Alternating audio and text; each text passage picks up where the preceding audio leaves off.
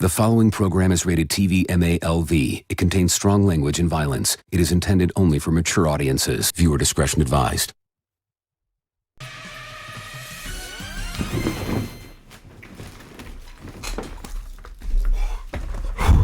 Oh my god, no fucking way. Alright, what is up guys? We are back with a new video. I'm so excited to play this chapter. I have waited so long for this, and by long, it wasn't even that long. It was like 2 weeks. For all of y'all that steadily waited for 3 years for the dub for this, I know y'all are so excited to play it or watch it regardless. I am getting straight into this. I'm not gonna waste any more time because this trial is about to be long. Ecstatic to play it. Thank you guys for all your patience because I've been waiting for this dub for a minute, and let's just get to it. I'm only gonna do the deadly life of the trial because I had already played the daily life that wasn't in English voices. We can go back to that and hear all the voice acting that was in those cutscenes in a later date. But from here on, what really matters is to get voice acting in the trial. So this shit about to be fun. Let's get this thing popping. Oh my god, I'm so excited. You have absolutely no idea. I just came from work. I literally hopped in the shower immediately and said, my ass about to be sitting on this chair for probably the next 8 hours. Who knows? Hopefully it's not that long, but let's go. All right, so let's go ahead and go back to let's read the Monokuma file since it's been a minute. The victim is Setsuka. Time of death is unknown. Body was found inside the altar at a Department A's ghost house. The neck, shoulders, wrists, thighs, and ankles were severed. I can't believe she got dismembered like this. Dismembering the body in 10 pieces, the torso is missing. The multiple weapons is a sharp object. The bones of the severed arms and legs have traces of fractures. God, this is about to get nuts. Let's start talking to people. Damn it! Oh my god, we really got English voices! How's your investigation, DK? Well, I don't have the knowledge of examining corpses, so I suppose I'm monitoring the scene. Do you know what Shobai is doing? Him? I have no clue. He just sneaked up and started investigating the corpse. Something must have gotten into him. Bro, this investigation is gonna get crazy because when you have Shobai looking into this, you know it's bad. You know it's bad. Alright, Shobai, what's up with you? Shobai, are you examining the body? You must have a really strong stomach. You don't seem to be disturbed even in the slightest. Quit babbling and piss off. You're disrupting my thoughts. Alright, he's gotten serious all of a sudden. I wonder what happened. Didn't he sleep through the whole investigation last time? Nah, like I said, this shit's gonna get so serious. Mikado? Miss Chiabukuro took her last cue to die in such a horrible death. It breaks my heart. You're disgusted. You're disgusted by it too, right, Miss Sora? Tell that to your face. I have no need for facial expressions. I wear my heart on my sleeve. Unsurprisingly, this trashy psychopath seems to lack any empathy towards this. If only he was the one who'd been butchered. Miss Sora, I think you have forgotten to say that in blue font. Unsurprisingly, this trashy psychopath seems to lack any empathy towards us in our thinking mind, you know? If only he was the one who had been butchered. That's actually hilarious. Hibiki? Bro, she's fucking gone. Hibiki? She's fucking gone. Hibiki's been like this since entering the ghost house. I don't think she would pay attention no matter what I say. Yeah, she's far gone, bro. Alright, let's start from the bottom and work our way to the top. Iroha. I feel you. Iroha, what are you doing? Oh, Sora. Well, this is the crime scene, so it must have the most amount of clues, right? I was trying to investigate this place, but with Setsuka's body, oh my god, hearing Iroha is like little bits in English. Ooh. Over there, and the smell of blood. You don't have to force yourself to search here, Iroha. Like Nikkei said, you can leave this place to us and search somewhere else in the meantime. Stay positive. Oh my god. My favorite fucking bit. Positive. Stay positive. No, I'll do what I can. The ghost house seems to be the most important part of this case. Which reminds me, I saw Hibiki entering this place earlier, and Hibiki? I thought she was resting in her... Yeah, what? I don't know about that, but I definitely saw her when I was headed to the mirror house at 6 p.m. to meet up with Setsuka. She was using her e-handbooks to get inside. Wow, what's wrong, Sora? Nothing. I just think what you saw might be more important than you realize, Iroha. Thank you. And again, you don't have to force yourself to investigate the body. Just make sure you can take care of yourself, alright? Okay, thanks for being considerate, Sora. Hibiki entering the ghost house before the parade meeting of all times. Was she just entering this place for no reason, or was she... Iroha's account added to 2 bullets. Alright, cool. Teruya. Hey. Sora, what's wrong? Well, I was wondering if you knew something about this case, especially since you weren't with us throughout today. I'm sorry, but I'm sorry about that. I'm still looking for clues on who you guys are. Right now, it's important that I fully regain my memories and learn the truth. As soon as I have, I'll be back to help. That's all well and good, but the class trial comes first. Oh, you're right. by the way, Actually, that reminds me. I noticed something strange while I was taking inventory today.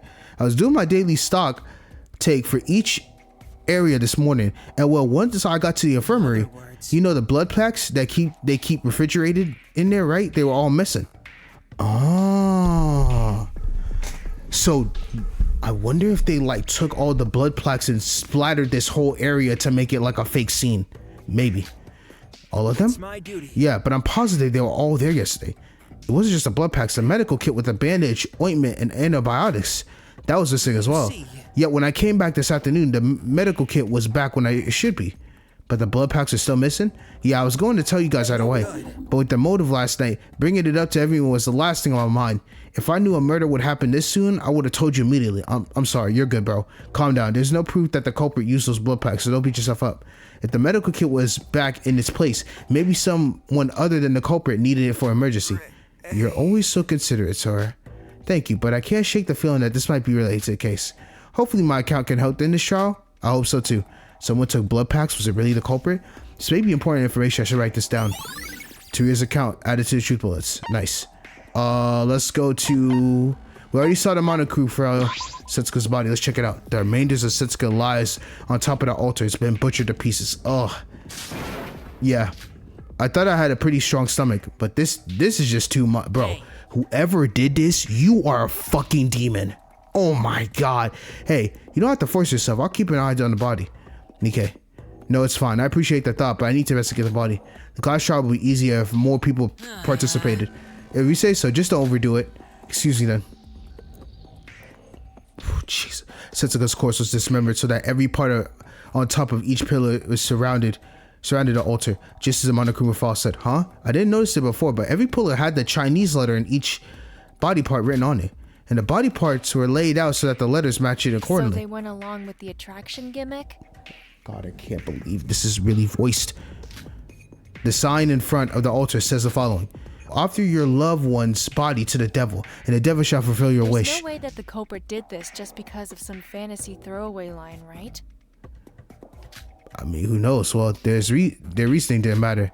Butchering someone's body like this was barbaric, disgusting, and simply inhumane. Like, you literally could... No, man, I'm not even gonna go there. This is probably a copycat crime, just like with Kokoro's death and the curse of Yuki Onna. I decided to take a closer look at each body part, try my best not to throw up while doing so. I first looked over the chest area, laid on the center of the altar. The edges were trimmed off extremely clean. Even I could tell that this was the work of a professional. The monochrome file mentioned the abdomen being missing. And sure enough, it was. Her stomach below the solar plexus was completely missing. It doesn't seem like they've hidden it somewhere else here, but in that case, where is it? And why did they hide only the abdomen? Again, another thing not worth thinking about. We'll discuss that during the trial too. Grimacing, I moved to the other parts. Come to think of it, there was another detail about the corpse that the monochrome file mentioned. Fractures. There were traces of fractures in each body part. I'm no doctor, but surely these fractures raise a new question. The murder weapon was something sharp, so the fractures weren't the direct cause of Setsuka's death. In which case, these fractures were post-mortem? Pre-mortem? Why are the fractures even here? Most importantly... What caused those fractures? This could be a crucial clue. That's true. I looked over to the corpse for a few minutes, but I wasn't able to find any more noticeable details. That, and I couldn't stomach the investigation stay any longer. Yeah, I need to get out of this building. Yikes. Are you alright? I told you not to overwork yourself. I'm fine. I just can't gloss over the body when there's a class trial coming up, right? That aside, you're a lot friendlier now, Nikkei. Bro, at this point, bro, this kill... I think we're all in the consensus that whoever did this, yo, you are beyond repair. Even if we're at a truce, feels like you reverted back to when we first met. The situation called for it. Why is there a problem with that? No, thanks. I'll go and search other areas. Mr. Abdomen, added to 2 bullets. Fractured bones, added to 2 bullets. Alright, we've already checked all this area, so now... RIP Setsuka. Like, for real, this is insane. Alright, what else is around here that we could look at? Oh, these things over here. It's a fireplace. There's usually a small fire lit here, but it looks like that was also extinguished. Something tells me the culprit wanted this place to be as dark as possible. The fireplace obviously is connected to the chimney horizontally as an active way to get rid of the smoke inside. It's quite small. I looked inside the fireplace just in case, only to be greeted by the smell of ash and soot. The fireplace itself was surprisingly larger on the inside, but the chimney was quite long and narrow. Sorry, kid, the Santa won't be making his way down here anytime soon. Huh? And amid the remains, I suddenly noticed something by my feet. What are these? Black plastic bags? There were some used up plastic bags hidden amongst the firewood. With how dark it is here, I almost completely missed them. Were they always here? Today was the only time the fire had been put out. Any time before then, and they would have easily burnt up. Perhaps these are related to the case. These could be crucial for the trial. Fireplace attitude bullets. Plastic bags attitude bullets. Okay, cool. No, that's fine. What's over here? The fuse box? It's a fuse box that powers up the whole ghost house. Oh, what's this? Inside are all electric wires have been cut. So this is why the ghost house had a blackout. Right now, the lights are being powered by Monokuma's emergency lights. This has to be related to the case. There's no way it's a coincidence. I should make a note of this. Yep, let's go and make that note. Someone cutting power out. All right, we got all that. See anything more? Just blood plaques everywhere. Oh, what do we need the folding screen for? It's a folding screen with an ominous picture across it. Huh? Hold on a minute. Was it always spread out like this? Feeling that something was off, I checked behind the screen. Oh! The folding screen was usually folded up against the wall. Oh, I didn't know that. But now it's spread out across the center, or the corner. Not only that, but there's also a space large enough to fit a human being. Also, there's blood. There's a large pool of blood behind the folding screen. There's so much, though, it could easily pool around your feet. What does this mean? From there to be this much blood hidden behind the scene, maybe the killer killed Setsuka behind the screen and dragged them over? And a closer look, all the blood trails leads to the altar originated from here. Was the folding screen like this when we were searching for Setsuka?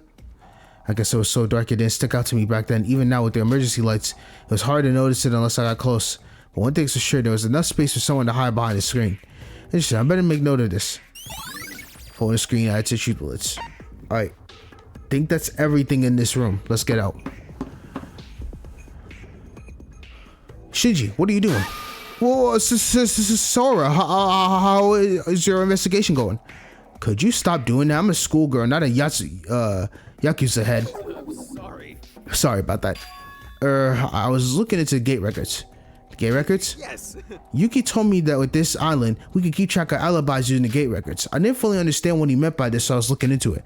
He is really smart, you know, I should take note. But as you can see, so stupid. As you can see, I'm not too good with the machines. I barely know how to use my e-handbook. The gate records, yeah, Yuki has a point. After all, the murder definitely seems like it happened inside Satsuki land. Although our names don't show up, we could try to validate our alibis using timestamps shown on it. I'll help you out. Thank you. If you push this panel here, the screen does show up, but you need to slide the screen like so. See, you got a record of all the people who's passed throughout the gates for each day. Whoa, the technology these days is amazing. Amazing? Even mobile phones can do something as basic as this. Have you been living under a rock? Hey, don't get on my guy Shinji like this, Sora. Sorry. Like I said, I'm not good with machines. Let's see, for today's records. Well, that's a lot of lines. Okay, a lot of people went in and out, and you don't kind of know because all the records are out of place. So probably gonna find more out during the trial, but there's a lot. People 1755, 57, 24, 36, and then okay, I can understand the very end because that had to be all of us that came to see the body. But all these other ones in the beginning, not too sure. No, consider how there isn't much here. The 4 records listed at 1958 are back when you, Yuki, Kanade, and I were searching for Setsuka. Right. You're right, and the gate system was turned off after the body was found, so we would be the last records here. Correct, that's true. Then we should take note of these 5 records between 1755 to 1942. Well, the ID here that went inside in 1924 and went out in 1936. That's got to be me. So we only have to check the other 3. That's you? How can you be sure when your names doesn't show up? Even if it's just the ID, I do remember the time that I went inside. I mean, it's only been an hour since then. Oh yeah, we went inside when we was checking like the entire building first and found nothing to start off. This was back when we had split up to search for Setsuka. I see. I'm sorry. Did you see anyone while you were inside the ghost house? No one actually. Other than the darkness, everything looked completely fine. If there was, I would have told you immediately. Trust me on this. It's not that I don't trust you, but by these records, you went out in 1936 and somebody else later at six minutes later. So that means that there was someone inside when you had entered the ghost house back then. Maybe. So was the folding thing used for that when it was so dark they were hiding in there? Huh, you're right. The ID WN2LB7, the person went inside 1755. Yeah, they stayed in there the whole time and never left out. For 2 hours though? It's crazy. So that would mean that this person stayed inside from 1755 to 1942. That's almost 2 exactly. But I could have sworn the place was empty. Am I the only one who's got the chills here? So that ID must be the culprits, right? The culprit must have entered the ghost house at some point and hidden themselves somewhere inside when you came. You think so? I guess I could have missed someone with the blackout and everything. So if we go over it one last time, WN2LB7 is the culprit who entered at 1755 and left at 1942. HJ0IBA, who entered at 1924 to leave 12 minutes later, is you. Then what about KU5P01, who entered at 1757? Wait, there's no out record for this guy. That's probably Setsuka. If she was killed in the ghost house, then of course she would have never left, right? True. That makes sense. Right, Setsuka. What I don't understand is, according to these records, both Setsuka and the culprit should have been inside the ghost house while searching this place. But I'm not positive I searched every place a person could be. Even if there was a blackout, could I have really missed 2 whole people? And if it's true, does that mean I could have saved Setsuka? There's no time to think about that. I know it's tough, but there's no time to think about that. Sorry, please don't be like that. It's not your fault. You couldn't have known. Right now, we should focus on catching the monster. You did this for Setsuka. Oh, are you trying to cheer me up? Look at you overcoming your fears. How sweet of you, Shinji. Thanks. You're right. I gotta do my best for Setsuka. The gate records will be vital for catching a culprit. I should definitely write this down. Ghost house gate records add to the truth bullets. Oh, right. Sora, there was something I wanted to ask you. What is it? Well, I went to go for a swim around lunchtime, but there was a sign saying the school students were prohibited. Right? Interesting. I was wondering if you knew anything about that. Wait, that's actually insane. Like, why would the pool have anything relative to the case if we're all on the assumption that they died at the ghost house? Prohibiting from entering? What do you mean? I don't remember that being a thing. Yeah, it says that this place was closed while the pool was sanitized. If we tried entering, we'd be breaking the rules. But by the time we started exiting or whatever, perhaps the sanitation had finished when you guys had searched the place later. Maybe, but I don't remember seeing this sign before. We all just used the pool without a problem, so maybe, was that something that they just added? No, it's probably nothing. I'm sorry for bringing this up. I'll investigate more at the Department A in the meantime. Please excuse me. Can I ask Monocro about that? The pool, I wonder. Maybe it'll be worthwhile checking the place out myself. I should just account. Alright, what is this? Flower bed? I've always found it strange that there are flower beds next to something as spooky as this haunted house. Was that my imagination or there's some glint from the bushes? These are clothespins, hair clips? It turns out some regular stationary pins have been disregarded into the bushes. It wasn't just 1 or 2 either. There were multiple of them lying around, as if haphazardly scattered in vain to attempt to hide them. Why would there be pins in a flower bed? Was this place being quite close to the crime scene? I doubt this was just some coincidence. I have no idea how this could be useful, but better safe than sorry. Let's keep them in mind. Alright, good. Pins by flower bed, attitude bullets. Okay, how you doing over here? Yuruko, my queen! Yuruko. Hey. Oh, sorry for not doing anything. I want to investigate the ghost house too, but I couldn't bring myself to. I just can't stand the smell of the blood. I don't blame you. I'm here for you. It's the same for everyone. My hearts were shaking as well, so I don't know if I investigated properly. Even if you find it difficult sometimes, naturally, I'm also human. Alright, anything else? Yuki, what are you investigating? Oh, hey, so I'm checking the gate records for each attraction. Yeah, I'm hearing it from Shinji. Satsuki Land has a lot of gate records. Getting alibis should be much easier.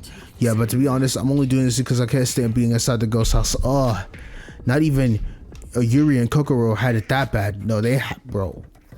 Yo. If they did this to her while she was alive too, dismembering her, I can't even imagine. I mean, they also were in terrible condition when we found them, but this was something else. So I have to do whatever I can. So check the rest of the gate records when you have time. I did. Let's start going to these green places then. Oh, there's something here. There were the dolls used for the parade. Despite how stupid they look, I have to admit the performance was something entering. Come to think of it, the dolls in Department A and C had switched places during the parade. It was a long shot, but perhaps. I decided to investigate the dolls inside the storage room. These dolls must have been the same ones outside the storage, correct? Does that mean that if you program the dolls outside the storage, they can also be made to move by themselves? I checked inside the dolls by opening the zipper on its back, but there was nothing inside. It's just an empty doll shell. Just how much Monocro knows about this or whatever. I wonder if these can be used as evidence. Setsuka must have died around the time of the parade. That would mean that there might be the slightest chance that these dolls might be related to this case. It wouldn't hurt to write them down, right? Alright, parade dolls, attitude bullets. Okay, got that. So I got that. Alright, any other green spots here before I head out? That's everything I can do here. Oh, what's this? It's a sign about the monorails. Monorail station. The monorail stops every other hour to undergo maintenance. The monorail system commences at 8 to 8:05. Both monorails will take off in opposite directions. The monorail system is inactive at night, so the last call will be from 20 o'clock to 21 o'clock. Nothing of note. This lines up perfectly with what Monokuro told us the first day we arrived. We don't know if the culprit used the monorails or not, but the crime definitely happened in Satsuki Land. As long as the fact stands, we need to investigate every small detail possibility in this place. So if we go over the timetable once more, both monorails from Departure B headed in the opposite direction. The first train leaves at 8, operating the 1 hour before undergoing the 1 hour maintenance. There are about a 5-minute gap between each train for each station, and it takes about 15 minutes for the train to make a round trip. So after 4 trips, the hours will be up and both trains will undergo maintenance. In other words, the train operates at 8, 10, 12, basically every other hour. Right now it's a little after 20 hours. So the last train of the day should be... Other than that mind-bending puzzle, there wasn't much of a note here. Let's get this over with and just write the timetable down. Alright, let's write that shit down. Monorail timetable, attitude bullets. Alright, anything else here? Can I go inside this monorail? Let's go to Departure B. It does not look like there is anything of worthiness. Let's go to Department C. Alright, what's over here? Gate. The pool. According to Shinji, this place was closed off during the daytime for sanitation. Since I'm already here, I should check the gate records. 5 total IDs. So that the 5 people had used the pool today. Out of these 5 records, the last one must have been for when we searched for Setsuka. That means 2 people entered in the morning and left about an hour later. Of course, since the pool was closed during the day, Wait a minute. 12:54. Something about entering the pool at that time. It certainly contradicts what Shinji said, though. Granted, he didn't mention the exact time he came by, but I think it's safe to assume that 12:54 is in the range of, look at this, CN9FU3. Whoever this is, they entered at 12:54 and left at 17:25. Damn! Boy, it took a minute. So the sanitation process must have ended sometime before then. I guess I need to ask Shinji when exactly he went to the pool. Wait a minute, that's not all though. NU30D2, who entered at 17:24. There's no records of this person who leaves the pool. I thought the person without the out records back at the ghost house must have been Setsuka. So that's why there's also an ID without an out record here in the pool. This is 30 minutes before the parade has started. I should ask others if there was anyone who entered the pool during this time. Pool gate records are added to the truth bullets. Nice. Alright, I think that's it from there. Anything in the storage room? More stuff? A bunch of dolls lined up. This doesn't make them any more pleasing to look at. Okay, so we already know about that. Alright, let's go inside the pool. Alright, anything in the pool areas that I'm missing? What's this? While searching the pool, my foot knocked against some glass bottle. Let's see here. Penicillin? Are these antibiotics? What are they doing here? They should be back in the infirmary if they're here. Does that mean... And on top of it, it wasn't even an empty bottle. This bottle hadn't even been opened before. There wasn't even a needle to go with, just full bottles lying around here on its own. Just like everything else, there's no point in mulling this over with no context. I'll make a note for it later. Unused antibiotics have been added to the treat bullets. Alright. Is that everything we was able to check out? Already? I trust your investigation is faring well.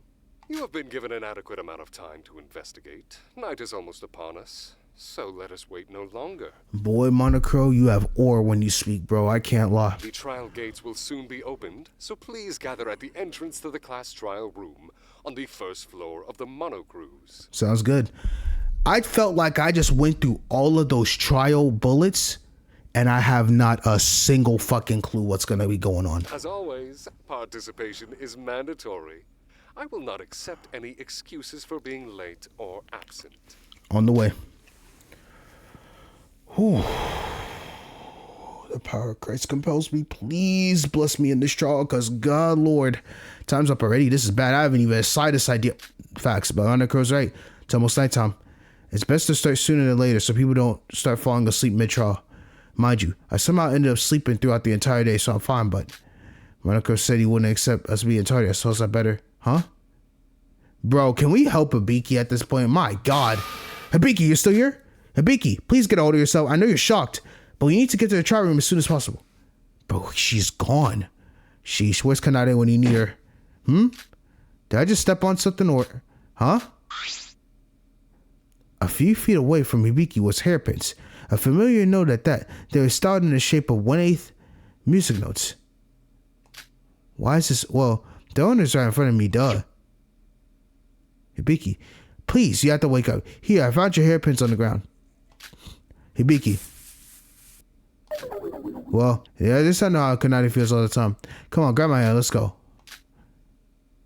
So we're just dragging her ass to the trial room because she can't seem to get over here. Yes. There they are. Sir, why were you so late? Sorry, I was trying to bring Hibiki here. Hibiki? She's fucking gone. She's been frozen since ever since you saw Setsuka's corpse.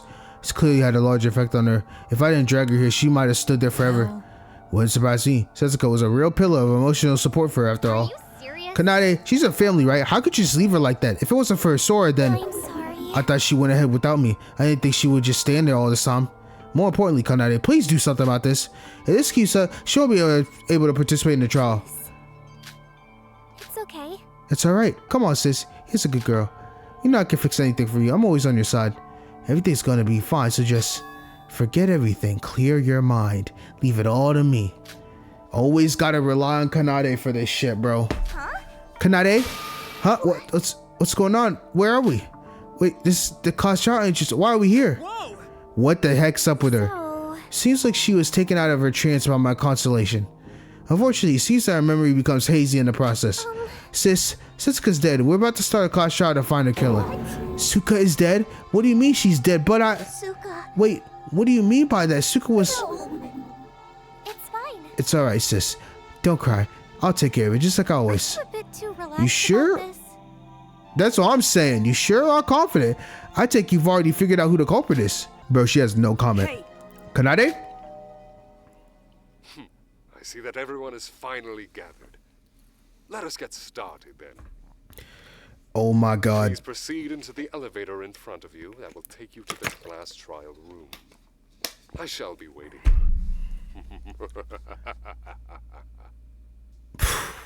Boy, we are about to get cooked.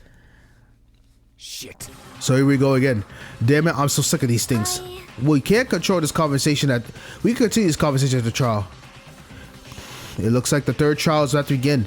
Perhaps I'm overthinking this, but there's something about this case that feels noticeably different from the ones before, but there's no turning back now. We all did our best to investigate, and now the time to find the Blackened together.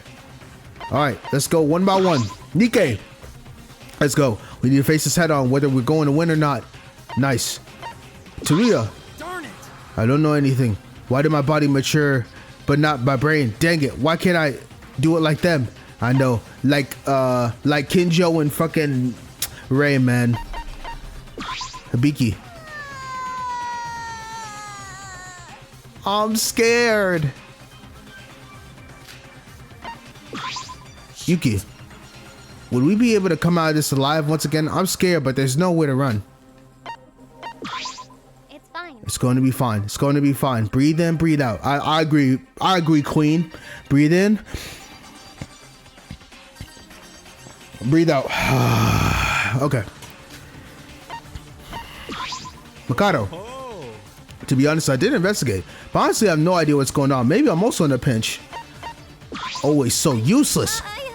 I'm trying to think positively, but the circumstances are almost overwhelmingly negative for us. I'm stuck on what to do. Man. Shinji. Shit. We can't allow to have more victims. I'll put an end to this after this trial, no matter what. And then, Shobai. There's no clue. Alright. Go ahead and save this real quick. We're about to go through straight hell. Straight hell. Is everyone ready? This is it. Let's go then, everyone.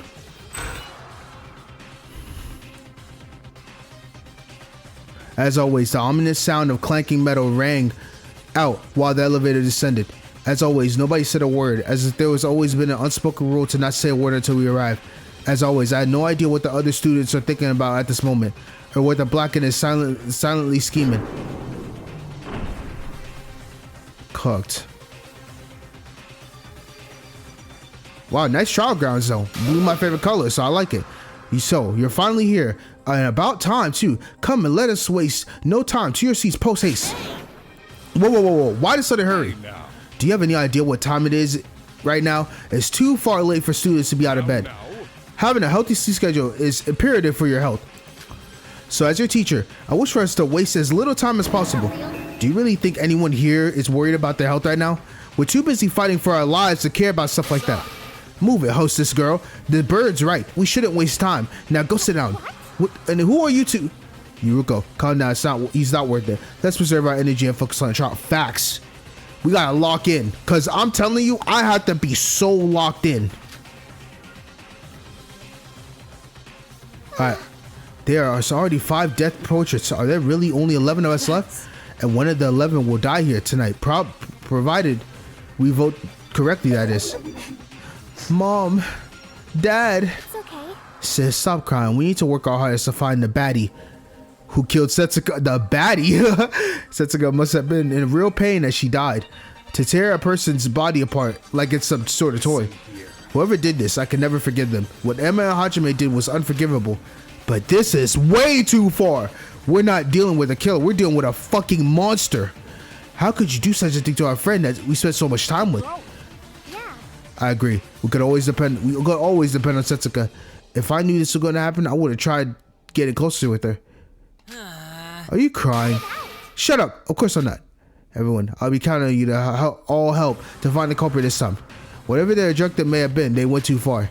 Let's avenge Setsuka's death. It would seem the stage has been set, and you're all prepared. Very well. Let the show commence. It's time for the third class trial to begin. Setsuka. Oh my god, this is too much. R.I.P. Always caring, always dependable. We would have been doomed if it weren't for his support. I don't know what we'll do without you, but we will avenge you. The monster who made you suffer so much, they won't get away with this.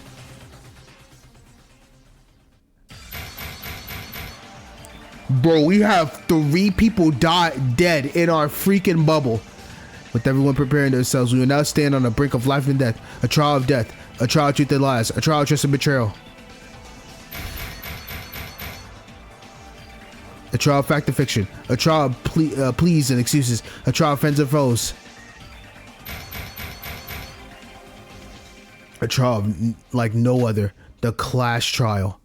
I cannot believe we're about to get into this all dub. Oh my god, this has got to be so sick. Oh, I'm excited. Let's fucking get it, bro. Before that though, let's check the I'm going to check this real quick. Make sure I could go through these trial bullets really fast. Okay, so I'm gonna go through these bullets real quick before I get to the trials. I'm gonna put a timestamp somewhere when I start looking at my skills and then start the trial starts. All right, victim Setsuka, estimated time, we don't know. She has cracks, dismemberment, yeah. Abdomen's damage, murder weapon, got that. We're missing an abdomen. All that's left of Setsuka's upper body was found in the neck, solar pelvis, and everything was cut off. Sharp, clean enough. No guts were spilled, no traces at all. According to Monteru, there are records of trace fractures at multiple places in Setsuka's corpse.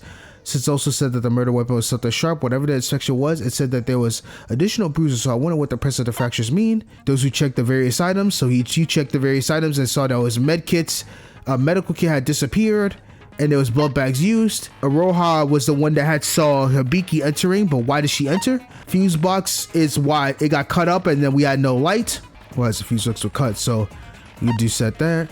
There's a fireplace inside the ghost house and the firewood is always lit. The fire was extinguished after the crime, which must have been done by the blacker drowned in the ghost house in darkness. Additionally, the fireplace is definitely connected to the chimney.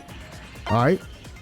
We have plastic bags. Why plastic bags disposed that was near the fireplace? While traces of something was once inside them, it's possible to know what they were specifically used for. The decorated photo screen was near the ghost house entrance, were originally right up against the wall, but looking again after the body discovery method, they've been rearranged to be slightly removed from the wall. Because of this, no space has been created between the wall and the folding screen for a person to enter.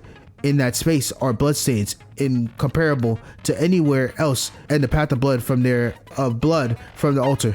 Pins stowed away in the flower bed in the area of the ghost house gate. They're items used for fastening things. So why was something like this thrown away in the flower bed? Wonder.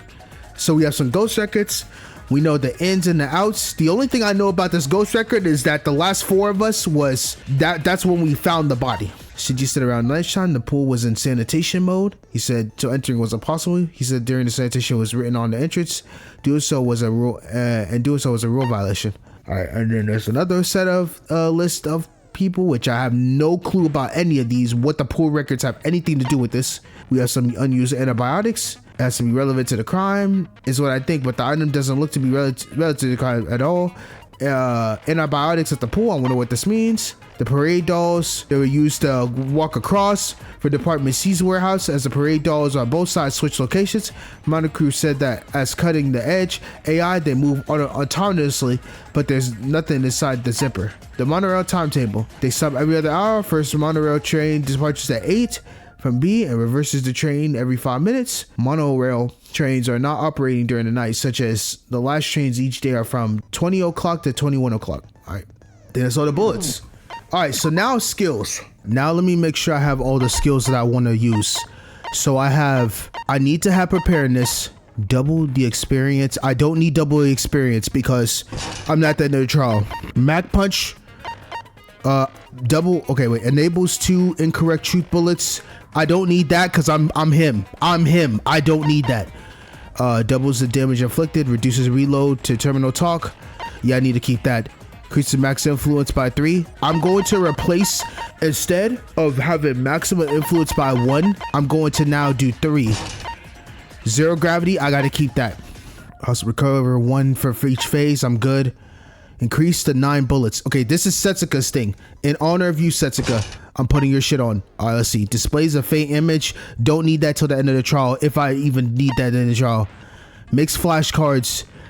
I do need this because the problem I have right now with these mini games, you don't know which section you're gonna need these. So I gotta put that on and then reduce the input delays. Okay, I think I got a good set of things. So phase, increased fluence, got the double thing, 0 gravity for Yuri, 9 ball, Hangman's Gambit. Yeah, we're vibing. All right, let's go in. Let's begin this motherfucking trial, baby. Excited as fuck. Excited as fuck. And all English too, so my voice.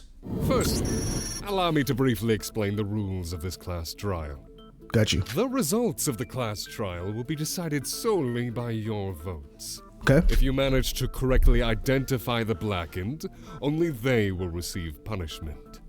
But should you vote incorrectly, everyone except for the blackened will be punished, and they will be able to escape this field trip of mutual killing. You know, I feel for all of you guys that waited 3 years for this, bro. Thank God it was only 2 weeks for me. I really joined the fandom at the good time, because boy, this is about to be fire. Was this place always so big? It's big probably because we lost so many people. It's probably because there's a lot less of us now. Exactly. Right. It's hard to imagine 5 of us have already died. I know. Yep, it's sad. We're dropping like flies. Truly. Everyone, we can't let this get to us. There's still 11 of us alive, and it's our duty to avenge Setsuka. If we don't get a hold of ourselves, we'd be letting their deaths be in vain. I agree. We'll carry their memories with us and solve this trial for them. Bro, I'm telling you, Setsuka, you was a pillar in this shit. We gonna find this culprit. He's right. Right now, we need to focus on finding the culprit. Agreed. Yeah, about that. I honestly have no idea where to even begin. Same here. Heck, Same this whole boat. murder is. Do we even have a chance of pinpointing the killer? It just gotta take it one step at a time, Nikkei. It's alright. We have Kanade. Bro, Aroha, you can't rely on Kanade for literally everything. I mean, she is the GOAT now, no cap. But you can't rely on her for everything. Kanade did most of the heavy lifting last time, so we can just sit back and relax. All right, you can relax now. Yo, Aroha, you gotta use your brain sometimes too. And what if Kanade's the culprit? Wait, never mind. Forget what I said. Yuki, don't bring that vibe. Don't bring those bad vibes over here, bro. Last thing I need is for her to be a culprit. Phew. I guess it would be the end for us.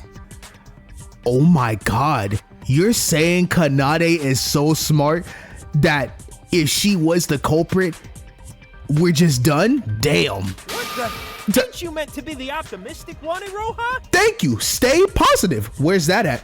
Well, Kokuro's already dead, and Kanade practically saved us all during the last trial. She ain't long. So if she's our enemy this time, we'd be out of smart people. She's calling us all dumb. Oh, nah. Iroha, the trial's only just started. We don't know how this is going to turn out, so don't jump to conclusions, alright? One step at a time, Aroha. Even if most of us lack the brains that Kokoro and Kanade possess, these trials allow us to communicate with one another. As a group, I'm sure we'll be fine. Yep. I couldn't have said it better myself. They say well begun is half done. And I'd say we've had more than a fruitful start. Which means... What well begun has done? What kind of saying? I ain't never in my life heard a saying like that. That just like registered in my head so late. Would you believe it? We're already halfway through. My, this trial has flown by. Doesn't that just boost your spirits tenfold? All right, I've decided I'll do my very best in this trial as well. Mikado, shut up, man. Shutting up is the best you can do for us, so zip it! Exactly. Alright, that's enough bickering. Shinji's right. Let's get our heads down and find the culprit. And that's what Setsuka would have said if she was here, right? She definitely would have said something like that. And our other social butterfly, Hibiki, is in, that state. Bro, she's so done, bro. Killing one of her greatest pillars is just, Hibiki, we're gonna do whatever it takes to get this killer, though. Don't worry about Sis. She's still just a bit shocked. She'll be okay in a while. Just give her some space. Alright, let's start this thing. Let's get it. But as always, finding the best place to start is the hardest task. No, honestly, I don't even know where to start. Mr. or Mrs. Culprit, please raise your hand.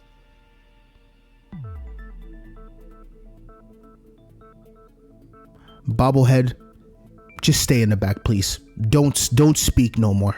Well, I'm out of ideas. Please, yes. Stop talking. I suppose we should start by going over the basic outline of the case. All right. Wait, there's something I want to clear up first. Oh, the floor is yours, Yuki. Yuki, what is it? You all read the monochrome file, right? The wording and info in the file this time is rather vague and unhelpful. I guess they had to do that because, honestly, you gotta give the killer a fair shot. My assumption, though. I mean, it doesn't even show the time of death. It didn't? Well, that's inconvenient. Hold on. Didn't Kokoro's case file also withhold the time of death from us? but that was just hard to pinpoint because she literally froze to death. It's almost impossible to find out when someone dies when they're freezing to death. That was because Kokoro's body was frozen, making it difficult to determine the exact time of death. Tell me why me and Kanade has the same wavelength. Bro, I'm telling you, bro.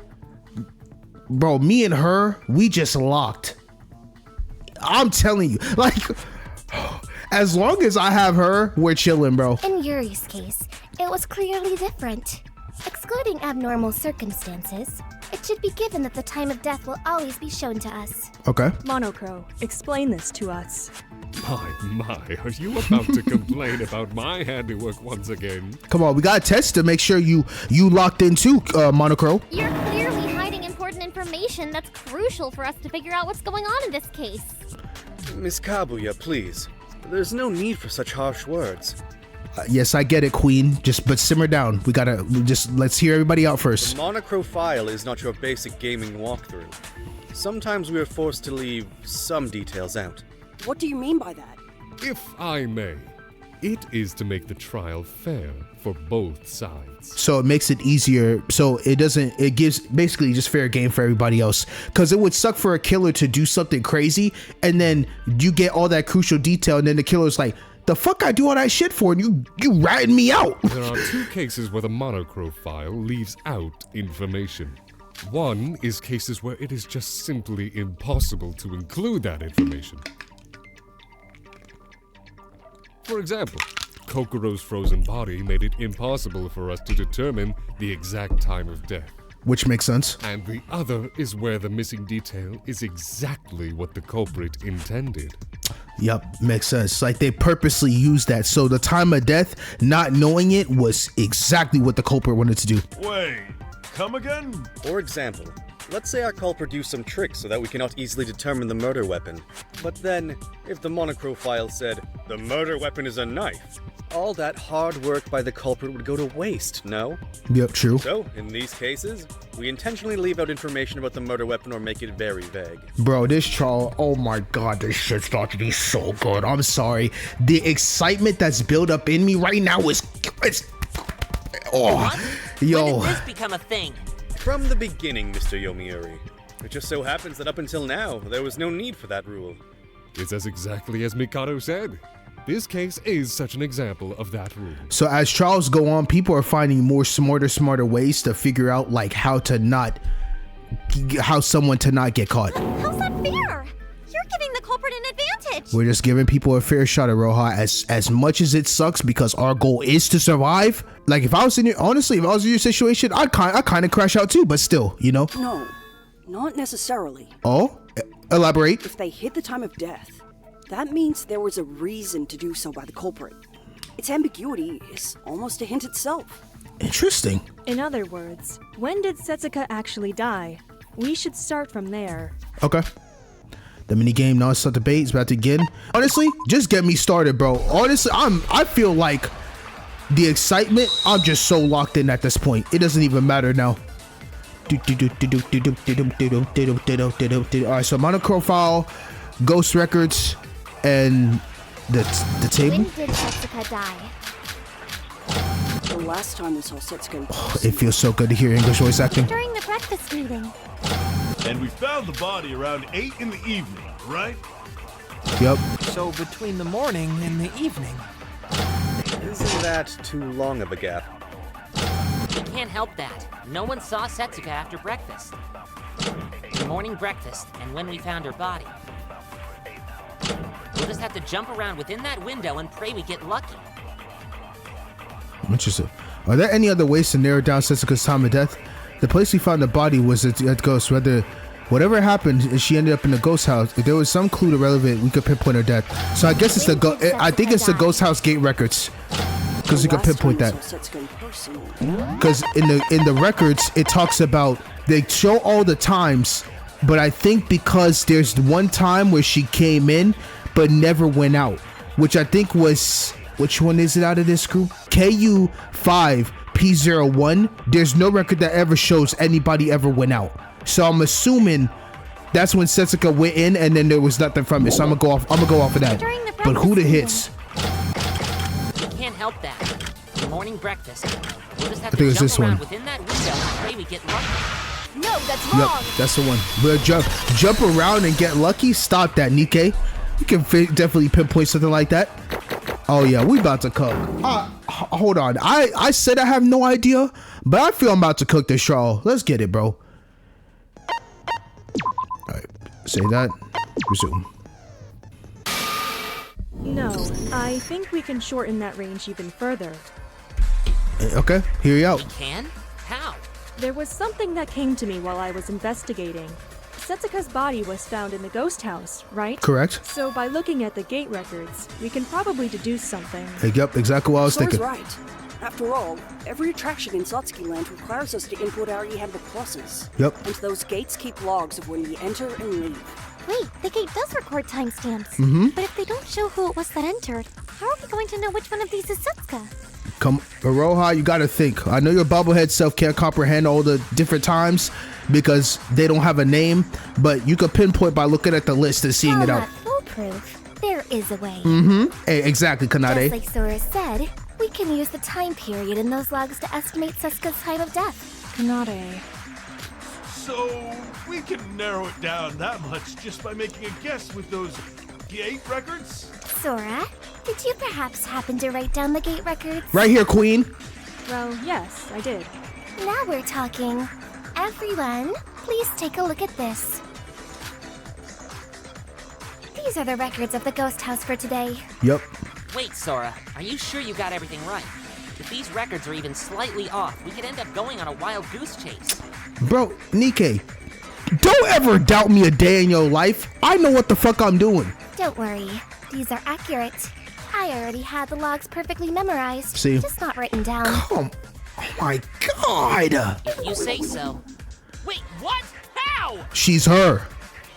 Kanade is her. Since these timestamps are crucial to the case, from now on, let's all refer to the 24-hour clock, just to avoid any confusion. Okay. Now, let's go over them one by one. Firstly, the most important ones are the ones between 1755 and 1942.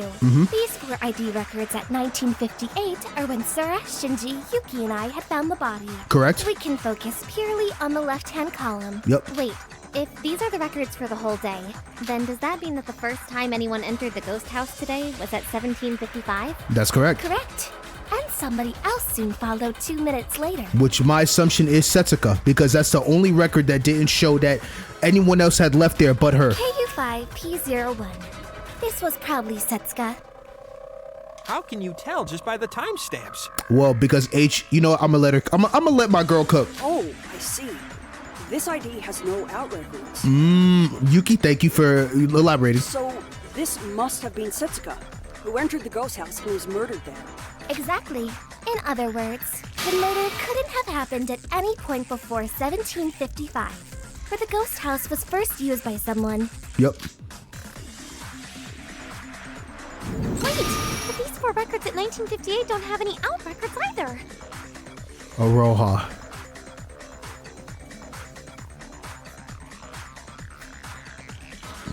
Wait. Oh, yeah. They disable the gate system when a body is found. Okay, thank God. Oopsies. I wasn't gonna say nothing. I was just gonna see if you was gonna catch yourself before I started to cook you. I almost dropped the F-bomb on you. Good on you for avoiding that in time. Oh, valid. It was so valid. I wouldn't be that evil, but damn, that crazy. We can assume that the person who entered at 1755 is the culprit. That's our assumption right now. They somehow managed to call Miss Chiebukuro to the ghost house, made sure to enter the facility before her. Yep. And probably ambushed her as soon as she entered. Yep. So the time of Setsuka's death would be between 1755 and 2000, when the body was found. There was a long period of time before anyone else entered the ghost house, following Setsuka's entry. The culprit probably used this time to dismember Setsuka's body. Dismember? Damn. Just thinking about it. Oh, Ugh. it still makes me sick to my stomach. Wait, what? Something fell off just now. We received a message Well, from what's going on, Setsuka Sora? right before the parade that she had some business to attend. That was when she had gone to the ghost house to meet the culprit. Wait, something's... What's up? Wait, something's wrong here. Okay, Yuko, what's up? What? Shinji mentioning that chat room just now reminded me. If Setsuka was ambushed almost immediately after she entered the ghost house at 1755, then what's up with that message she sent long after that? Can you use the... I've never figured that out if there's a feature on the handbook. Can you use the handbook to feature like a what is it? Like text somebody in advance on purpose. I don't know if the thing has a feature. Maybe I'm thinking way too advanced on what these damn tablets can do. But You mean the one you guys told me about earlier? Something about the devil? That was around 2000. Typical. oh my god, boy, Kanade about to cook you, Yuruko. I'm sorry, I can't help you right here. What is it?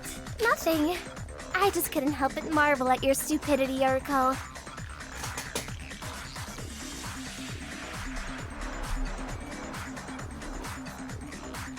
Yo, that's my goat right there. Every time you run your mouth in a trial, it's always the same. Oh, she is cooking you so bad.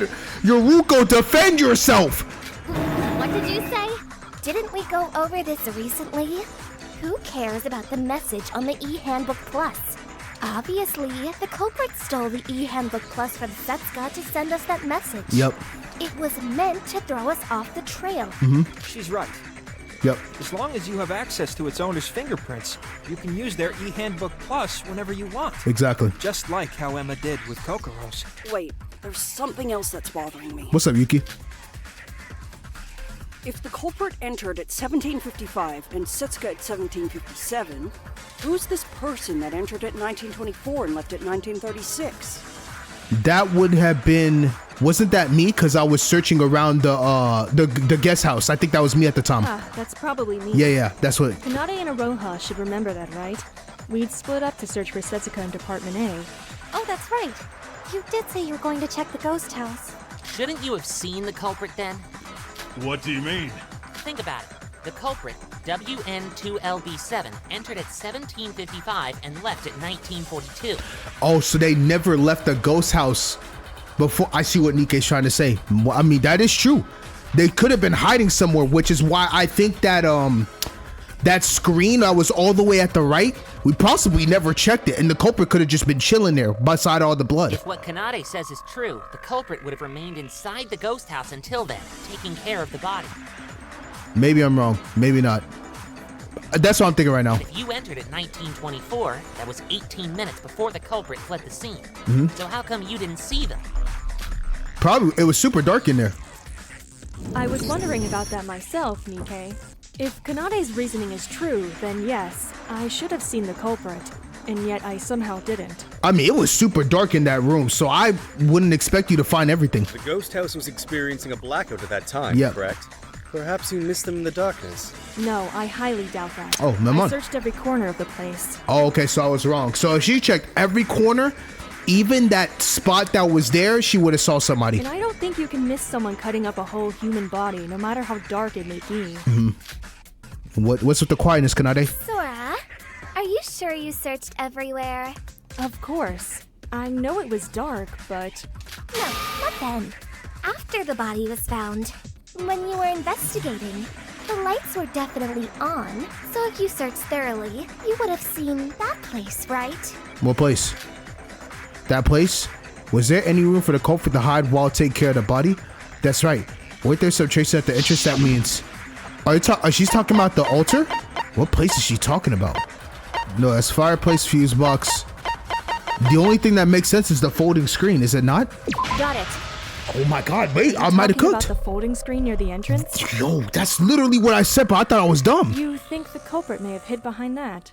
Exactly. Hold on. I know I had backtracked just a little bit because I had it in my mind, but the fact that, oh my god, wait a minute, I might cook. I'm sure you've all seen it. But the trail of blood in the ghost house all originates from a large pool of blood behind the folding screen. Yep. I'm willing to bet the culprit moved the folding screen from the wall to create a small room between them. With the ghost house being dark, it would be extremely difficult to figure out that there was some room behind that folding screen. Oh, see? Oh, wait a minute. So that's where the culprit was cutting up Setsuka. I mean, you would have heard that though. Whoever the person was that was doing the cutting probably already had finished doing it at the time. But the ghost house had a blackout. Could someone really do something so horrible in the dark? I mean, true, you ain't wrong about that, Shinji. That's not really a problem. Huh? Only 3 people, Setsuka, the culprit, and Sora, entered the ghost house. All they would have needed to do is finish the job before 1924, when Sora entered the ghost house. That's true. That would also explain the fireplace being put out. And it doesn't contradict with the parade schedule either. It doesn't. So what does this tell us? This is all moving so fast, I have no idea what's going on anymore. Come on, bro. We need to put some more brain cells in Aroha. I promise. It's simple. The person who entered at 1755 and left at 1942. That person is the culprit. Okay. Okay. So our next step should be asking for everyone's alibi at that time. Yep. The people who don't have an alibi would be... Well, we first have to exclude the people that watch the parade. So that should be Shinji, Sora, Yoruko, and Kanade, right? The parade started at 18 o'clock and ended a little over 19 o'clock. And those people are... Me, Yuki, Yoriko, Shinji, Kanade, Yeah, I forgot Yuki joined us too. and Nikke. Oh, Nikke was there too. But I forgot about you too, Nikke and Yuki, sorry. DK? I thought you said you were gonna act alone. Hey, he wanted to see a parade. You know, that's a scoop.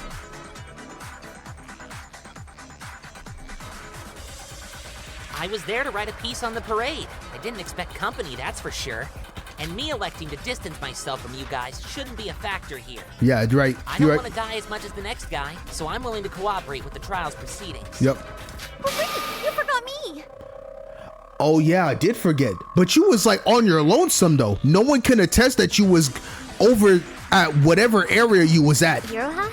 But you weren't with us at the parade. Yep. Well, she did meet up with us right after the parade had ended, Okay, which that's gives true. her an alibi.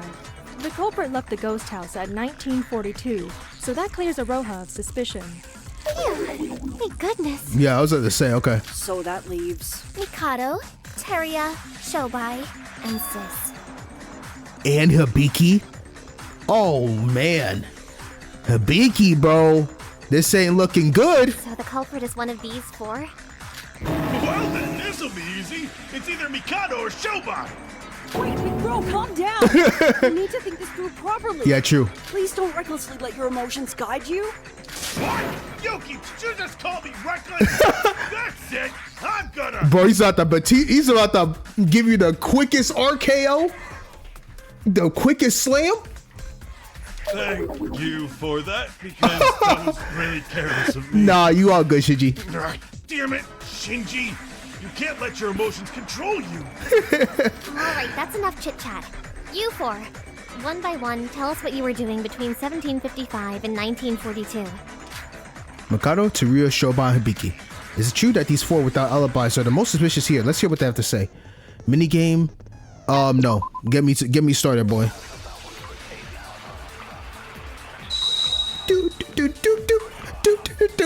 Yo, this thing got me smiling. This trial is so fire already, boy. So what were you 4 doing? Alright, let's see. I was raising my MP in my room. It might be a Roja's account. Serious here, you psycho! I was at the mart, doing my item check. Okay, he did say that. I don't have any proof, though. I'm sorry. No, it's all good. What about you, Sis? Where were you all day? I don't know. I really don't. I didn't go anywhere today. Nope, actually, I don't even need to see any.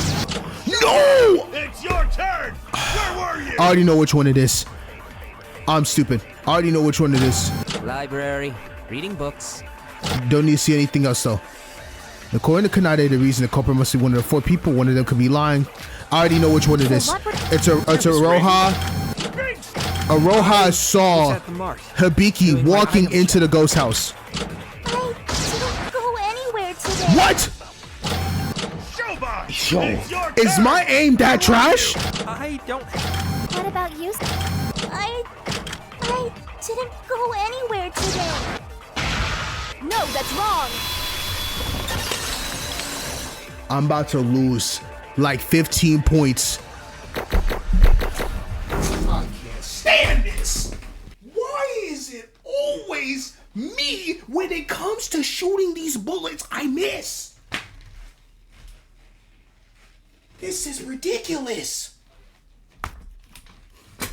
Bro, I'm never gonna have a good grade. Every time I shoot, I always miss. I'm never gonna have a good grade, bro. Never. Every single time. How did I miss 3 times? Damn. Hibiki, wait. You're telling me that you didn't go anywhere today? That's a lie. Then how do you explain the existence of a witness seeing you enter the ghost house? And that's Iroha's account. What? Iroha said she saw you there. Right, Iroha? Oh, yeah.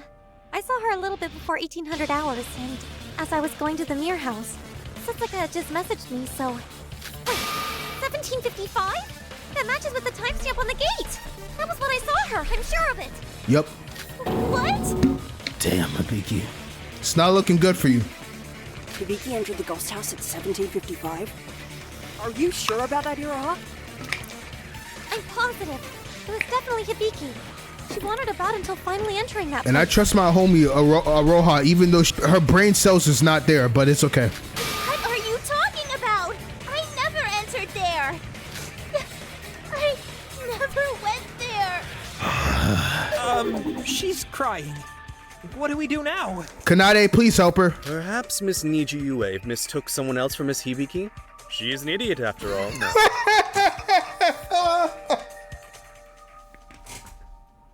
Okay, I can't lie. Mikado funny for that one. Don't believe me. Yeah, leave her alone. Iroha's account has some validity, though. I think she said something similar before we'd even found Setsuka's body. She did. She was supposed to meet with Setsuka at the mirror house at 1800. Considering the time and place, Iroha's account kinda adds up. Does. Then, does this mean... Hibiki's the culprit? No I'm the way. culprit! Nah. No, I'm not! I just don't remember anything! I swear, I'm telling the truth! My mind is drawing a blank! Why don't I remember? It sucks because you blacked out, so you have no idea what you did the entire day. Suka... I'm scared. Damn. Help me. Kanade's like, sis, shut your ass up. She's gone. Come back to reality. Sis, wake up. Setsuka isn't here anymore. Yeah, she said in a little nicer way. I know I'm the one who caused this, but maybe we should slow down and think about this a bit more. Hibiki's been pretty shaken up ever since yesterday's motive was revealed. And to make things worse, Setsuka isn't here to comfort her anymore. Yeah. Of course, I'm not saying that my account is false, but the trial has just started. And I can't help but feel bad for Hibiki. I feel that raw.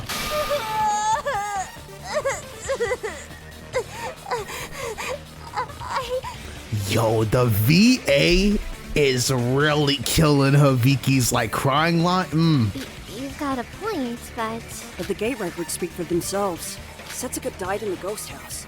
And according to these logs, the person who entered at 1755 is the culprit. Yep. And Hibiki is that person. Hibiki, we want to believe you, but you need to cooperate with us. What were you doing at 1755? Please, Hibiki, anything. I'll take anything at this point. I refuse to put you as the killer. I refuse. No, I don't know. Damn. I can't remember. I just can't. Damn. Ugh, good grief. I knew Miss Hibiki was a crybaby. This is ridiculous. Well, I think we're pretty much done here. As Yuki said, the gate records are decisive evidence. Knowing that it logs our e-handbook pluses probably slipped her mind in the moment. Or maybe she's just an idiot. Okay, Nikkei, you ain't gotta say all that. But don't you think she's acting a bit weird if she's the culprit? Kanade, putting aside the facts for a moment, what do you think about this? Actually, I'm curious on your thought process. She's your family, so you know her better than anyone else here does. Do you think she's the culprit? Kanade? To be honest, I've had my suspicions since the investigation. You can't be serious, bro. No shot. I refuse to believe. Refuse to believe. Yo, that would be insane. Hibiki killing her best friend, one of her best friends? Her pillar, her rock? What do you mean? Sis suffers from some sort of mental condition. Huh? The more stressed she becomes, the more childlike behavior she displays. And if the stress were to ever become too much for her to handle, she'd begin experiencing bouts of amnesia. That's true. What the heck? Why are we only just hearing about this now? Because her brain tries to suppress it. I'm the only one who's witnessed it before. When her childhood puppy died. When her best friend was severely injured after falling from the stairs. See, so she just blacks out any bad scenario that's happened with Hibiki. She instant blackout. And once she blacks out, it's just gone. She's not gonna remember a single thing she did. So that's a tough disease. When some of the melody rhythm staff went missing, and now again today. You all saw it, right? Sis being frozen like a lifeless puppet? Yep. I suspected this from her amnesiac state back at the trial entrance. I don't know! I don't know anything! So are you saying she becomes an entirely different person? Like she blacks out so much and it leads her to... I mean, I just don't know how though. You mean to suggest that Miss Hibiki did indeed murder Miss Chiebukuro, but she herself doesn't recall it? It's certainly a possibility. I mean, that's true. Doesn't this all sound a bit unrealistic? To me, it does, but maybe they see something. Maybe Kanade sees something I just can't see. I'm like, there's just no way, but maybe she has a whole different personality when she is in blackout state. Usually I'd agree, but it would explain Hibiki's strange behavior. Yeah. He's been like this ever since yesterday's motive reveal, so the timeline adds up too. Kanade might be right. Oh my, no way, bro. Your own sister, Kanade? Wait, Kanade, isn't that a contradiction? What's contradicting? Hibiki being mentally unstable, yet killing the only person who's keeping her sane. I mean, you're not wrong on that too, Shinji. Why would she do something like that? If Sis really is the culprit, then I can think of one possible theory as to why she killed Setsuka. And that is? Each of Setsuka's body parts was laid on each pillar at the altar, right? Did anyone take a look at the signpost in front of the altar? Offer your loved one's body to the devil, and the devil shall fulfill your wish. No fucking way she would do that, right? That's like a pipe dream. There's no way anyone would believe that, bro. Something like that, right? You mean... Yup. Setsuka was someone precious to Sis. That would... that's just insanity. What for, though? She killed Setsuka and tore her body apart. All for the sake of granting her wish. Oh my god. No way. You telling me this small little Hibiki has the firepower to get the jump on big body ass Setsuka? I mean, well, you could sneak someone and then kill her and do dismemberment? What? Seriously? That's just some made-up gimmick for the attraction. You're telling me she actually believed that? That's what I'm saying. There's no way. You're forgetting that Sis hasn't been herself since watching the motive video. Oh, I did forget about the motive video too.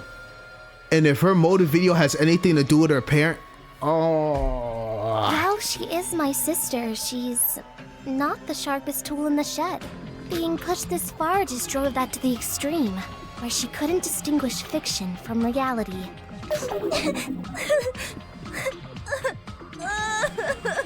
Damn. What kind of wish could be so important she'd choose to kill her best friend? Our parents were killed. What? What? That's a what? Sis and I were given the exact same motive videos. It displayed our parents being ambushed and slaughtered. So yours, or like mine. Yours got slaughtered too, Yuki? Then, Hibiki did all that to save her parents? Hibiki, in her broken state, might have tried to grant her wish through sacrificing Setsuka, a precious friend of hers. Yo, these are some crazy motives, bro. These people really believing in all the, like, these pipe dream of out of bound beyond realities to save someone. Yo, this is just crazy. The trial hasn't ended yet, nor has the culprit been confirmed. But I at least know what my sister is like.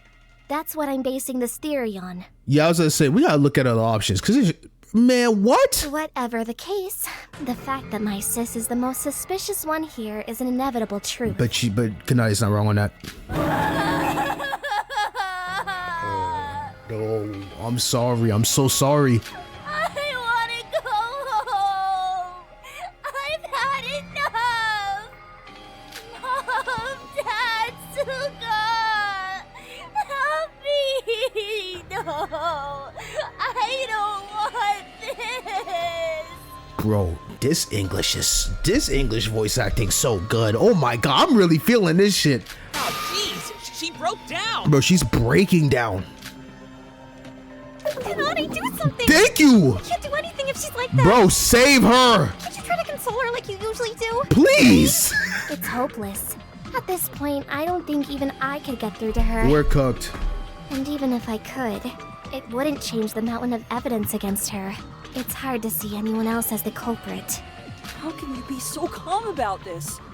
She's your family. Honestly, Yuki, I would be like, that's right, but Kanade's twisted as well in her own way. So it's like, I mean, she's always been calm about shit like this. I'm not exactly jumping for joy here. Yeah. But I'm not stupid enough to let sentimentality cloud rational thinking. Yep. She killed someone behind my back so that she could escape alone. There's nothing else to say. She's throwing her own sis under the bus. What the fuck is going on? Poor sis. So helpless and alone. So small. So broken. And so adorable.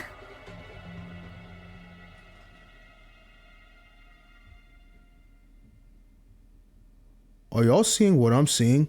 Boy, she is addicted to the max. She loves seeing Hibiki tortured like this. Bro, Kanade. Yo, bro, I'm terrified. Hibiki, don't just stand there crying. Say something. Did you really kill Setsuka? Try to remember. I don't know. I can't do this anymore. I want to go home. Yoriko, let me try talking with her. Okay, let's get it. Sora. Is Hibiki really the culprit? Bro, that's like, we're so early on, so like I have my doubts, but I'm still like, everything's falling in line with her right now. Even if the gate records are incriminating evidence, are they alone enough to indicate her as Setsuka's killer? No, there must be something more to this. That's right, there is more to this. There's one thing I found, one thing that puts Hibiki directly at the scene. Whether Hibiki has amnesia or not, this will bring a truth to light that no one can ignore. We're doing terminal target shoot right now? Oh, I didn't mean it. No, I already know what to do. There's purple things too. I already gonna shoot everything as long as it's not black. If it's black, don't shoot at it.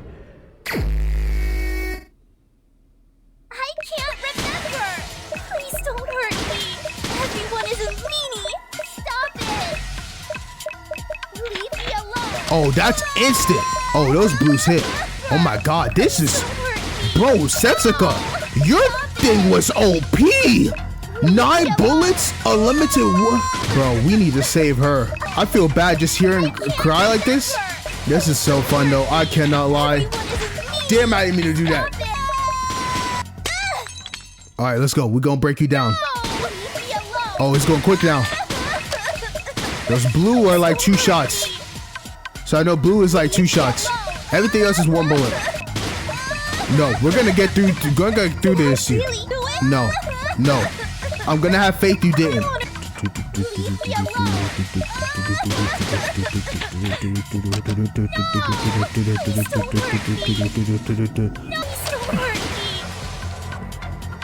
me alone. I want to go home. I can't remember.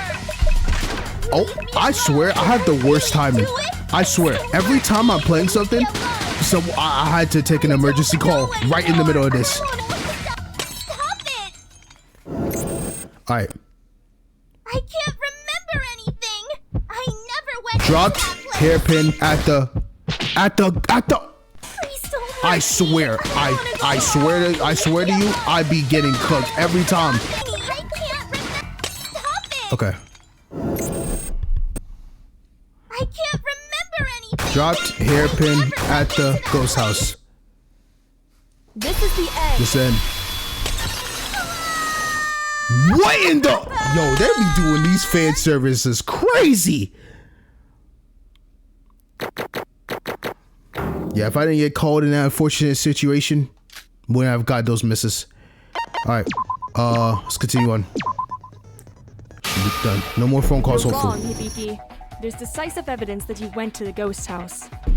All right. After Monochrome made the announcement for the class trial, I found your hairpin on the floor and returned it to you. You remember that at least, right? What are you talking about, Sora? Hibiki's hairpin was lying on the ground next to the altar. At that time, I didn't think much of it and returned it to her immediately. Wait, what? Sora, you found Sis's hairpin at the ghost house? Oh, I didn't think much of it. I thought she just dropped it on accident. Oh, I see. So Sora was the one who tied Hibiki's hair back up during the investigation. That makes sense. Wait, no, that doesn't make any sense at all. That's crucial evidence. Why didn't you mention this before? Because, I mean, she probably didn't think much of me. I was thinking, oh, she probably just dropped her hairpins on accident. I didn't think she'd be the culprit at that time. But yeah, I mean, true too. I just assumed she dropped it at some point before Setsuka's death. That's what I thought too. Hibiki's hair was untied when Setsuka's body was found, right? It was. But the Hibiki I saw entering the ghost house at 1755 had her hair tied up. Interesting. So that would mean her hairpin fell out during that period when she was inside the ghost house. How could you not have noticed her hair falling loose? That's, I know. And isn't this all a bit easy? Yeah, a little too easy. If Hibiki killed Setsuka, why would she just casually leave incriminating evidence at the crime scene? Her own belongings of all things. Yeah, true. Easy? Are you implying that someone might have tried to frame Hibiki? That's what I'm thinking at this moment because there's just no way. I agree that this result is a bit sloppy. There are too many unanswered questions. But, forced or not, there is an undeniable truth here even I can't ignore. This hairpin was dropped at some point in the ghost house. Sometime after Iroha saw her enter it today. Even if Sis can't remember, the evidence shows that she definitely entered that place. But according to the gate records, if we exclude the victim and Sora's investigation, only one person entered the ghost house. And that person is the culprit. Thanks to Iroha's account, we know for certain that Sis entered the ghost house. What the hell, bro? It's all the evidence is pointing towards Hibiki, which is kind of insane. And the hairpin evidence confirms this. That is quite undeniable indeed. Yeah, exactly. I don't know what's going on. I really don't remember anything. I'm so scared. Someone, anyone, please help. Bro, I want to help her, but like, bro, everything is pointed to. Honestly, I'll probably just be like, yo, this is way too easy at this point. We got to look at a different angle. Kanade, you believe me, right? You'll help me, won't you? You're the only one I have left, Kanade. Please believe me. Help! Help! Wake up, Hibiki. No one's coming to save you this time. Oh my god, we have, bro, Kanade is crashing out on Hibiki now. Boy, this is about to put her through a straight trauma. They're gonna, no, Hibiki's gonna go through some straight trauma. Oh my god. There's no mom or dad. No Suka or whatever. Not even I can help you anymore. Stop depending on me to fix everything for you. I can't just make all this evidence against you disappear, can I? Oh my god. Quit being a crybaby and either fight back or just admit it. Damn. Oh my god. Kanade. Yo, for real? I don't want to do this either, sis. You're my sister. And I want to believe you. I want to fight for you. But with the hairpin and everything, there's nothing I can do for you. The amount of incriminated evidence on Hibiki is just too good to be true, bro. Setsuka's killer was you, Hibiki Otonokoji. Me? I killed Suka? Why? Did I? Really? Damn. This is hitting my soul right now. Can we take that as a confession? That's what I'm saying. If what Miss Kanade says is true, Miss Hibiki will have no memory of the event. Yo, I need some help here, bro. I feel like I'm going through this right now, and I'm like, I really don't even know what to believe. Like, dog, that quick? Explaining her current irrational behavior. If more evidence were to exist, it may be possible to recount the specifics of Miss Chiyobukuro's death, which could also perhaps unlock Miss Hibiki's memories. But alas... Wait, if that's true, then Hibiki herself doesn't even know what she did. Is it really safe to vote for someone with so many unanswered questions? It's hard. It's like one of those, someone that did the murder that was in a complete blackout state and all the evidence lying on her with no way of hiding it or nothing. I mean, could someone be that stupid enough to do something and pretend like it's that stupid? I don't know. A class trial should be run with the given evidence at its base. If the evidence points to a suspect, yet the suspect is able to provide a sound defense, then we would look elsewhere. But Sis didn't refute anything because she can't remember. We don't exactly have any evidence to clear her name either. We gotta have another angle. I might have killed her. Oh no, bro.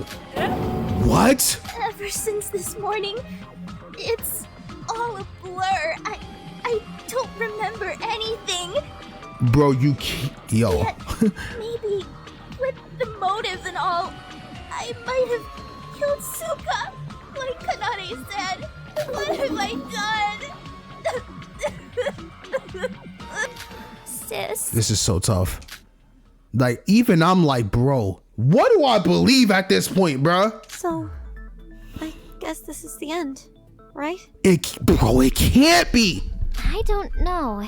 I still feel like this ended too quickly. Thank you, my queen. I agree. Do such a horrible thing to Setsuka, only to get caught easily by just the gate record? I'm saying. Well, Kanade is smart after all. If it weren't for her, we'd have all lost the last trial. I mean, that's true too, but like, I feel like there's something else that we're missing here, bro. If she reached this conclusion, I think we can trust it.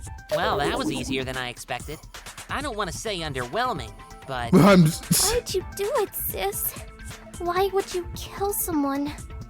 Was it really to save Mom and Dad? I don't know. Kanade, what should I do? I'm scared. I can't remember anything. Am I going to die?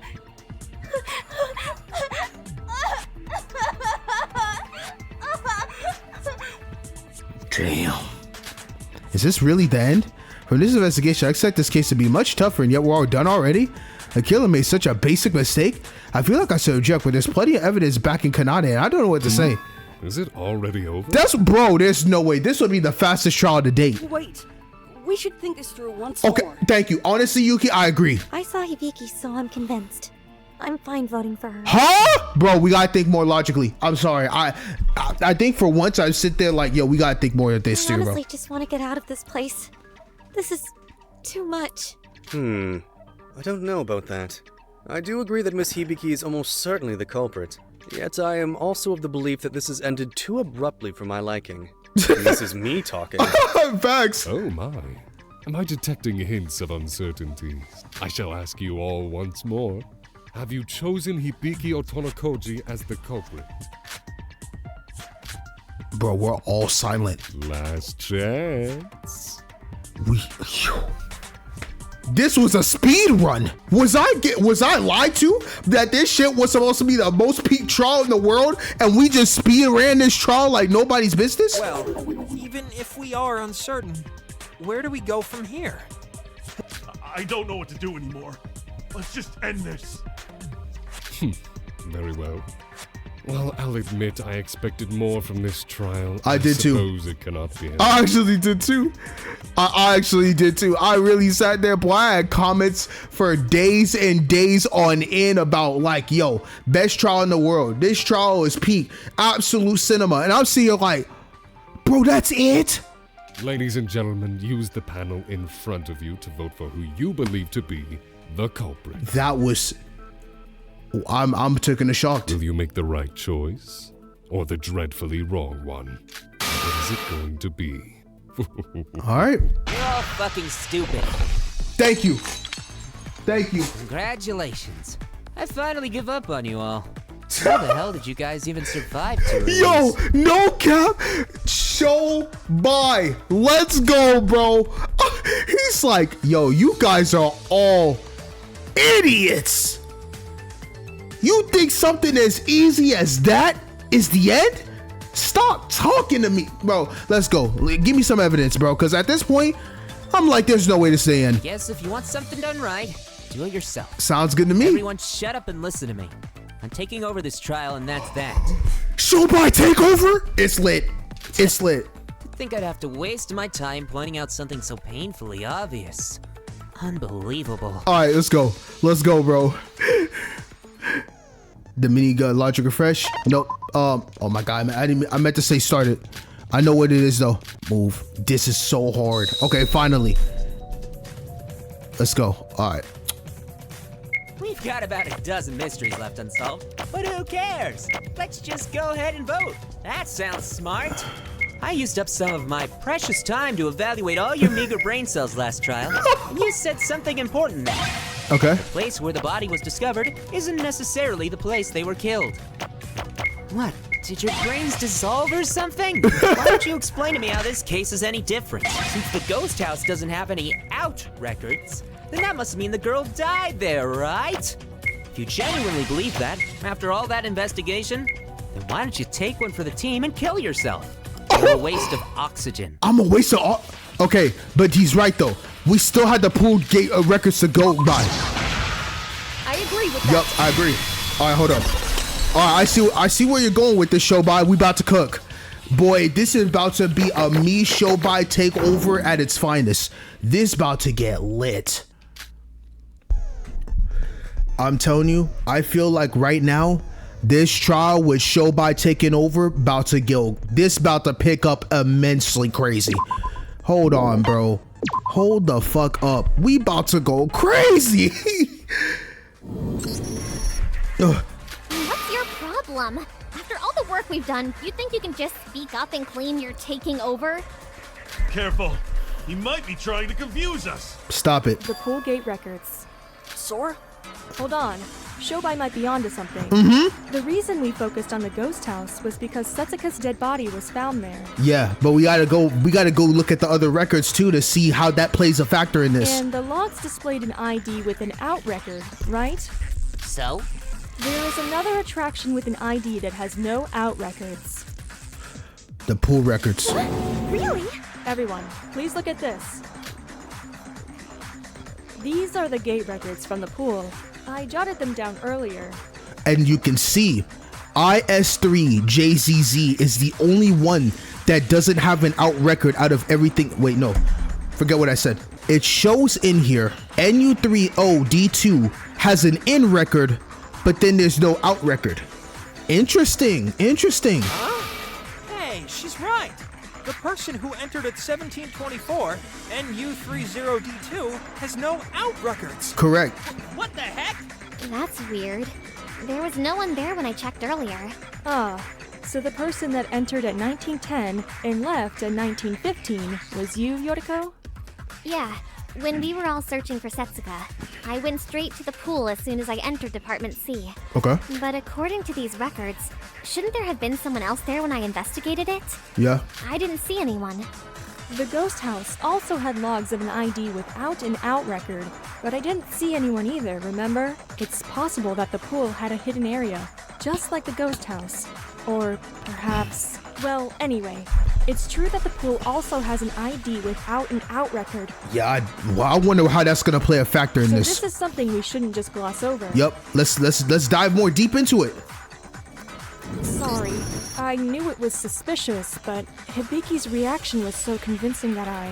Almost costed her to the trial. I'm the MC and I almost costed the trial. Bro, if Shobai didn't come through, we really was about to vote for Hibiki. Wait, so you knew about this? And didn't say nothing? You knew about this. And yet you thought it was fine to let these idiots choose that brat as the culprit?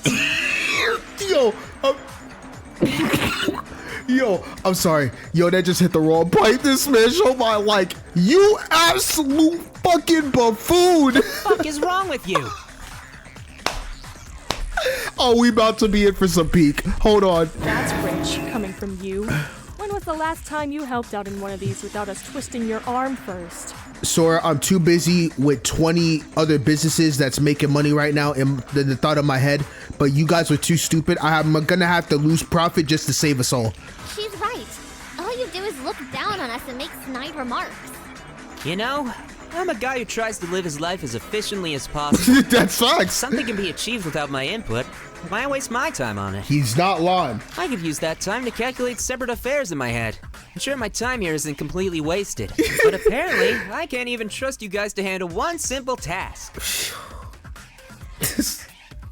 It's so funny because Showbai's not wrong. Had I not stepped in, we'd have voted wrong, failed the trial, and all died. You're welcome, by the way. Honestly, thank you. It doesn't matter what philosophy and code I live by. It won't mean shit if I'm dead. Yup. In this world, there are only 3 people I look out for. Me, myself, and I. And we're just all along for the ride. We now live in, this is Showbai's world now. Enough games, Showbai! How can we be sure you're not trying to trick us? Hang on, Shinji. Let's see where this goes. It might prove to be useful. I'm interested. Are you sure we'll be alright? Yup, we will. Showbai is the literal definition of self-centered. He only cares about himself. Yup. He also just made it clear how much he hates wasting time. For him to act like this probably means that we're wrong. This means that, oh wait, hold on, I might be wrong. This about to cook up to be a crazy trial. I also felt like something was wrong even before Showbai brought this up. I just couldn't figure out what. Mr. Hashimoto, you mentioned that had we voted, we would have failed the trial, correct? Does that mean you were implying that Miss Hibiki is not actually the culprit? Duh. Nah, I just thought I'd fuck around for a bit. Of course I am, dumbass. Why the hell would I be talking like this if I wasn't? And again, let me remind you that you're all still alive right now because of me. Yo. Don't think I'm gonna overlook that. Showbai is cooking all of us. I expect to be paid in full with a sizable interest rate for this. Shit. Just because you noticed one small thing, that doesn't mean you get to bully us. Oh my god, that was so cute for Ra. We don't need your help. We've got Kanade, and she's much smarter than you. Watch it, Missy. And seriously? That girl's the smartest here? Oh my, damn! She's so smart. Why didn't she check the gate records of the other attractions? You know what, Showbai? You actually right, Kanade. Man, every time I think I've heard the most pathetic thing, you guys prove me wrong. You're even more fucked than I thought. Excuse me? Of course, I check the pool gate records. I strive to be thorough. That's so. Want to tell us why you withheld that little detail then? Because it's irrelevant. Whether the pool has an out record or not, the body was still found in the ghost house. It's a natural procedure to prioritize our focus on the crime scene where the body was found. Surely, even someone of your oversized, egotistical nature should understand that, right? Holy. That reminds me. Bro. This is really a battle between Showbai and Kanade. This about to be, never forget what I said. This about to be the most peak trial ever. What do you want? I'm terribly sorry for interrupting, but What's up? Well, I mentioned this to Sora, but the pool today was closed during the daytime. I don't know if that helps at all, but I love hearing Shinji's voice actor like be so like I can't I you know, like this, the shyness. It's so well done. The pool was closed? What do you mean by that, bro? Well, around about midday, I decided to take a break and head out to the pool. Was hoping to do a small workout, but apparently it was closed off. Something about sanitation in progress. So I had no choice but to turn Yeah, back. what's going on about that? The pool was being sanitized? Yeah, there was a small sign in front of the entrance saying that it was against the school rules to go inside. Okay. Well, this is news to me. Yeah. I suppose it slipped my mind to notify you all of this process. However, Mr. Kasai is correct. Once every week, the pool in Satsuki Land is thoroughly sanitized. Oh, okay, so that was an actual valid rule then. Forget what I said. I thought that rule was a fake. During this time, all the water in the pool is drained, and an abundance of chemicals are utilized. Okay, so we could classify that out then. As a result, the facility is closed until the process is complete. Yep. The rule was more of a deterrent, if you will. Were someone to barge in and come across those chemicals, well, I dread to think what may have befallen them. Okay. And then I guess the pool doesn't matter. Yeah, that's what I Nobody would thought. risk their lives going inside with a warning like that. Yep. And yet, I find myself most utterly perplexed. I do not recall there being plans to sanitize the pool today. So they used that Whoa, hold on. So someone used a fake? Oops, forgive me. I forget my place. A teacher should do their utmost to refrain from interfering with the class structure. Monocro, that was crucial evidence that you did not have to provide, but I'll gladly take it. Wait a minute. What? Wasn't today? So then, what about the sign Big Bro saw? It's simple, really. The culprits put that there themselves. That's 5-head. And why, you ask? Because they had some very important business in the pool. Oh my god. It's looking more and more that something had happened inside the pool more than the ghost house. The type of business you don't want someone walking in on, if you catch my drift. Yup. In other words, Setsuka didn't die at the ghost house, but rather at the pool. Is that what you're trying to say, Shobai? What? Pretty much. That girl over there has been talking out of her ass. And you chumps were thick enough to go along with it. I can't lie. I'm one of them. I was blindly following Kanade's rule because, like, she's my favorite of all time. I can't lie. So it's just because it's crazy is Kanade has been saying some absolute valid ass points and all the evidence was pointing. So, like, it's hard to just be like, you know, deny her, even though I was questioning it too. Yeah, look at her with that fake ass smile, like. Not so fast, Mr. Hashimoto. It may be true that the pool also has an ID without an out record, but that alone does not disprove our earlier theory of the ghost house being Miss Chihibukuro's final resting place. Yeah, sure. What do you mean? He's saying that Setsuka could have died in either place. Yeah, it's still that's impossible actually to say for certain. Yeah, actually, we really don't know which is which, Of but course, Setsuka couldn't have been in two different places at the same time, so... Yeah, okay. Let's skip ahead to the part where you stop talking so I can prove my point further. we're listening. We're listening. You, albino. Pull out the gate records of the ghost house again. There's a good girl. That's Sora to you. Thank you. Don't talk to me like that. Here you go. I love that by Sora. Don't talk to me like that. Here are the records. I can't, bro. Alright. So, according to your little theory, the person who went out at 1757 is Setsuka Chihabukuro, right? That's the thought process that we have right now. Because only that ID has no out record. Yep. And the WN whatever, who entered at 1755 and left at 1942, is the culprit, right? Yep. The HJ01B8 at 1928 was me, and the 4 simultaneous ones after were when us 4 first found the body. Alright, so we could rule out the 4 on the right, and then the 1924 to 1936 was us. So, by process of elimination, the remaining ones should be the culprits. Yep. That would mean that at least up until 1757, Setsuka Chihabukuro was still alive. And there's your problem. The culprit left in 1942, so that gives them an hour and 45 minutes to do everything that they needed to do. What's wrong with an hour 45 minutes for them to do everything they need to do, though? What's so strange about that? Yeah, that's what I'm wondering. What, you never killed a man before? You think an hour and 45 minutes is enough to chop someone up like that? I mean, Shobai, no one has experience on how to kill somebody. Of course we haven't killed someone before. Thank you. How are we supposed to know how long it would take? I'm saying. Consider this your fact of the day. Carrying out a task like that would require at least 1 more hour to be done efficiently. So someone we need 2 hours and 45 minutes to kill someone and then dismember the body? Especially with a case like this.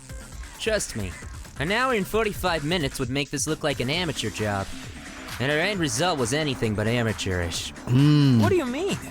While you mouth breathers were standing around gaping, I took a closer look at the body. Okay, that's why he was examining earlier. The edges were trimmed off with extreme precision, and they'd stitched up where the flesh had been torn. What? Pretty smart thinking since it stopped the insides from flowing out. Gotta say, I'm impressed. We have a true serial killer in our hands, bro. Whoever did this knew what they were doing. A real professional. I'm thinking a doctor, maybe. Doctor level? Hold on, bro. Hold on, bro. You say that as if any of us are as sick as you are. You're a criminal, right? You clearly know a lot about this. Don't think we've forgotten when you casually stabbed Sora on the first day here. Yeah, I mean, it's true. Give me enough time and yeah, I could probably pull something like this off. Hey, I'm laughing so hard how he just outed himself like that. But that's all the more reason I can guarantee this. There's no way someone can manage this kind of task in less than 2 hours, even for a pro. I'll stake my life on that claim. My, you do have quite the way with words, Mr. Hashimoto. I know. Had this come from anyone else, I would have dismissed it as mere fiction. Yeah. And yet, coming from such a prominent criminal, it certainly sounds far more believable. In addition, I believe the details that follow the dismemberment should also be reviewed. The culprit needed to carefully put each body part on the pillars, as well as create room behind the folding screens. Yep. Furthermore, they would need some means of blocking out all the light in the event of one wandering upon the scene. Yeah, to do all that in the span of an hour and a half does seem almost impossible. Sora told us it was dark when she entered. Killing the lights would have been the final step, no question. You can't dismember a body in the dark. This means there would have been an almost 2-hour period where turning out the lights was not an option. Anyone could have walked in and seen the crime, and yet this whole murder has been nothing but meticulous. Are you all still so certain that doing all of this shit in a mere hour and 45 minutes makes perfect sense? Wait, he's right. Because you know how risky it is to be in the ghost house. The lights are on and you have no sign. Anyone could have walked into that thing at any given time and see the body. But with the pool, you have a sign that says no one enters.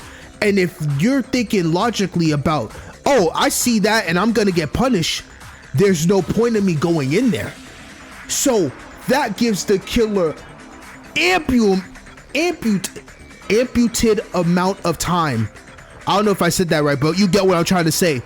In the pool to do everything they needed to do. So the murder happened at the pool. Wait, hold up. This shit about to get crazy. Because how they get that? I'm sorry. Let me just continue. Yo, that's crazy. When you put it like that, I guess not. Oh, yeah. And those anomalous blood traces?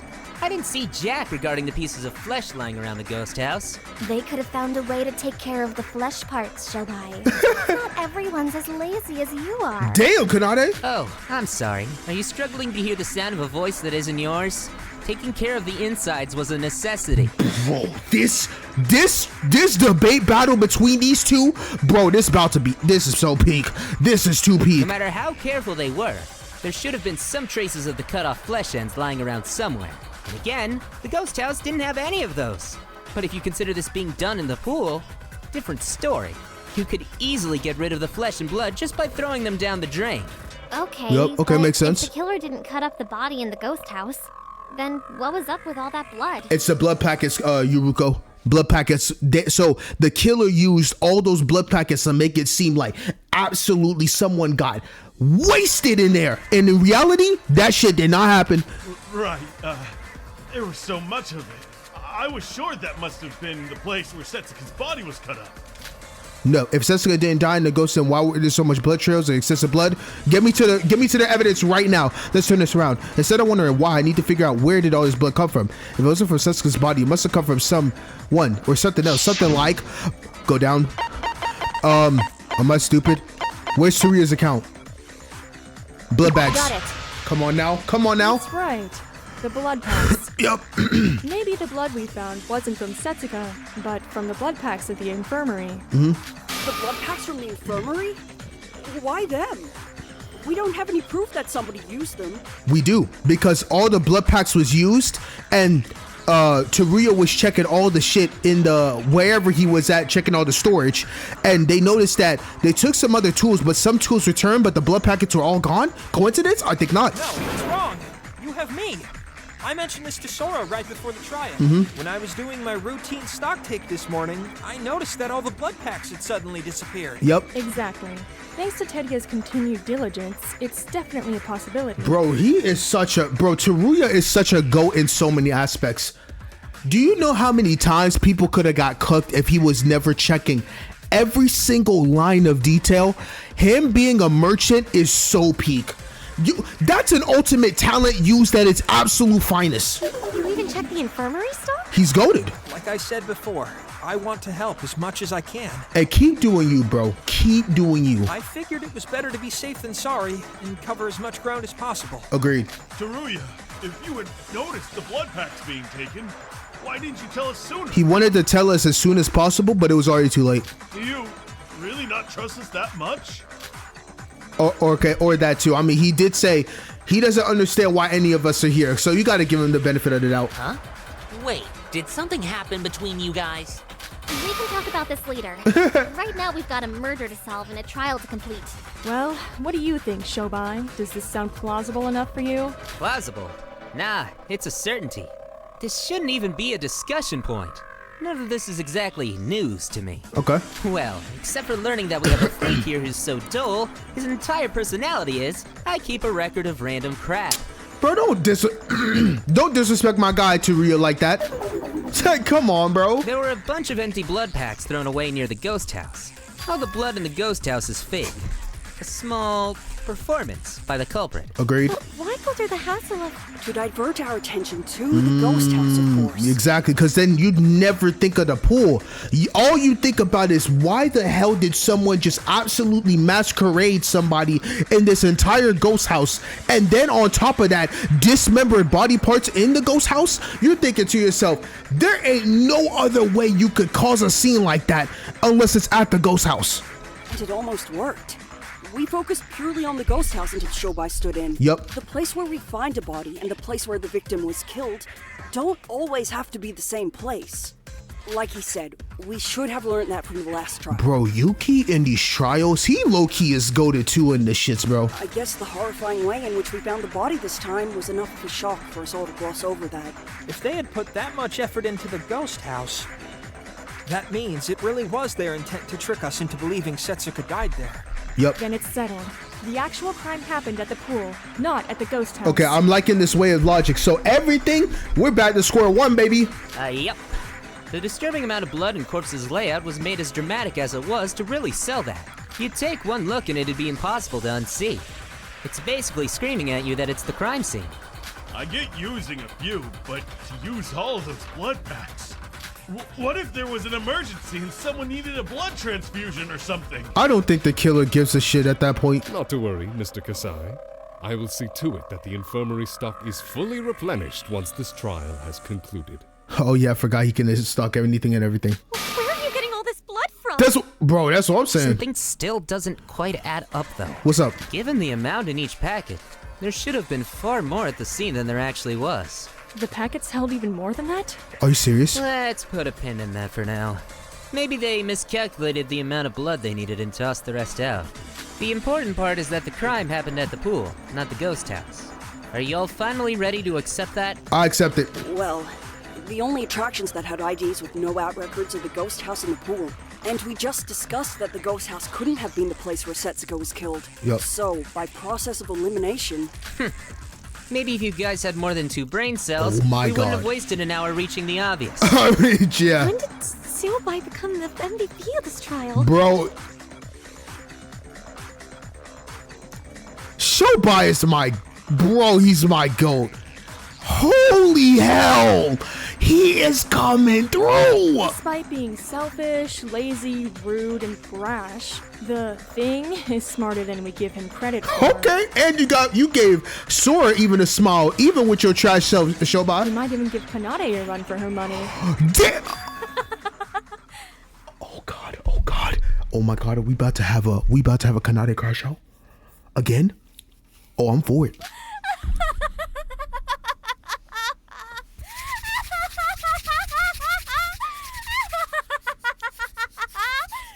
Yeah, this. You. I'm sorry. I just never took you for the comedic type, Shobai. Sora. Yo, the VA don't gotta go that crazy, dog. All these contradictions, yet you stick to your delusions. That theory really was the epitome of pitiful. Okay. Let's assume for now that the ghost house wasn't the place Setsuka died. Okay, I love that sprite. What in the world? It is a happy, diabolical ass sprite. And what about the pool? Are you saying that the pool is a possible place? That's what we're going with, Kanade. Is it not? Sora, the pool gate record. She's like, hey, pull out the records. Chop, chop. Excuse me? The pool gate records. Show them to me now. Yes, ma'am. Yes, ma'am. Here you go. I'm hitting that thing immediately like, damn. We can ignore the last two records listed here. Those were made by Yoriko when we were searching for Setsuka. Let's take a look at the ones before them. Whether it's the pool or the ghost house, there is an ID without an out record, and that's Setsuka. Yeah, that's true. How do we classify that out record? We're all in agreement on this, right? Then Setsuka's ID should be the one that entered at 1724, and U30D2. Yup. Yep. If you look at the gate records here, two IDs entered at 844 and 845, and left at 922 and 954 respectively. In other words, there was no one at the pool between 9:54 till 12:54. This leaves us with only one suspect, who entered at 12:54. CN9FU3. If Setsuka died at the pool, the person with this ID must be the culprit, correct? I guess so. Yep. What about that? Yeah. Think back like 5 seconds, Yuki. Oh my god. Shobai said the ghost house couldn't be the scene of the crime, as the culprit wouldn't have time to dismember the body. But our suspect at the pool, CN9FU3, left only 1 minute after Setsuka had entered. What? She's right. Damn. What was it you said again, Shobai? You think an hour and 45 minutes is enough to chop up someone like that? About 2 hours? Maybe. 1 minute? Please. Damn, the sat. Bro, I'm loving this. Even if Setsuka died immediately upon entering, you're faced with an impossible task. How do you back this up, Shobai? She's making some valid points here. But that means it couldn't have been either the ghost house or the pool. Wait, just because Setsuka might have died at the pool, that doesn't mean they had to rearrange her body there. Okay. Couldn't they just have killed her at the pool, then left with the body and done the rest at the ghost house? A fair point, Miss Sora. After all, the gates would not have been an issue for a corpse. All right.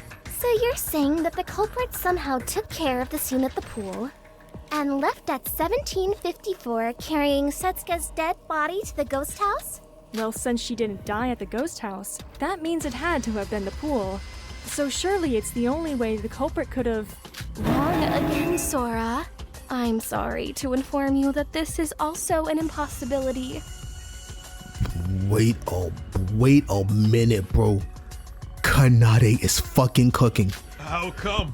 The pool is at Department C, while the ghost house is at Department A.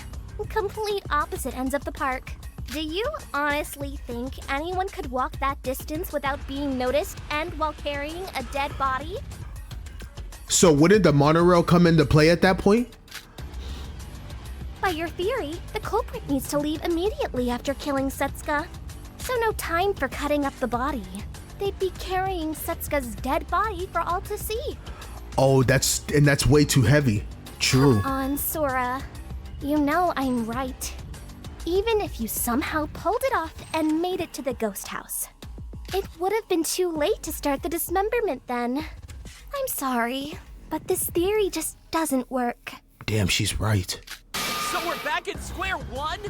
Why isn't anything Bro, I feel like this is the third time we're back at square one, bro. Where did Setsuka die? And how did she end up like that? That's what I'm saying. No matter how you look at it, this is starting to seem theoretically impossible. I'm starting to inclinely agree, bro. It's true. I don't want to admit it, but Shobai found a gaping flaw in my reasoning. We need to retrace our steps. It's possible that we're missing something staring us right in the face. No need for that. The crime is still possible even if we assume that Setsuka Chiebukuro died in the pool. Oh? Really? Shobai, we just explained why that can't be. Can you stop leading us in circles? The pool theory had a clear contradiction. Bullshit. It's entirely doable if you consider there being an accomplice. An accomplice? Huh? Shobai, you might not know this since you're always sleeping, but it's highly unlikely that we'll ever have accomplices. Yeah, because they serve no benefit. No matter how much they may help with setting the crime up, only the killer gets to escape the island. There are no benefits to being an accomplice. Yup. Fucking stop interrupting and let me finish. Okay. Okay. Oh, I'm listening. I'm not gonna say another word. The twin who won't stop crying, who you thought was the killer? Yeah, she definitely didn't do it, that's for sure. But she did enter the ghost house and leave her hairpin there. So we can't say she's unrelated to this case either. Okay, wait, hold up. You're not lying. So you're saying that my sis is an accomplice? Wait, what's that supposed to mean? It means you've been helping, which my assumption right now is I think Shobai is going after Kanade's neck, which is actually kind of insane, but we're gonna keep listening. You said it yourself, didn't you?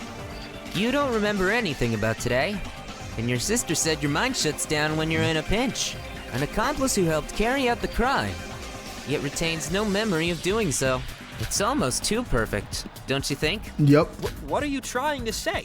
By my theory, the real culprit used the crybaby sister in their own crimes. Find some way to put her in that state, and then use her for your own means. Like a puppet, if you will. Once the deed is done, all you've got to do is wait for somebody to snap her out of that state, and boom! You've got yourself an accomplice with no memory and no means of betraying you. Oh? Just one moment, Mr. Hashimoto. Does that not raise a glaring issue? If what you're saying is true, would that not mean that the culprit already knew of Miss Hibiki's condition? Her ability to lose her memory in the event of receiving a mental shock? No shit. That's why the person who knew about that has to be the real culprit. That's why he's blaming Kanade. Because Kanade was the only one that started this trial talking about she's always in a mental shock. No one else knew but her. Oh my god. Someone who knew about Hibiki's secret used as accomplice. The only person who readily knew that fact was... Say it is not so. Say it is not so. No fucking shot, bro. Not my goat, bro. Bro, not my... Oh no. It can only be you. The only person who already knew about Hibiki's tendency to lose her memories is you, Kanade Otonokoji. Kanade. Bro, dude, please tell me they're lying. Oh my gosh, she's giving that smile like, I got nothing else to say. Oh, the irony. Oh, the irony is palpable, ain't it? By opening your mouth and trying to flex your intelligence, you dug your own grave. How about a round of applause? This is a battle of the smart. Kanade Otonokoji. She's the one who did it. Oh, wait a minute. Kanade's the culprit? What, you got a problem with that? Well, not exactly. But she helped us throughout the last trial, so... To be fair, Emma helped us out during Yuri's case, and, well, we saw how that ended. That's true. You can't say wrong. Wait, aren't we getting a bit ahead of ourselves? Not everything has been confirmed yet. Yeah, I'm trying to listen to everything out, because right now, Kanade, you on the chopping block right now. You better defend yourself. We can't say for sure whether there was an accomplice or not. Mr. Hashimoto, why do you believe with such certainty that these two are the culprits?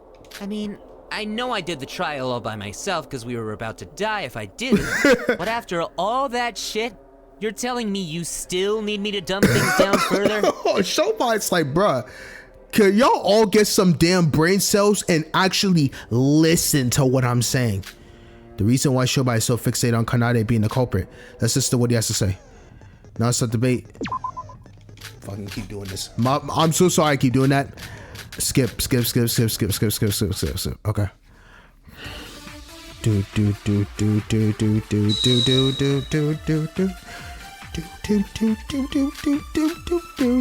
All right, let's see. What could be the reason? Will Pool get records to The use? list is pretty lengthy if you stop and think about it. Okay, let's keep Pool records. First, the state of the body. The state of the body? You mean the dismemberment? What do you think was the cause of death? Huh? She was dismembered, right? Wait, the abdomen might come into play. The file must have excluded it for a reason. That's right. It said that something sharp Yep, was the that's murder true. weapon. So perhaps she was stabbed by a knife and then dismembered? Shouldn't there be some traces of her body being stabbed if that were the case? Are there none? Every body part was checked, yet there weren't any Nope. traces of trauma on the body. No, that's wrong. That's wrong. That's wrong. We don't have the abdomen. Oh my God, hold up, bro. It's crazy how I started out this trial and I was like, I have no clue what the hell's going on, but slowly as we're going on, I'm kind of cooking. This game is so fire. Bro, you have no idea how fire this game is. All right, let's go. Wait, Nikkei, did you say that we searched through every body part? We didn't. Yeah, that's not going to be something I could unsee for the rest of my life. It took time, but I'd say we just about managed to. I was just wondering if that really was the case. It's not. At a glance, it would seem like every body part was carefully laid on the altar. But if you look past the gruesome gore and add them up, one part was missing, the abdomen. Right, Shobai? And that's very crucial. What, do you need my approval for every small thing now? Yeah, the girl's right. The body is missing from the hip up to right below the chest. The monochrome file mentioned that too. The area around the stomach was missing. Wait, if they deliberately got rid of that part, that means there could have been some big clue on the abdomen area. Ah, that must have been where she was stabbed. They got rid of that part to try and hide the cause of death. Yes. Am I right? You're right on the money, Turia. But why? There's no way that a simple stab wound could be so problematic for the killer that they had to hide it. Yuruko, any type of wound could kill you in some way. If you're smart about it, you can do irreparable damage to somebody, no matter how big or small. Wrong. Come on, bro. Come on, Yuruko. You're my queen and all. You gotta think. Shobai? You kids might not know this, but the stabbing mark on a body is different depending on the hand that you use. What? In layman's terms, you can figure out whether the stabber is right or left-handed just by looking at the wounds. Shobai must have been through some shit to be able to figure out all these things. First, he already knows how long it takes to dismember a body. Now he knows, depending on if you're right-handed or left-handed, will let you determine what kind of culprit we're looking at. Do you know how insane that is? He's MVP right now. Really? I guess that's cool and all, but what does that have to do with hiding the cause of death? Statistically, they say that only 10% of all people are left-handed. The other 90% are right-handed. If we apply that here, 1.6 people would be left-handed. We'll round that up to 2 for the sake of this argument, and the fact that you can't have 0.6 of a person. Now, what would happen if the wound indicated that a left-handed person had stabbed the missing abdomen? We'd already reduce our suspects down to however many we have, in quote-unquote Shobai's terms, 2 for rounding it up, that have left-handed. You're suggesting that the culprit is left-handed? Kanade, I'm asking this just in case, but what hand do you usually use? No way she's left-handed. My left hand. Oh, wait a minute. He shoots, he scores. Okay. All right. What just happened? That was amazing. Oh my God, Yuruko? You figured all of that out just from the missing abdomen? How in the world does your thought process work? Remember, everything Shobai does is with efficiency.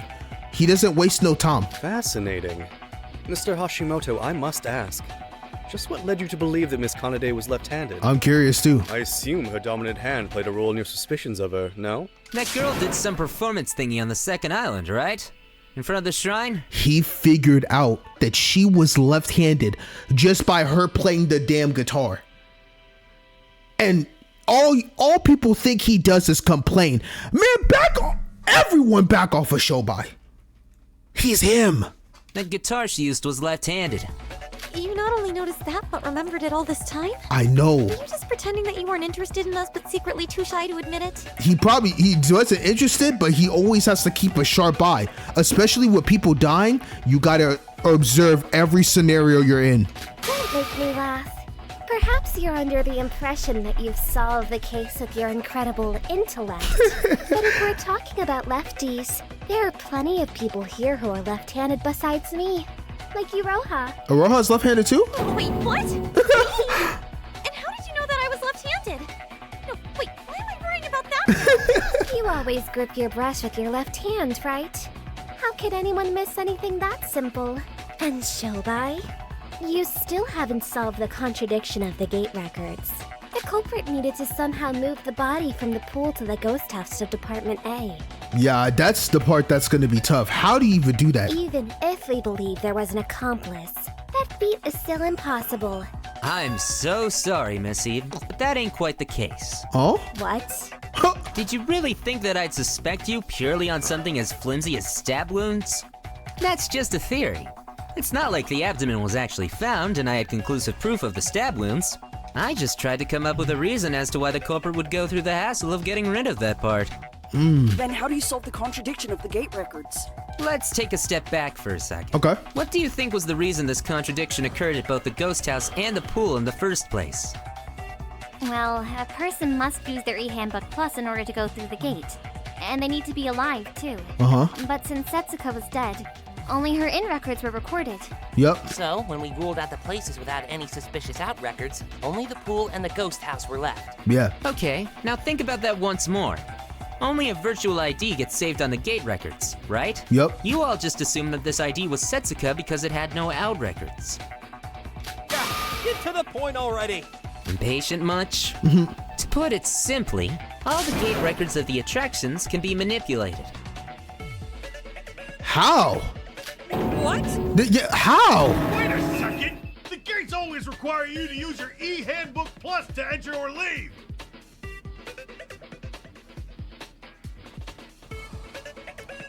Oh my god, I think I get what he's trying to do. Is that why he took Iroha's... Wait. It doesn't say I have to use just my e-handbook. I could use anybody's. How in the world would you Wait! manipulate that? We have to use an e-handbook plus, big man, and that's just it.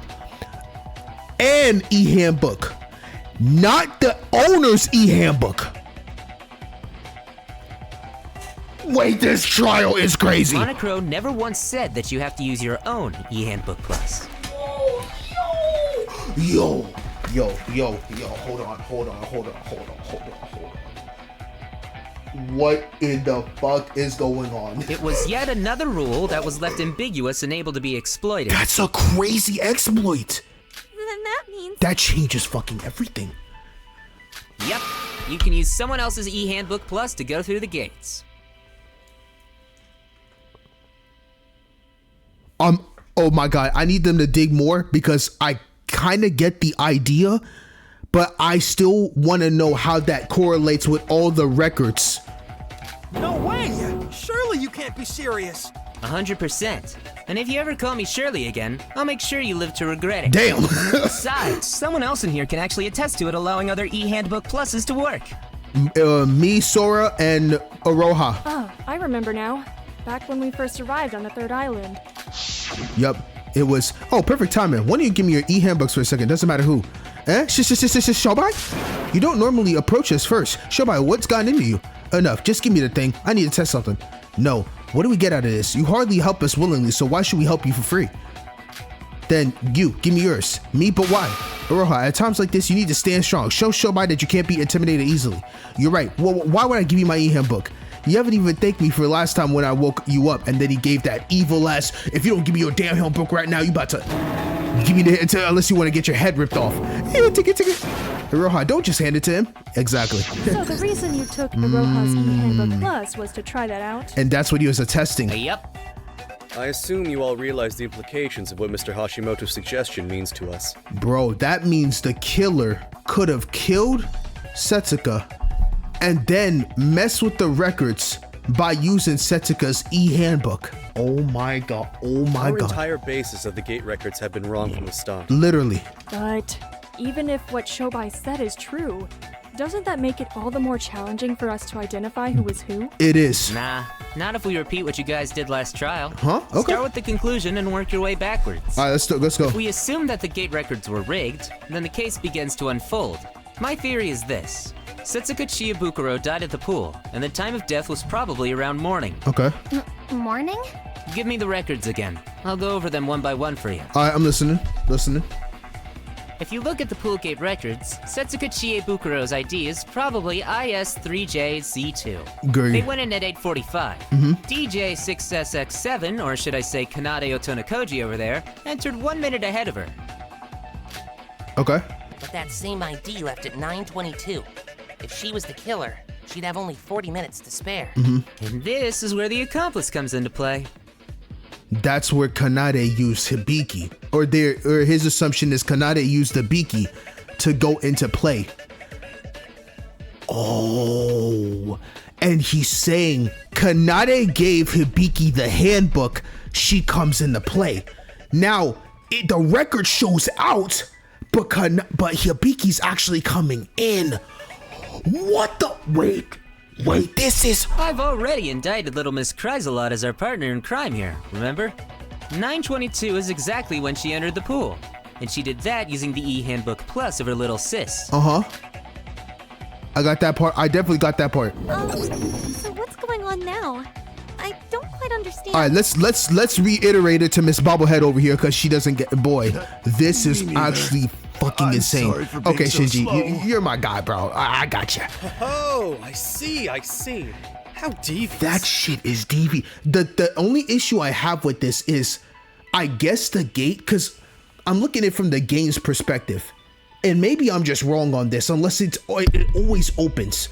So I can hand an e-handbook to someone else, and they haven't even gone across yet. I guess the gates are really more open. I thought the gates stayed closed, and you can't enter in until you have the handbook. So I'm thinking there's no way Kanade can hand Hibiki her handbook when she's already inside, like the gate's closed, and Hibiki would have to use her own. But it looks like, I guess the gates are open and you can just do a swap. Sorry I'm taking so much time explaining this, but this is what I'm thinking on my thought process right now, which that's fucking insane. Oh my goodness. You believe Miss Kanade had told Miss Hibiki to wait outside? Yeah. And then delivered the e-handbook plus to her from within? Yeah, exactly. The gates only check if a human being passes through them, so objects are not technically classified.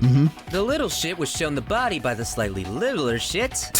And just as we were told, she receives a mental shock and goes into a fugue state. Without a doubt, the best crime tool I've ever seen. An accomplice that loses her memory. Talk about perfect. That is insanely perfect. After that, the littler shit left the pool at 9:54 and set up the pool sanitation signs so no one would enter. Kanade, say it ain't so. Bro, right now, bro, my goat really might die. Oh my goodness. Oh my goodness. Bro, she's getting cooked. My head's spinning. I thought that the out record at 9:54 was IS3JZ2. Wasn't that Setsuka? No. According to this theory, she would have already died by that point. Now that it's been confirmed that you don't necessarily have to use your own e-handbook plus to gain entry, that ID would have been Hibiki using Setsuka's e-handbook plus. Bro. What about after that? The littler shit came back at 12:54, carrying the tools needed to dismember the body. Littler shit being Kanade at this point. I'm starting to get the. Oh, okay, I see. What in the? That is insanely crazy. So basically, the top starts with Kanade, and then the end is Setsuka. Kanade gives Hibiki the thing, which makes her go in, and then her coming out. This is Hibiki taking Setsuka's record, and now is going outside. Then Kanade came back in. Yo. To help throw everyone off the trail, she'd use her own e-handbook plus this time. Oh, my bad.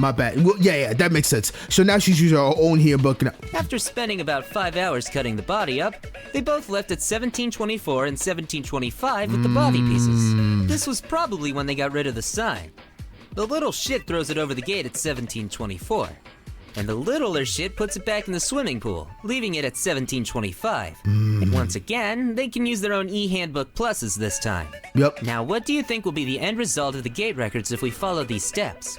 The end result of the records. Okay, so let me start from the top. Kanade, then Setsuka. After Setsuka gets killed or whatever had happened within that scuffle, now you have Hibiki that came in from the out record. The out record shows Hibiki going in, but now the out record that's actually Setsuka is Kanade that's leaving out. Then after that, Kanade comes in with her own handbook, and then after that, the one that shows in is actually Hibiki leaving out, and then the CN is Kanade leaving at the very end. Hold on, let's see if I cooked here. The end result. Well, let's see. Hibiki used Kanade's e-handbook plus when entering the pool, right? Yes. And since Kanade's ID already had an in record, it would display as out. Displayed as an out record. So when Hibiki left through the gates, the resulting output would have been an in record. Yup. I see. So that solves the mystery of the missing out record. Whoa. Oh my god, these records are more insane than I thought. If we apply Shobai's theory to all of the pool gates records, we now know the following. 844 and 845. The two records here let's see if I cooked. Kanade and Setsuka respectively. Yup. Our first out record was at 9:22. This was Hibiki using Kanade's e-handbook plus to enter the pool. Yup. Half an hour later, the out record at 9:54 was Kanade using Setsuka's e-handbook plus to leave. Yup. Okay, I'm She so far. returns with her own e-handbook plus Yup. at 12:54, making sure to bring the tools needed to dismember Setsuka. Once that was done, Hibiki and Kanade both left at 17:24 and 17:25 respectively. I fucking cooked. Oh my god. I actually cooked. Yo, this game. I can't even. Yo, the excitement is so crazy. And I know I got so much longer to go, bro. I got so much longer to go. This is insane. This was the first time Hibiki's e-handbook plus had been used on the gate, so the records logged it as an in. Which means the ID without an out record, NU30D2, was not Setsuka, but actually Hibiki. I can't believe this. Oh. Yo. That might be one of the most insane concepts I've ever seen in a game. I'm dead serious. Wait, this Trial 3 is absolute cinema. What?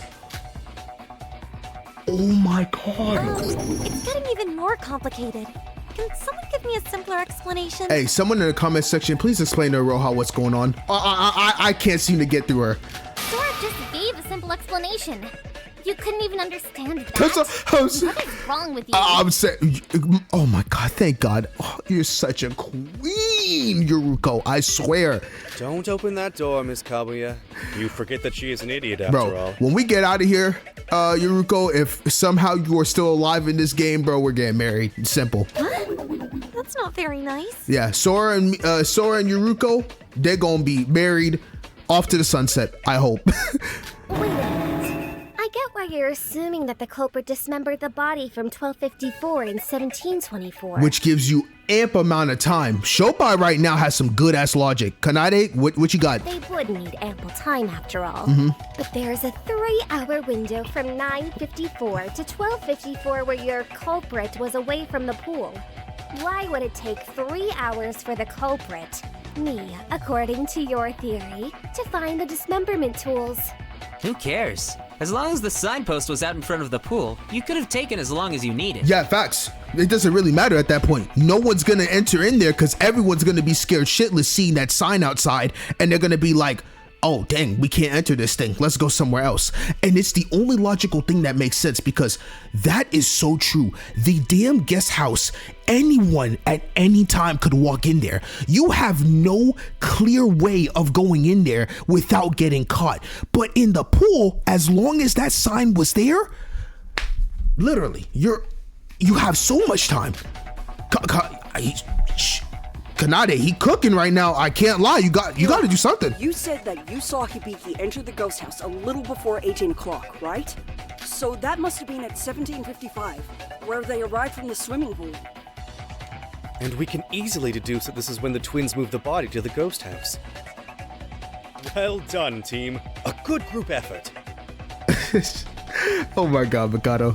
And yet, nobody can explain how we did it. Does carrying a body around in broad daylight sound smart to you? There's gotta be some way.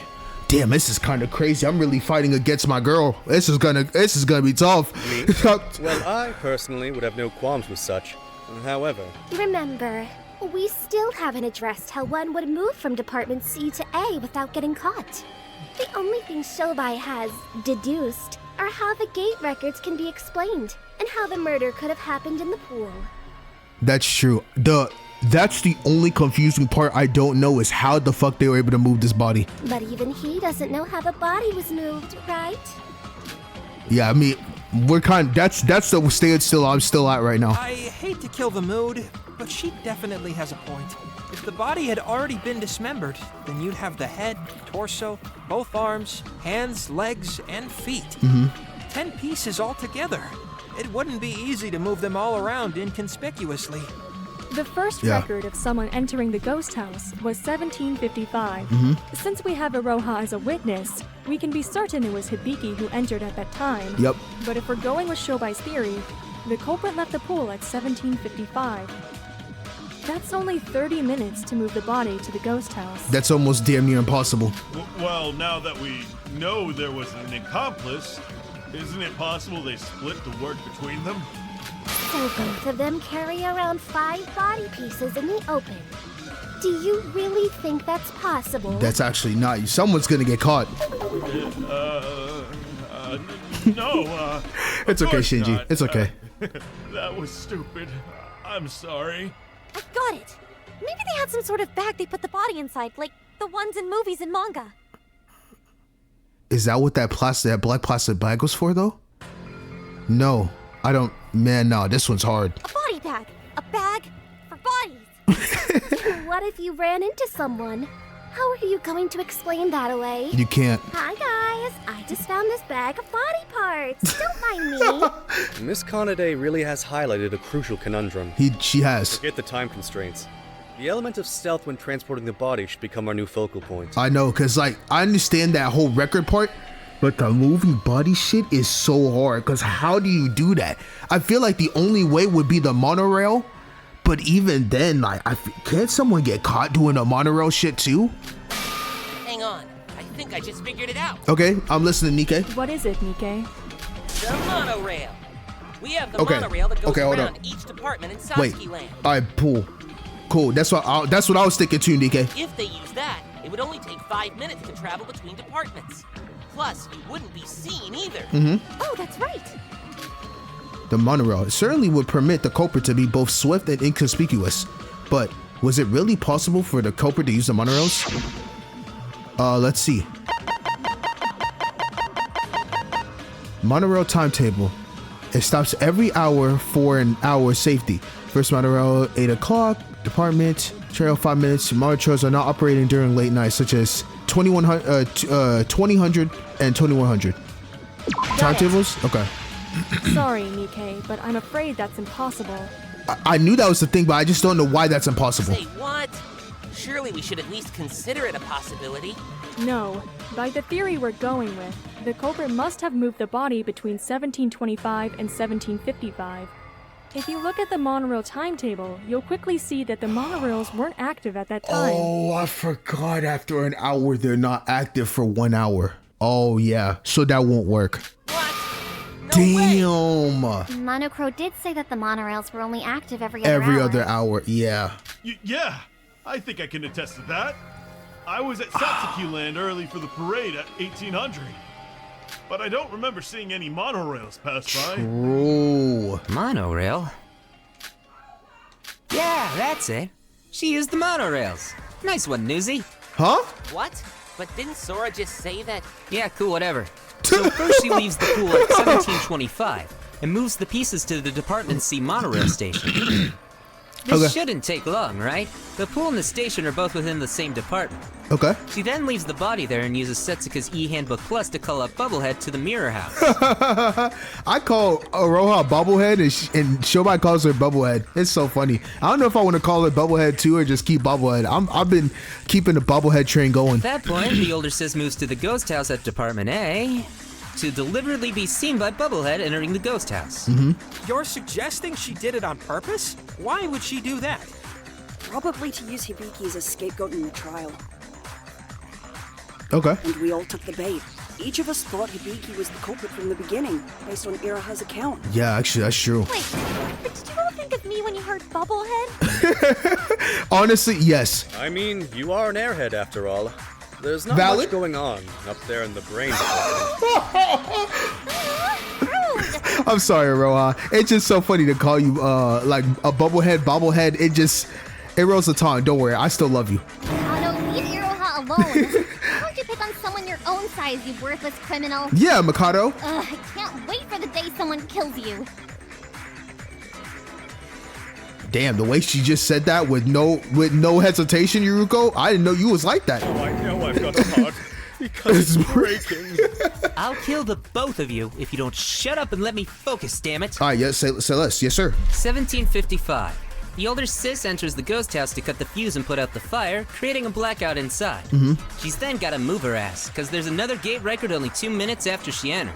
Since she used Setsuka Chiebukuro's e-handbook plus when she entered, she uses her own when leaving the place. This way, 2 in outputs get recorded, and she leaves no sign that she ever left the place. Y'all saw the parade together at 1800, right? Yep. The littler shit goes to see that, while the little shit goes to the Department A monorail station. The monorail will start moving at 1800, so she rides it from Department A to C, and carries the body parts back to Department A through the monorail. This way, you'd be able to solve both the time and stealth issue. Interesting. Okay. That kind of makes sense. Amazing. It looked to be impossible at first. But now we have a clear grasp on what actually happened. That was incredible, Shobai. He is MVP right now. Absolute MVP of this entire trial. And he's barely probably had like an hour of screen time. And then, what next? Go on. Oh my god, but bro, Kanade is testing you, Shobai. There's not much left after this. Hide the body parts somewhere near the ghost house, and after confirming that albino over there left in 1936, go inside the ghost house with the body. Here, you can use Setsuka Chiebukuro's e-handbook plus again at the gate. Having used Miss Chiebukuro's e-handbook plus when first entering the ghost house, this record would be an out. Exactly. Everything left is simple. Set up the body on the altar, create a pool of blood using the blood packs, et voila, we're done. The newly reformed ghost house, Murder Manor, now with an actual body. Going back to the records for the ghost house, okay, we can sum it up like so. So Hibiki went in with the handbook, then Hibiki left out with the handbook. Sora went in, Sora went out, then Hibiki went right back in again, and then we all saw the body. Interesting. Damn, Kanade? How about it? This is the truth of the case. Bro, wow, that was good as fuck. But that means, yo, Kanade, you are so cooked. Kanade Otonokoji as the culprit, and Hibiki Otonokoji as the accomplice. It can't be. Wow. Honestly, I'm often hesitant when it comes to trusting Shobai, based on his usual behavior. But he locked in. His argument is logically sound, and his reasoning is perfect. Kanade, are you really the culprit? Did you really murder Suka?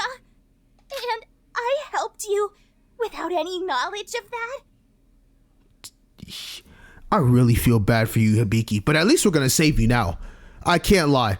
I really do feel bad because, bro, Kanade really about to die for this. I can't believe this. Bro, she played that very well, though. Bro, I was through a loop with those dang, with those records. What should I do? Why don't I remember anything?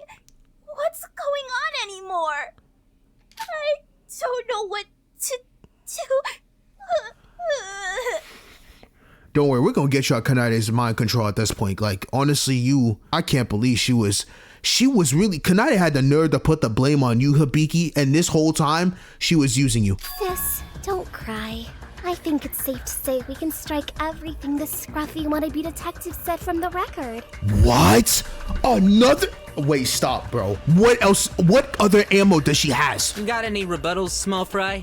I'm all ears. That's what I'm saying. I'm listening. Rebuttal?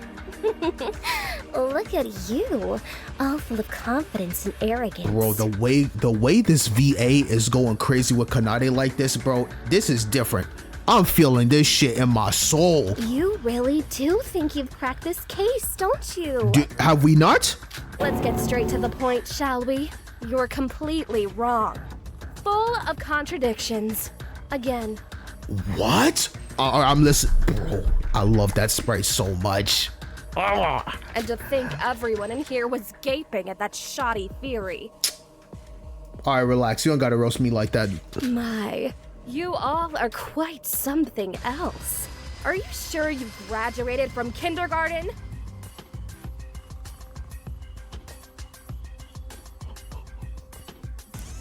God, oh my God. Why is she roasting me like this, bro? What? Everything we just went over was foolproof. What part of it is a contradiction? That's what I'm saying. Shobay's like, I mean, what's up? Here's a newsflash for the man of the news. This theory holds as much water as Setsuka's body holds blood. My God, she did not have to say that. So let's address the two big elephants in the room first. Shobai, you told us that after leaving the pool, we left the body at the station. Okay. And used the monorails to move to the ghost house, right? Remind me, whose e-handbook plus did we use when entering the ghost house? We said Setsuka, right? He said it was Setsuka's. Yup. Do you think that's possible? Bro,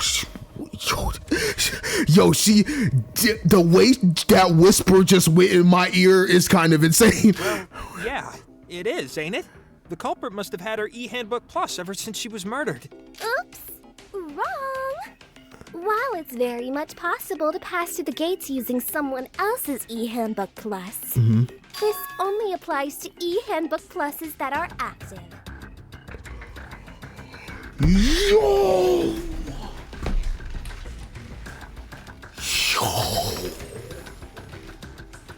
Yo, I can't.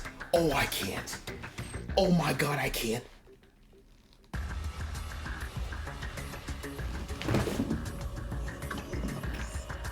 I actually can't. What? I forgot. Unless you have Setsuka's hands, the e-handbook is gonna turn off. How did I not think? Bro, Bro, we about to go right back to square one again, aren't we? No way.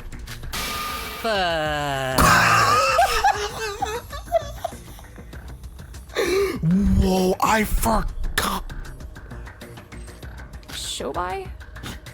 No. Shit. She's right. I made a mistake. I didn't. I see.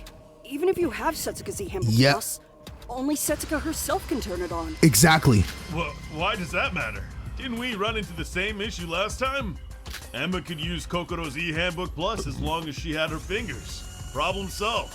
But bro, that was only possible because Emma cut off and kept Kokoro's finger on her at all times. Exactly. And if we have them set in like a bag, the time it takes for them to ride whatever and get to that location is gonna take too long. So it's gonna deactivate on its own. I don't know what time limit, I forgot what it was, but there's a time limit and then it's gonna go off and then we can never open it again. Shobai specifically said that the culprit left the body at the station. Or that too. Yeah, I forgot. Yeah. Oh man. If that's the case, then it would have been impossible to turn Setsuka's e-handbook plus on at the ghost house. You're right. My fault. I was tripping. No, I was thinking so differently. It takes a long time to get from Department A to Department C. It does. So there's no time. Even if you use Setsuka's fingerprint to turn the e-handbook plus on at the pool and ran all the way there. Yeah. It would have turned off by the time you reached the ghost house. Yeah. Miss Kanade is rather astute. I believe this matter was also brought up in the last trial. An e-handbook plus will enter sleep mode if unused after a period of time. Only the owner's fingerprints will awaken it. Yeah, unless you carry her stuff, but if her body's still at the station, yeah. Wait, speaking of Emma, why didn't the culprit just do the same thing she did? You mean cutting the fingers off and carrying them? Doesn't matter as to why. What matters is that they didn't. Setsuka's wrists were cut off, but her fingers were intact. Yeah. I mean, maybe she carried Setsuka's hand to turn on your e-handbook? Just as long as you had the fingers. Nah, that's probably not it. You can't just carry two disembodied hands out in the open. Yeah, it's true. It's not even possible. You can't even fit those in pockets or anywhere else for you to be able to move with them. It's impossible. You're literally stuck. Like, there's no way. Even if they're smaller than a whole corpse, you'd be fucked if they started bleeding. Exactly. You're basically so many full of holes there. Plus, then we'd just have gone in a circle when we wonder as to how they'd carry the hands without getting caught. Exactly. There's no way. Maybe they got lucky and had some trick to carry them without getting caught. And how would that be, Shinji? I have no idea. Really? Luck? Sure, I'll pretend that makes sense. Let's move on to the next problem. Hey, you can't just jump around like that. I thought I had a good idea. Yeah, no, it's flawed. Yes. You did a rather mediocre warm-up act. But now observe, as I bring forth my latest single, You're Full of Shit. The fact that this is all a warm-up? Bro. Dude, this is looking like potential trial of the century. Oh my god. So I said that the culprit hid the body parts near the ghost house to wait until Sora left the attraction. Yes? Yup. Tell me, little man, where exactly is that place? Where on this glorious island can you hide 10 body pieces? Fuck, she's right. Fuck! Oh my god! If there was a pile of body parts near the ghost house, anyone would have noticed it. Exactly. Hiding it inside a bag near the house would stand out. Curiosity would kill the cat for sure. Yep. Yet hiding them separately is also not an option. It would take a fair amount of time for the culprit to gather them all up, while still unnoticed by the others. Golly! You're not seriously going to say that the culprit also managed this through luck as well, are you? If you are both deluded and moronic enough to think that they did, allow me to present my own evidence. Sora! Yes, ma'am. She searched every nook and cranny near the ghost house. Right, Sora? I did. I actually did.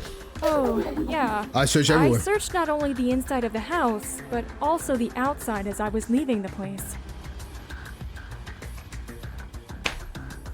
My mind is blown. My mind is blown. If there was a body hidden near the ghost house, I would have noticed it right away. Sorry, Shobai. No, wait. I'm not done yet. It might have not been the ghost house. Okay, you got something else? So, they hid it somewhere other than the ghost house? You'd like that, wouldn't you? Oh my god! Too bad we searched every other place as well. Sora, Iroha, and I searched basically everywhere in Department A. So there are no other options, Shobai. Yo, this VA is killing this, bro. But boy, oh boy, Kanade is fucking cooking. Time to go back to snoring and smoking. At least you can do that right. Damn! Oh my god, shot in the heart. I got shot in the heart with that statement. Dude, do you even hear yourself sometimes? You just shot yourself in the foot. Oh, are you saying that because she was investigating somewhere, she could have just lied and said, I was searching this place, I found nothing, but there's really something? You're saying that you, who I suspect is the culprit, searched Department A.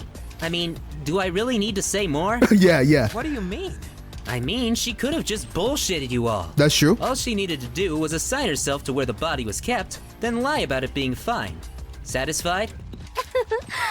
So, correct me if I'm wrong, Shobai, but you're saying that the body was hidden at the opposite end of the park from the ghost house? Because that's where Kanade searched. And it takes too much time. Wait, bro, Kanade is literally flawlessly hitting every contradiction. What the absolute fuck? Eh? Literally. The place I investigated was that area.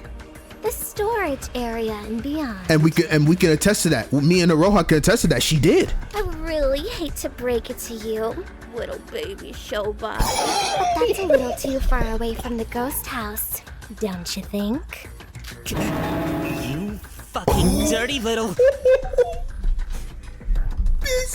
This game is cinema. What? Wait, what's going on? Is there a problem with it being that far? Yes, there is. One thing you guys have focused on is the idea of being inconspicuous and stealthy. So we can rule out the idea of the body being moved when everyone was running about in Department A, right? Yes, we can. Yep. The culprit must have moved the body part sometime after Sora left the ghost house, which was at 1936. And according to the gate records, the culprit carried the body parts inside 6 minutes later at 1942. So... It's impossible with how far I am for me to go from there and get into the ghost house at 9:42. Bro, Kanade is cooking. Bro, she's truly the GOAT. I swear to God. Oh my God. I see the problem. Yep, go ahead and spell it out for me, Yuki. If you hid the body parts too far away from the ghost house, you wouldn't be able to retrieve them within 6 minutes. Bingo! Sora even said that she looked around the outside of the ghost house and found nothing. So if you want to be really specific, we have to take that extra minute or two into account as well. That means the culprit would only have about 4 to 5 minutes to move an entire assortment of body parts. If you want to move all 10 body pieces within that time limit, you would have hit it somewhere close to the ghost house. Get the picture? Yep. Damn. Bro, Kanade is so like 10 head, not even 5 head. She's like 10 head. Literally, like, I have never in my days ever believed there could be a smarter character than her. She is smart beyond belief. Wait, didn't Shobai say that both Miss Big Sis and Little Sis were in cahoots? Maybe if they split the workload. This again, yeah. You're as bad as Shinji. I've already said that accomplices don't matter here. Alone or with company, you'd still be making 2 round trips. Which is still not enough time. It wouldn't even matter if the body parts were hidden in the nearest storage area. Yep. Making 2 round trips within 4 minutes is completely and utterly impossible. Yeah, I agree. Unless you're some sort of superhuman that can teleport. This really is unfeasible. And the only person that could do that is Mikado, and he doesn't even have that power here in this killing game. So literally, that's cooked. Superhuman that can teleport? Mikado can teleport. Does that mean he... Bobblehead, please stop talking, please. Oh, come now. Have you not already been over this? Thank you. I am not permitted to use my magic in relation to murders. Please do not tell me you've forgotten this crucial fact, Miss Nijiue. I know using your brain is quite challenging, but try not to keep disappointing us. Oh my God, Aroha, I want to defend you so bad, but you literally just give me so many reasons that I just can't defend you. He's valid for that. Another impossible task. So many things in this trial don't make sense. What's going on here? Shinji, I'm the same as you. I'm in a fucking roller coaster. Shobai, is there another way? I don't know if there is. Like, we're at a standstill. I don't even know at this point. Dear, oh dear. Your idiocy has left our class in quite the state, Miss Nijiue. You've left them with no choice but to ignore you because of your stupidity. Just say Mikado. No, they love me. They're ignoring you because you're so annoying. And you smell. Damn. Oh my God, both of you, please just be quiet. Yes, let the grown-ups continue talking. Thank you, Queen. I appreciate that. Was Shobai theory wrong? Kanade definitely has a point here. Moving a body in 4 minutes? It's how on earth did a culprit move this body? Bro, I need to see some points. Something's got to come through. Because my God, what? I'm like, I don't even know. Does the fireplace have something into play here? No use trying to think of another way. Let's look at fireplace for now. It would be impossible to move the body that fast. then I guess Shodai's theory was wrong. Wait, that means the culprit moved the body without using the monorails. So they relied on luck and hoped not to get caught? Is that really what happened? I know, you have to have insane luck. Can't think of an alternative. Then I guess that's the only solution. One sec. The gate records were rigged, right? In that case, the culprit stayed inside the ghost house for 2 minutes between 1755 and 1757. So it's simple. They hide the body and cut the fuse during those 2 minutes. It's certainly possible. Given the lack of lighting, Miss Sora may very well have missed the body. After all, there was no other possible time that the culprit could have caused the blackout in the ghost house. Try to think about the contradiction in the ghost house structure. It's a class trial. Not even the smallest of contradictions are gonna be allowed. If I keep in mind the structure of the place, I just gotta let the one with the incorrect statement know. Okay. It's no use trying to think of another Alright, way. what was the fuse box? When you enter into the ghost house, in addition to the crime scene of the altar, there's a fuse box installed on the side of the altar. All the wires inside the fuse box were cut, so because of this, it can be deduced that at the time of the crime, the ghost house was blackened.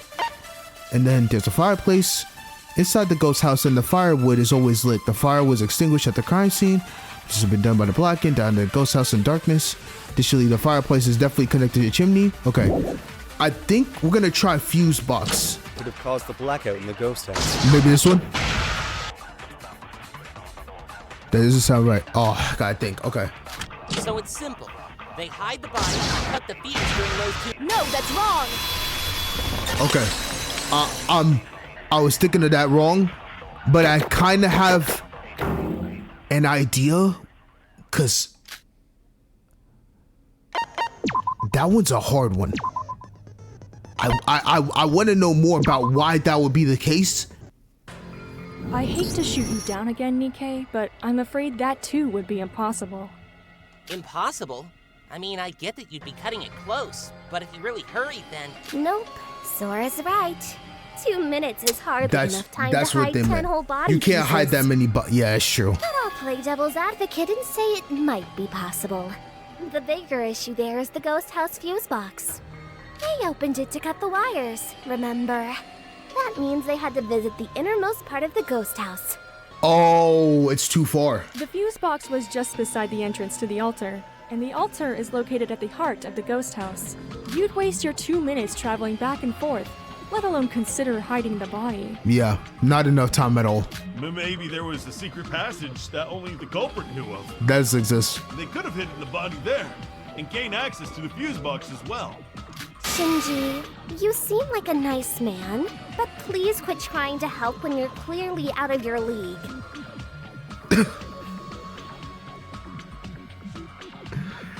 Oh my god, Kanade has been cooking every single person in this trial. Shinji, I'll say you got it lighthearted, low-key. But at this point, just stay quiet. There's no way that kind of passage would exist. And this brings me to my next point. If the culprit really did carry the body to the ghost house, the person who saw them should have noticed it. Okay, Iroha, you're up. Did my sister enter the ghost house holding something in her hands? What are you talking about? I'm so confused! She's so lost.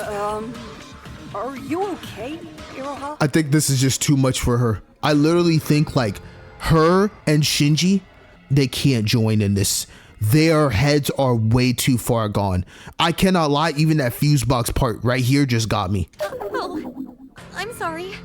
I didn't expect for everyone to start looking at me like that. It caught me a bit off guard. What are we talking about? She's gone. Iroha, it seems like you're not very fond of the fact that you have your head attached to your neck. Would it kill you to please pay attention? Or do I need to smack a bitch? Smack a...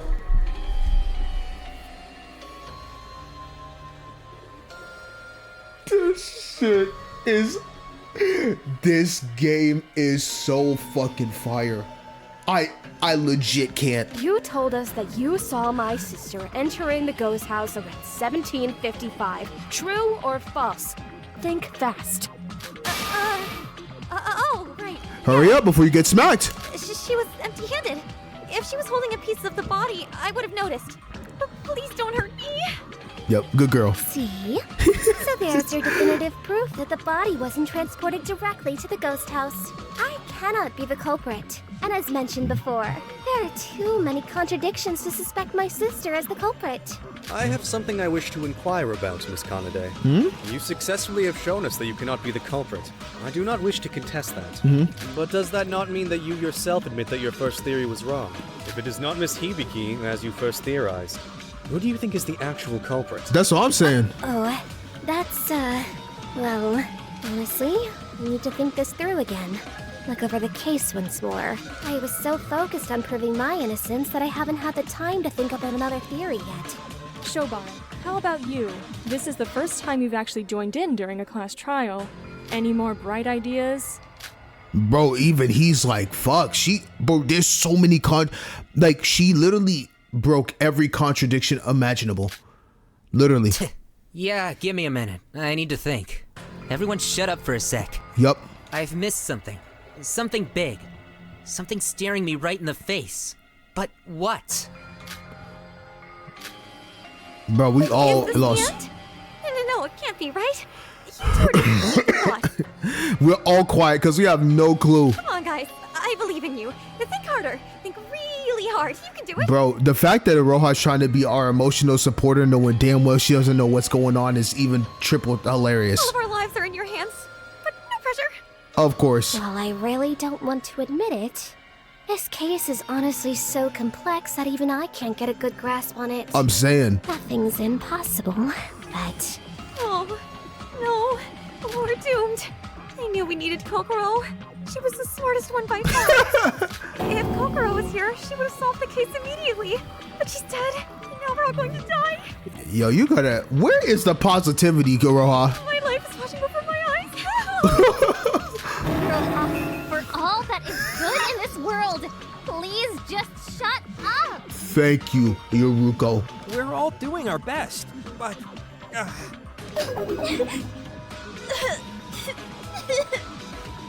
I'm tired. I want to go home. Papa!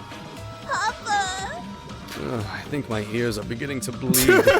Please, would someone clog her mouth She's or like, something? bro, this man Makoto's like, I am so sick of her crying, bro. If someone don't put a sock in her mouth right now, bro, I might do it my damn self. Even Yuki's like, man. Shinji's like, well, Shinji doesn't know what's going on. We've made it through 2 class trials, and this shit is more complex than any class trial I think I've ever had to experience with. I think my head is exploding because I don't even have the brightest of clue. Brightest. At first I was like, wait a minute. All the laws were hitting Hibiki. Then Shobai comes into the mix and goes after Kanade. Now we're sitting here like at a straight standstill, like, bro, everything's contradicting. Neither of these were easy, and we ran into a few hurdles along the way. But this is the first time we'd all genuinely ran out of ideas. We all stood out there, our faces full of either fear or confusion. No one said a word. The culprit in this case, who is it? How did they kill Setsuka? Even Kanade, the smartest of all by a country mile, has left dumbfounded and perplexed and she can't solve it. How can someone as ordinary as me, a girl with no brain or talent, stand any chance of helping solve this case, bro? We gotta just think as the best way we can. Sorry, we probably have nothing in our brain right now, but something might come through. Huh? Kanade. Alright, that took a bit longer than I would have liked, but we finally got there. Oh, she got something? Everyone, I figured out who the culprit is. Huh? Really? Oh, Kanade, I knew you'd be the one to save us. Never doubted you for a moment. I can't lie. Before that, though, I owe Shobai an apology. And a thank you. Without him, I would have mistakenly voted my sister as the culprit. A mistake I would have never forgiven myself for. Okay. Nor would I have realized the gate records had been rigged, and that my sister was used. Used? So you admit to the fact that Hibiki is an accomplice? Not at all. My sister wasn't an accomplice. She was just used as a pawn by the real culprit. Huh? And I hate the fact that I hadn't noticed that. But I'll spare you all the self-pity. This murder was carried out by a single person. A really meticulous one at that. So who is it? Before I say their name, let me recount the 3 key clues that led me to this conclusion. Okay. First, First, just as Shobai said, they are left-handed. Second, they lied and provided us with a false account in an attempt to use my sister as a scapegoat. And third, they made sure to have an alibi during the parade so that they could freely move around the monorail. By process of elimination, that leaves only one person. I'm sure you've all realized who I'm talking about, right?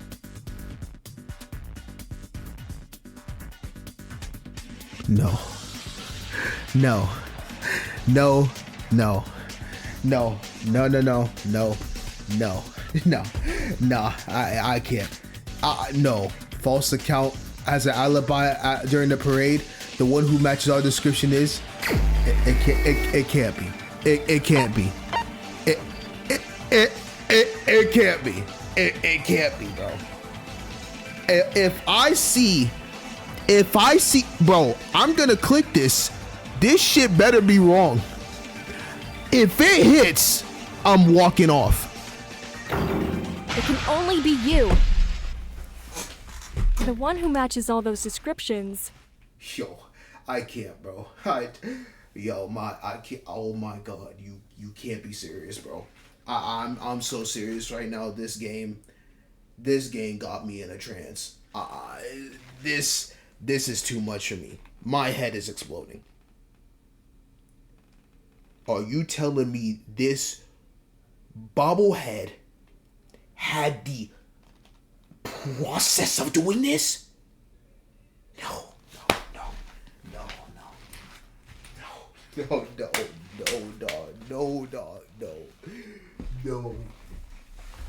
No fucking way. No fucking way, bro.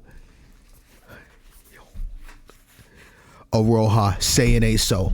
Is you. Iroha Nijue. My god. Oh my goodness. 3 cheers for Kanade. She saved us all. Hip hip hooray! Hip hip hooray! Hip hip caught. No way. No way. Already? What the fuck?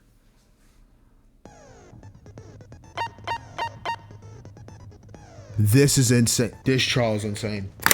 This trial is actually insane. All right, let me look at these skills real quick before we start. All right, everything I think is gonna stay the same because I'm gonna need. I think terminal talk shoot's gonna stay the same. We didn't do no zero gravity, nor the hangman's flashback, so everything's just gonna stay the same. Let's continue, bro. This trial is about. It's looking like trial of the century. The person who matches all the descriptions that Kanade mentioned is you, Iroha. And it's facts. Wait, no. Why am I the culprit? Why am I being accused all of a sudden? Shobai doesn't have no rebuttal right now. Oh, I'm gonna hear this out. Now that we've established their identity, allow me to go over the crimes step by step. All right, I'm listening. Sora, could you show me the pool gate records once more? Firstly, like Shobai said, Setsuka died at the pool in the morning. Okay. Iroha had called her there for that very reason. So Setsuka enters at 8:44, and Iroha enters at 8:45. Okay. Wait, I've never even entered the pool, like, ever! Cross my heart! No, that's enough of your whining. I'm talking now. She said the big girls are talking. Sit the fuck down. First you frame my sis for the murder of her friend. Then you have the nerve to set me up for the fall.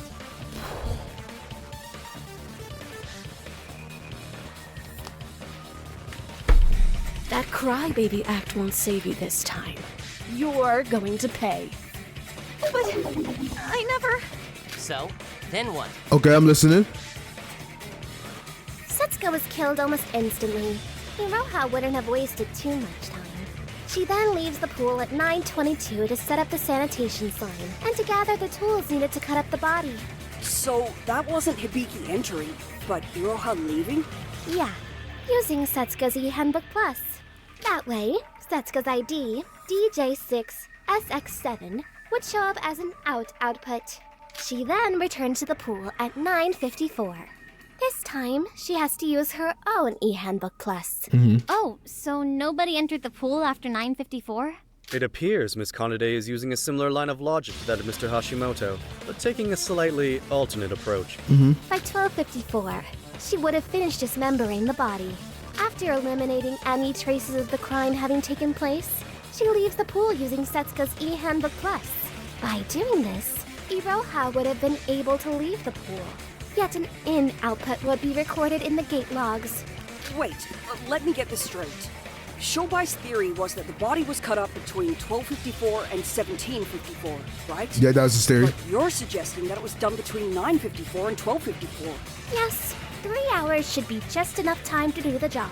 Yeah, because Shobai did say you need about an hour more, and the original plan from the ghost house was 1 hour and 45 minutes. So an extra hour would put it at 2 hours and 45 minutes. And with this logic of it being we left at 3 o'clock, that gives her enough time to do the job, finish, and then dip out of This there. also helps us answer the question as to why it took 3 hours just to bring the dismemberment tools. Yup. That's a good point, actually. Wow. While Shobai's theory made sense, we never were able to explain that 3-hour gap. Okay, so we're now saying that the dismemberment process was already done by 12:54? But then why did it take so long for us to find the body? Hold on, I'm not finished yet. I can explain that too. It's 12:54. Iroha decides to keep all the body pieces in one place before leaving the pool. Like you guys said, nobody would enter the pool, provided the sanitation sign was there. Hours later, she returns to the scene at 17:24 and uses her own eHandbook Plus to get inside, grab the body pieces, and leave only 1 minute later, 17:25, utilizing Setsuka's eHandbook Plus to leave the pool. That is so fucking smart. By my calculations, this route is able to perfectly explain the gate records of the pool without contradiction. Bro, that is absolute perfect logic. Bro, is Bobblehead Roha this smart? Bro, I don't know what to think anymore.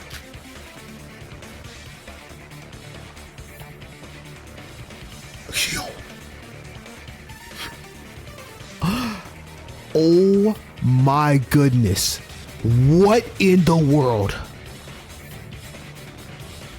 That's crazy. That's a good. I see. Yo, So it was possible to rig the records even without an accomplice.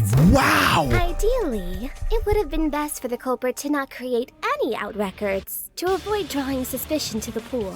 But both mine and Shobai's theory have limitations in that regard. Perhaps the culprit had a reason to do so, or perhaps it really was impossible for them. I haven't figured that part out yet. I just can't believe it. It was Iroha all along? Wait, there's gotta be some sort of mistake. I promise you I didn't do any of this. Bro, I want to back you up, but I feel like Kanade is making so many valid points. Brother, this is one of the most complex characters ever. Kanade is truly the GOAT. You shut your mouth. Damn! I'm not done yet. All right, wait, listen. Where was I? Ah, yes. After finishing up at the pool, Iroha moves the body pieces to the Department C monorail station. She then runs over to Department A. But isn't that what Shobai theorized? Hang on, I'm still not done. Now's the important part. Everyone, so pay attention. stop talking and let the GOAT cook. After Iroha arrives at Department A, she enters the ghost house at 17:55. Here, it doesn't really matter whose eHandbook Plus she uses, but it was probably better to use her own. I'll explain why in just a moment. Once inside, she cuts the wires of the ghost house fuse box and uses Setsuka's eHandbook Plus to leave. Alright, slow your roll, Chief. What the hell are you on about? Okay, Shobai, what's up? I said that exact same thing earlier, to which you claimed was impossible. If Setsuka Chiebukuro's hand is at the monorail station of Department C, then how are you going to turn her eHandbook Plus on? Yeah, I was going to ask that too. But I guess he was faster. Kanade's like, This theory of yours is nothing short of copying my theory, but swapping your name with Bubbleheads. It's a shame I hadn't copyrighted that theory, or else I could sue you for a real bout of plagiarism. Oh, you haven't figured that part out yet. That's a shame. Well, guess I'll have to point out the obvious. Notice how you think you're one step ahead and think like you're gonna catch her, but literally Kanade is talking all facts. All facts. In order to turn on Setsuka's E-Handbook Plus, you would just have to carry the hands, right? But Kanade, didn't you yourself say that was impossible? Yeah, that's what I said. It's impossible. I did, yeah. But that was when we were talking about Sis.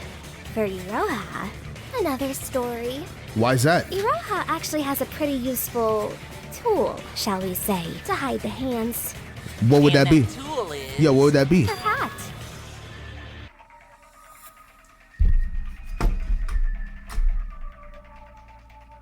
No fucking way. No fucking way. Brother, are you saying she was walking around with Setsuka's hands on top of her head? You know how diabolical you have to be to do that? What? Ew! That's crazy. Both Sis and I have no real way to carry the hands without being caught. Exactly. Our pockets are too small to hide the hands in, and they would unnaturally stick out if we hid them under our clothes. You'd need to find a way to both not be seen and also be able to pull it out at a moment's notice. This is a case where every second counts. The hand must have been readily available whenever necessary. And you're suggesting that the hiding place was Iroha's hat? For sure. If you put the severed hands on your head and then put the hat on top, it would look perfectly fine. It would also be easy to grab one for using Setsuka's E-Handbook Plus. What do you think? Pretty handy, huh? And while Iroha's hat isn't technically a tool, it does the job and is part of her outfit. And you... Nobody would suspect a thing. Literally. I would never even think of that. Like, I would just sit there like she just always has her hat on. But for her to carry it on her head and she's like talking to us willy-nilly about think positively. Come on, bro. Bro, Iroha, it's not looking good for you. She had two severed heads on the top of her head. Just the thought of that. It's mind-blowing. That's disgusting. Why would I do such a horrible thing? And the one who entered the ghost house was Sabiki, not me. I saw it with my own eyes. I'm telling the truth. But we have nobody that can account for you though, Iroha. That's the problem. You was by yourself and you said Setsuka had texted you on the side. Was that could have been a lie? Also, you're the only one that so quote unquote saw Hibiki, but you're the only one. So how can anyone approve of this? That's exactly why I'm suspecting you, Iroha.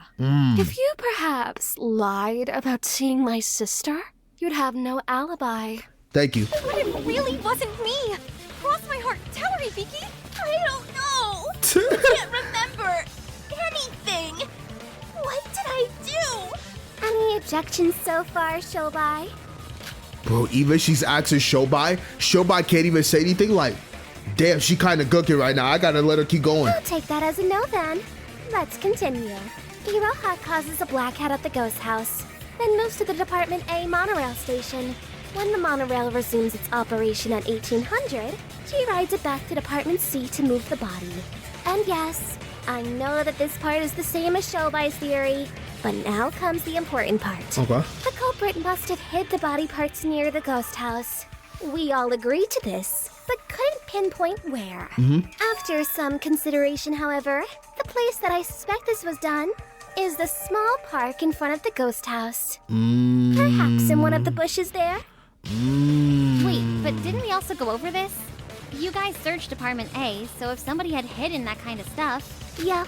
Yet another reason why I'm suspecting Iroha. Iroha was in charge of that. Oh my god. Oh my goodness. After all, it was Iroha who investigated the park area. Yo, this game is... I can't. This game is amazing. When accusing me earlier, Shobai said the culprit could hide the body in the place they were supposed to investigate. This didn't work for me, because I investigated the place furthest from the ghost house. No time to carry the body there. Yet the park that Iroha investigated was right across from the ghost house. Distance-wise, she'd have no problem. I actually can't believe this. And Iroha, you need to fight for yourself right now, because right now, I am agreeing with everything Kanata is saying, and it's looking like you about to be this culprit, for real. I'm dead ass. Holy cow, so it was like Shobai said! She just pretended to investigate, then lied about there being nothing! Liar, plans for hire! I mean, pants on fire! Your pants are on fire! And you're a liar! And just exactly what part am I lying about? You were the one who told me to investigate the park area. How was I supposed to know beforehand that you would assign me to that place? I mean, that's true. That's true. Actually, okay, she does bring up a good point. I see. That was my bad. Had I assigned someone else, this case would have been over in a flash. You're telling me that Kanade assigned you to go there and you somehow... Aroha, did you do that out of sheer luck? But in my defense, I had no idea you were the sick monster that mutilated Setsuka back then. However, even if I had assigned you to some other place, wouldn't you have volunteered to investigate the park? Yes, I'm sure you would. What? That's not true. It doesn't matter, really. Sora investigated near the ghost house, so the only option left for you was probably the park. Yo, I was wrong. This actually might be trial of the century. One way or another, you would find a way to investigate the park. I am bro, my emotions are going through the absolute roof, bro. This is like the third time we backtrack, and now we're looking at Aroha like crazy. I've got to give it to you. You're pretty smart for a whore. She did not have to say that. I always took you for a dumb, stupid, pathetic, useless, moronic, whiny airhead. Guess I was wrong. Well played.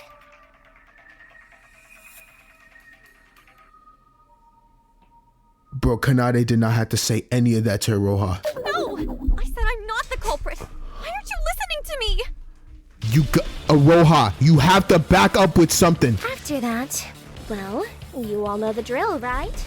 She hid the body and rejoined us, pretending to join the investigation. Then, after seeing Sora leave the ghost house, grabs the body from the park and takes it inside. This was around 1942. Having previously used Setsuka's e-handbook plus to gain entry, she swaps to her own e-handbook plus at the ghost house. That way she'd be able to create an ID from around 1750 without an out record. She's also now running against the clock. Retrieving Setsuka's e-handbook plus would waste precious seconds. She has no other choice but to use her own e-handbook plus for the sake of convenience. And that is why I said she would have used her own e-handbook plus first. Everything she's saying, it's all logical. I'm dead serious. Like, I'm actually like, the fact that I'm actually following this is kind of crazy. Like, Aroha, this really could have been you. Bro, I'm looking at you different now. Aroha. Once inside, we enter the final phase of the plan. She puts the body parts on the altar, uses the blood packs to create a bloody mess, and then, with all the decorations done, she hides behind the sliding screen near the entrance. After the body discovery announcement, she pretends like she just entered the place, and voila! From body moving to false alibi to false evidence, she did it all by herself. This is the truth of the case.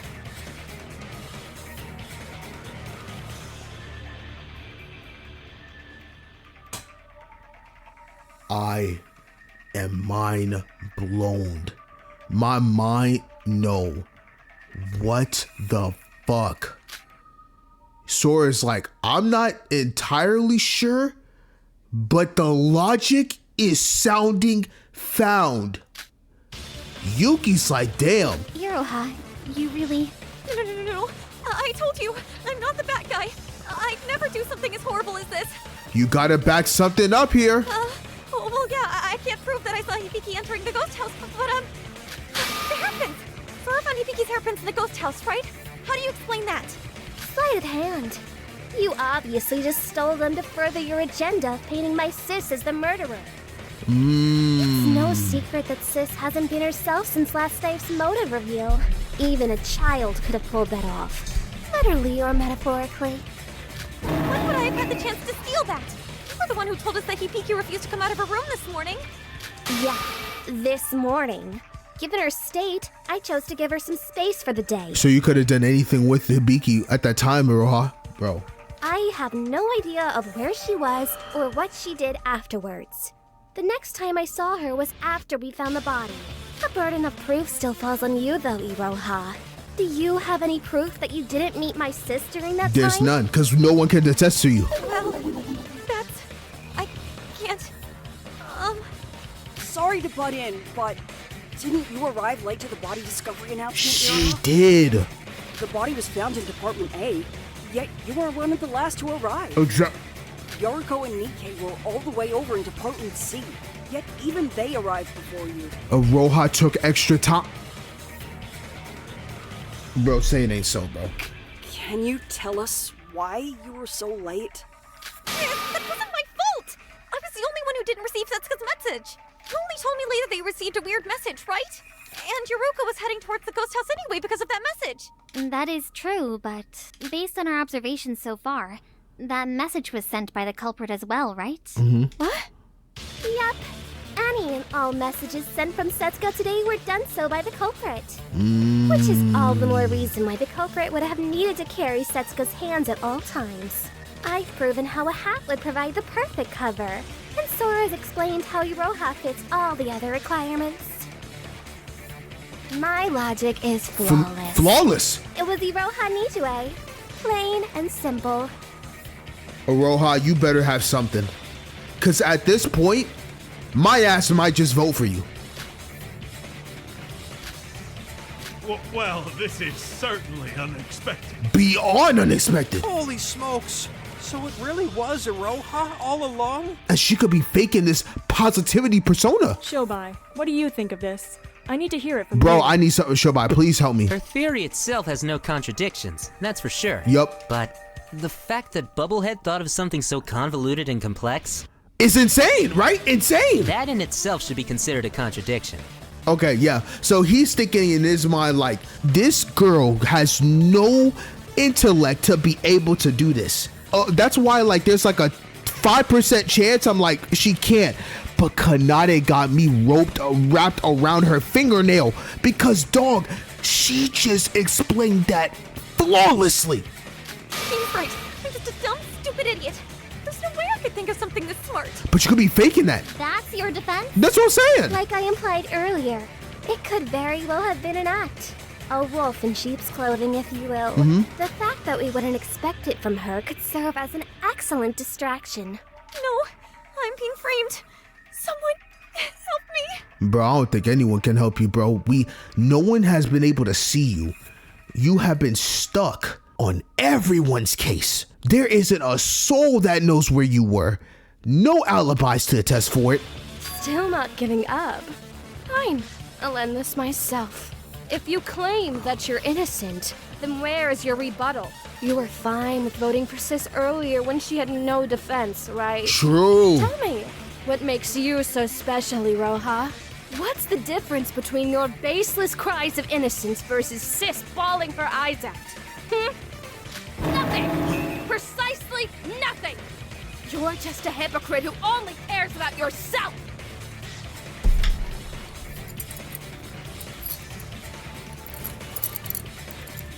I gotta put this back on. Nope. That's a demon. I can't. The more you protest, the tighter that noose around your neck will get. Oh my god! And I can't wait to see it snap. This is no. Like, stop. Nope. I can't. Nope. I can't see that face, bro. You see that? That is diabolical in every which way, bro. The power of Christ compels you. Lord have mercy, bro. But she's not flawed. That's the craziest part. Dog. Do the smart thing, Iroha, and just give up. Bro. Seems like Iroha's backed into a corner, bro. I don't think there's no saving her. And she can't fight her rebuttal. She might be cooked. But is she really the culprit? Kanade and Shobai did most of the reasoning, and doesn't seem like there's any contradictions. If the two smartest people have arrived at this conclusion, I guess we have no choice but to accept it. It appears silence has befallen you all once more. Can I take that to signify you have reached a conclusion? Aroha. Bro, Aroha, say it ain't so, bro. Please say it ain't so. As this is our third-class trial, I'm sure you need no reminder. However, please make certain of your decision before voting, as you cannot rescind your vote once submitted. Ladies and gentlemen, use the panel in front of you to vote for who you believe to be the culprit. Aroha, they are all sounding sound right now. Every logic that Kanade just pulled out makes me want to vote you. I pray someone comes through, because as of right now, it's not looking good for you in the slightest. Will you make the right choice or the dreadfully wrong one? What is it going to be? Objection! Mikado in the case now? Bro, what's going on? Bro, this case got me. My head is spinning. I'm telling you, I think I'm actually losing my mind. Another objection? My only wish is to do my one job without interruption. And yet... What is it, Mikado? This is what I'm saying. Firstly, that was rather fun to yell. I should make a note of that. Secondly, hold it! I have new evidence I wish to submit. Alright, we're listening. For a while now, I've been unable to shake this feeling in the back of my mind. As if I had forgotten something. Only now do I realize just what that was and how crucial it is. Get to the point! According to Miss Kanade's theory, Miss Nijiyue should have dismembered the body between 9:54 and 12:54, correct? Mm-hmm. But take that! I present to you my own eyewitness testimony. I personally can confirm that I saw Miss Nijiyue goofing around and painting near the harbor at approximately 11 a.m.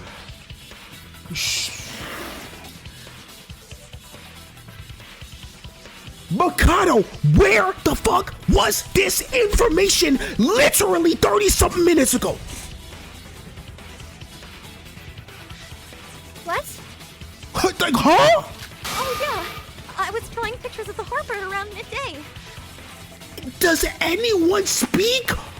Why in the world are y'all waiting so damn late to bring this shit up?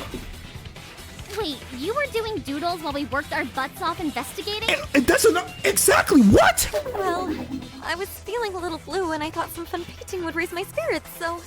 She was feeling blue. We're in a case where all of us can die, but she's feeling blue and she wants to decide to go paint, like, oh, let me make a nice little painting, you know. Wow. Oh yeah, by the way, Setsuka's entire body got dismembered, but you know, it's okay. What? That doesn't matter right now. The important part is that if Iroha was at the harbor at around 11 in the morning... She couldn't dismember the body. Oh my god, Mikado, you probably brought some crazy ass evidence. And that means Kanade's theory is completely wrong. Who's the killer? I don't know anymore. Yo, what? Mikado, I'm so sorry for anything bad I ever said to you. You saved my life. How can I ever repay you? Going away and never talking to me again would be a good place to start. Honestly, facts. I only stepped in because we'd all die if we voted wrong. I most certainly didn't do it for you. Damn. Anywho, now comes the fun part. Realizing that we've wasted all our time going in circles. Bro, are we really about to go in a circle for the 4th time? This trial is one of the greatest trials of all time. Actually, insanity. Once again, we return to square one. Who else can we accuse today? Any takers? Now hold on just 1 second. Are we sure we can trust this guy? Okay, Shinji, what's up? Bro? I don't want to think it was Iroha, but we have to take everything Mikado says with a grain of salt. I mean, you ain't wrong about that. Mikado enjoys messing with us, right? What if he's doing just that and trying to throw us off the scent? How rude. Like I said, an incorrect majority vote would result in the death of us all. This includes the charming, witty, and handsome Mikado Sanoji himself. And he's me! We only have your word for that! Maybe you're the one behind all this and we're hoping to survive on your own! I mean, he's also right on that, because now, the next thing now, Mikado, where is your testimony? Like, I know, Mikado, you're saying that you saw Iroha, but on what basis could we prove that? After all, you're the one who gave us those motive videos, right? Yeah, that's true. Wouldn't it make sense to suspect you've masterminded all of this? Shinji's right. You seriously think we're gonna believe a word you say after all you've done so far? Yeah, true. I'm surprised you even have the audacity to speak up, given how we all hold you in unanimous contempt. If it wasn't Iroha, then this case becomes unsolvable. She had to have been at the pool. Yeah, I'm sorry, but I also can't believe his words that easily. Remembering all that so last minute, it just doesn't feel right to me. If it wasn't for his account, Kanade's theory is perfect. I'm saying. But he doesn't gain anything from lying, right? His life's on the line here. That's also true too, Yuki. Mikado's many things, but suicidal? I'm not so sure. If it was anyone else, even someone as shady as Shobai, I would have at least tried to believe it. But Mikado? Dear me. Oh my god, Here you I get was cooked. hoping you'd all finally accepted me as your classmate. I think it's gonna take a long time before I don't even think that's ever going to happen. But I'm listening. Am I truly that untrustworthy to you all? Yes. Of course! You're the mastermind, for crying out loud. Literally, I don't blame them. You're the reason why we're here. You're the reason we're doing this class trial in the first place. Just this once. Please believe in Mikado. Or if you hate him that much, then please believe me. I really am innocent. I swear on my sketchbook. I'd rather lose my writing hand than trust a freak like him. Bullying is not okay. Shame on you all. See? He's not even taking this seriously! Man, is Iroha really the culprit? She seems really determined to claim it wasn't her. Is she telling the truth that she's being set up? Or is it all an act like Kanade suggested it might be? Mikado said he saw her at 11, but that alone won't be enough to save her. Exactly. I should try and think of something as well. I should focus purely on anything related to Iroha in this case. Whether or not I can find something may very well determine the outcome of this case.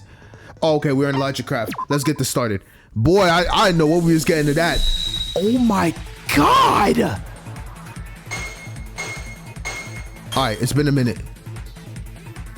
Alright. Thank God for the for those abilities, boy.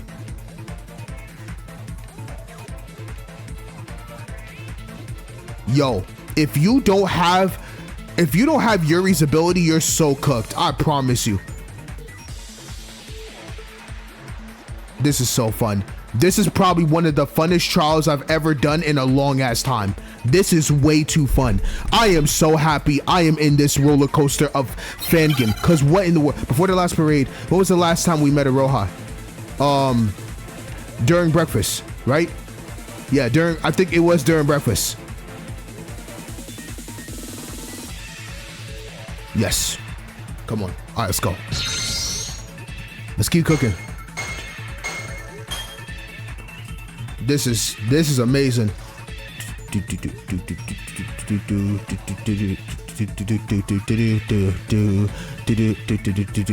Yo, they have red markers now? I died for that. Are you serious? That was a two-way mix-up. How was I supposed to guess that 50-50? Man, oh, if I still had my fighting game skills, boy. All right, now go to the top. Boom. The yellows must hurt a lot, but those reds, yeah, nah.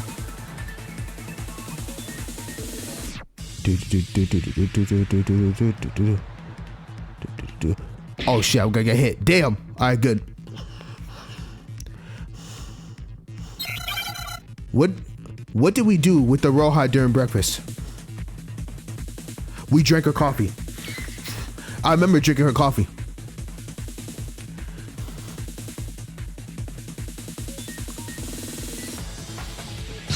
Boom.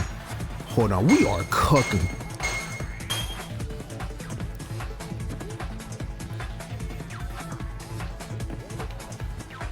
Like, if you don't have Yuri's skill, you are fuegoed.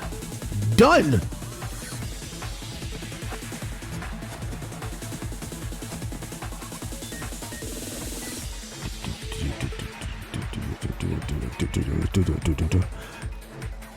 This is such a vibe, bro.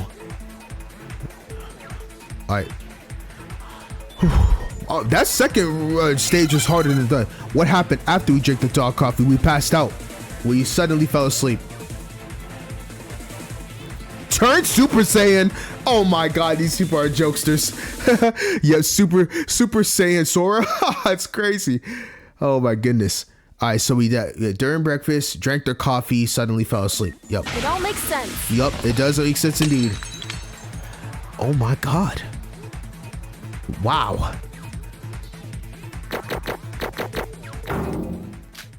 I'll take that. Let's go. Everyone, wait a second. Sora? What's wrong? Something just occurred to me, and while it doesn't have anything to do with Mikado, it's now making me doubt Iroha as being the culprit we're looking for. Mmm. Thank you. You're welcome, Iroha. I'm sorry. Low key, bro. Kanade had me.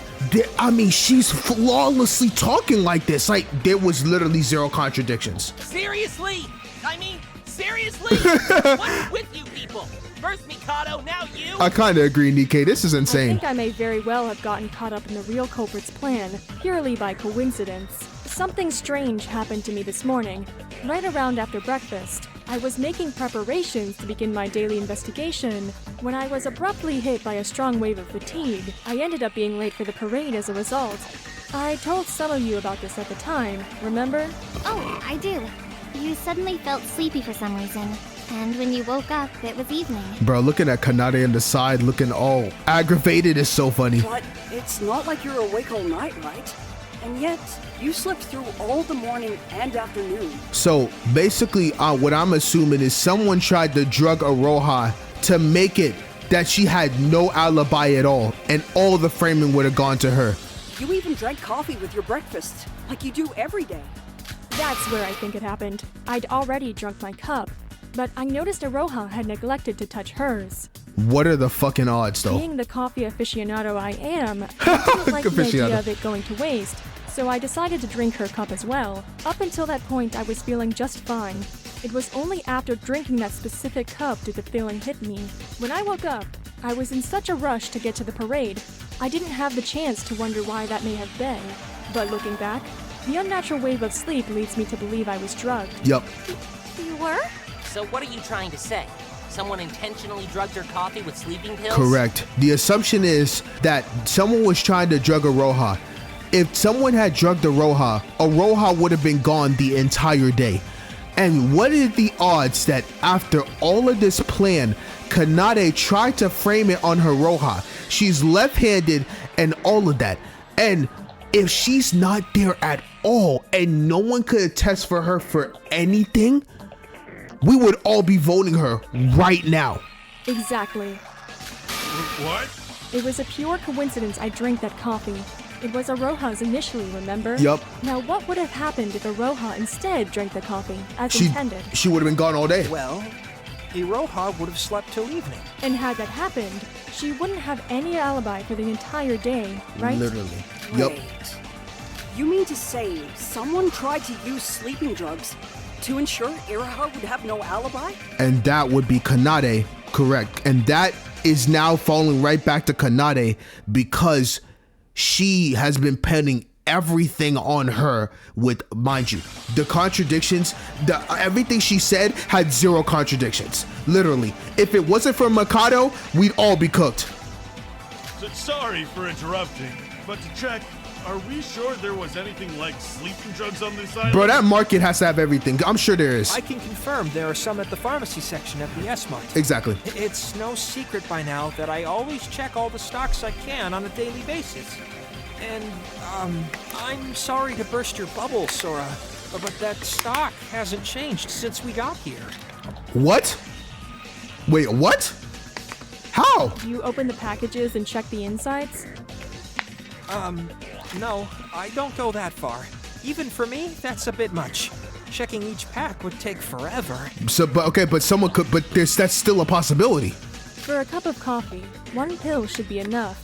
Tedia would have noticed if they had taken an entire package. It's not definitive proof, but there's a possibility, so bear with me on this. Okay, I'm listening. Let me get this straight. You drank a cup of coffee that you believe was drugged with sleeping pills, right? But why would someone prevent Iroha from having an alibi? What would they gain from that? Wait, I know. There is someone who would benefit from all of this. The culprit. If Iroha had no alibi, then Iroha would be an easy target to frame. Exactly. Right.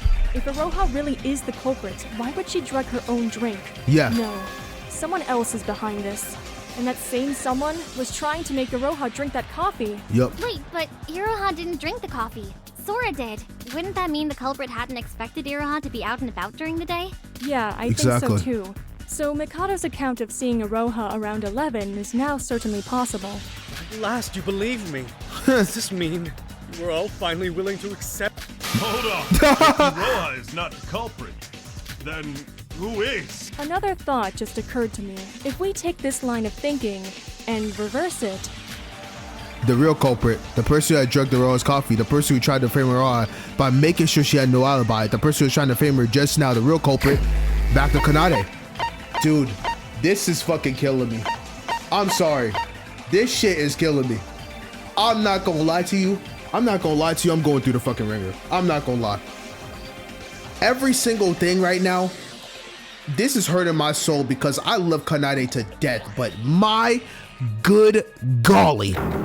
it can only be you. Bro. The culprit drugged Iroha's coffee to make sure she had no alibi. By doing so, she would be the perfect scapegoat. Yup. You know what's so insane? Hold on, actually. So I'm about to pull up this time frame. Sorry, I'm about to yap for a second. Because I need to take these off my ears real quick. Because this is so fun, I can't lie. Kanade took Iroha and used Iroha from the jump. She has been meticulously knowing, oh, she's left-handed. Oh, she's this. I am in disbelief with how crazy Kanade has been doing this. How did she use Hibiki from the start to covering her own self up and using Iroha as a backup plan? Can you? I actually can't even believe that. This is mind-boggling. Literally. This is one of the craziest trials of all time. Literally. Yo. And only one person has tried accusing Iroha so far. Talking about you, Kanade Otonokoji. You're the mastermind behind this case. Right back to her. But wait, hold on! We're back to her? Didn't she just explain to us how she couldn't be the culprit? Yeah. Well, I appreciate you helping me, Sora. Kanade being the culprit doesn't make sense. What? Bro, she's been framing you this whole time. No, I think Sora may be onto something.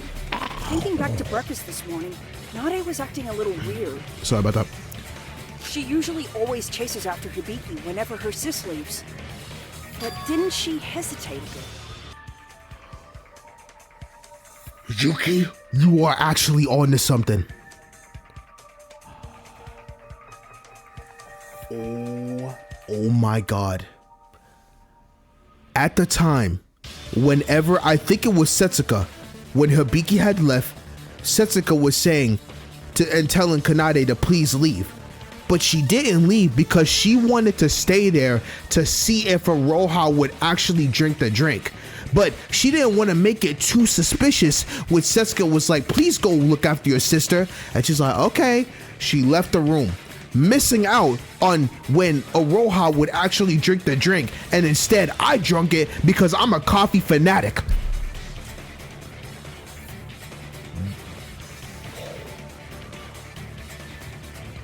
This is trial of the century. Yup. Sis, I'm going to take a nap in my room. Wait, sis, where are you going? You haven't even finished your breakfast. Setsuka was like, it looks like Hibiki's still struggling. Come to think of it, she's reacted the worst out of everyone yesterday. She's really going stronger after MS case, but it looks like she's reverted back to herself. Well, we can't help it, but it seems like everyone except Ro has finished their meal, so let's get moving. Kana, you stay at Biki's side for now. What but? Exactly. What but? No. She wanted to watch Iroha drink the drink to confirm it. And then Setsuka was like, yeah, she's her family. You gotta go on. She's like, alright then. Yeah, she did. Wow. Only after Setsuka prompted her to leave did she reluctantly follow after her. Exactly. I assume she To not wished be to make suspicious. certain that Miss Nijuyue had drunk her coffee. Exactly. Yet unfortunately, unbeknown to Miss Kanade, it was Miss Sora who actually drank the coffee. Miss Kanade is both thorough and also highly intelligent. if she really is the culprit. Bro, she's one of the most intelligent women imaginable. Bro, you cannot tell me Kanade is not the greatest character alive. Actually, I'm at that point now to where I think she might be the GOAT of all GOAT fangan characters. That's how I feel right now. Literally. I love all fangans, don't get me twisted. But it's something about her that's like, I cannot believe this. Then it was crucial for her plan that Miss Nijiue were to be drugged through the day. Naturally, she would have wished to confirm such with her own eyes. All that preparation just to be foiled by someone's love of coffee. Damn, talk about unlucky. Super unlucky. Is that not just the way of life, Mr. Yomiuri? Sometimes fortune is kind and permits something inconceivable to occur. Wow. While other times it is cruel and prevents a certainty from happening. The same can be said for people. Bullshit. What? First Shobai, now you. What is it with you people in trying to frame me as the culprit? I go out of my way to explain to you how and why it can't be me.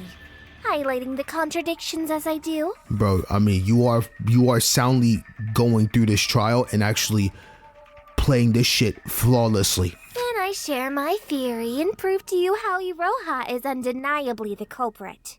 Wow, just how much refuting am I going to have to do today?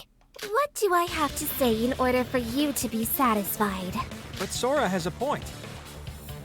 If there really were drugs in Iroha's coffee, then she would have slept throughout the entire day. That'd give her no alibi at all. You guys really are determined to create your own truth, huh? Fine. I guess I'll be the adult here and explain step by step why that thinking is flawed. How much more does Kanade have in her bag, bro? There's no way. First things first. The drugged coffee. That's a bit of a stretch, wouldn't you say? Why's that? Need I remind you, Mikado's the one who makes our meals. Fuck, she's the... Oh my god, what the hell, bro? It'd be impossible for me to have any control over the food and drinks we get. Yup. No, it isn't impossible. Oh, okay. Both Teria and I can confirm that Mikado prepares our meals at a lightning speed. He actually does. Oh yeah, she's right. Sora and I both woke up early a few days ago and decided to go wait in the dining hall together. But when we got there, the food was already prepared. Damn, Mikado is a lightning speed guy. Mikado had sorted our breakfasts out even before the morning announcement. I certainly do. You know what they say. The early chef dominates the culinary world. Bro, you should have just been a chef instead of doing whatever this mastermind shit is. Is that an expression? I'm not sure. Oh well, it's mine now. Copyright Mikado Tsunogi. I prepare the food way in advance before you even wake up. Aren't I such a good host? Rodin Gamzee would be proud.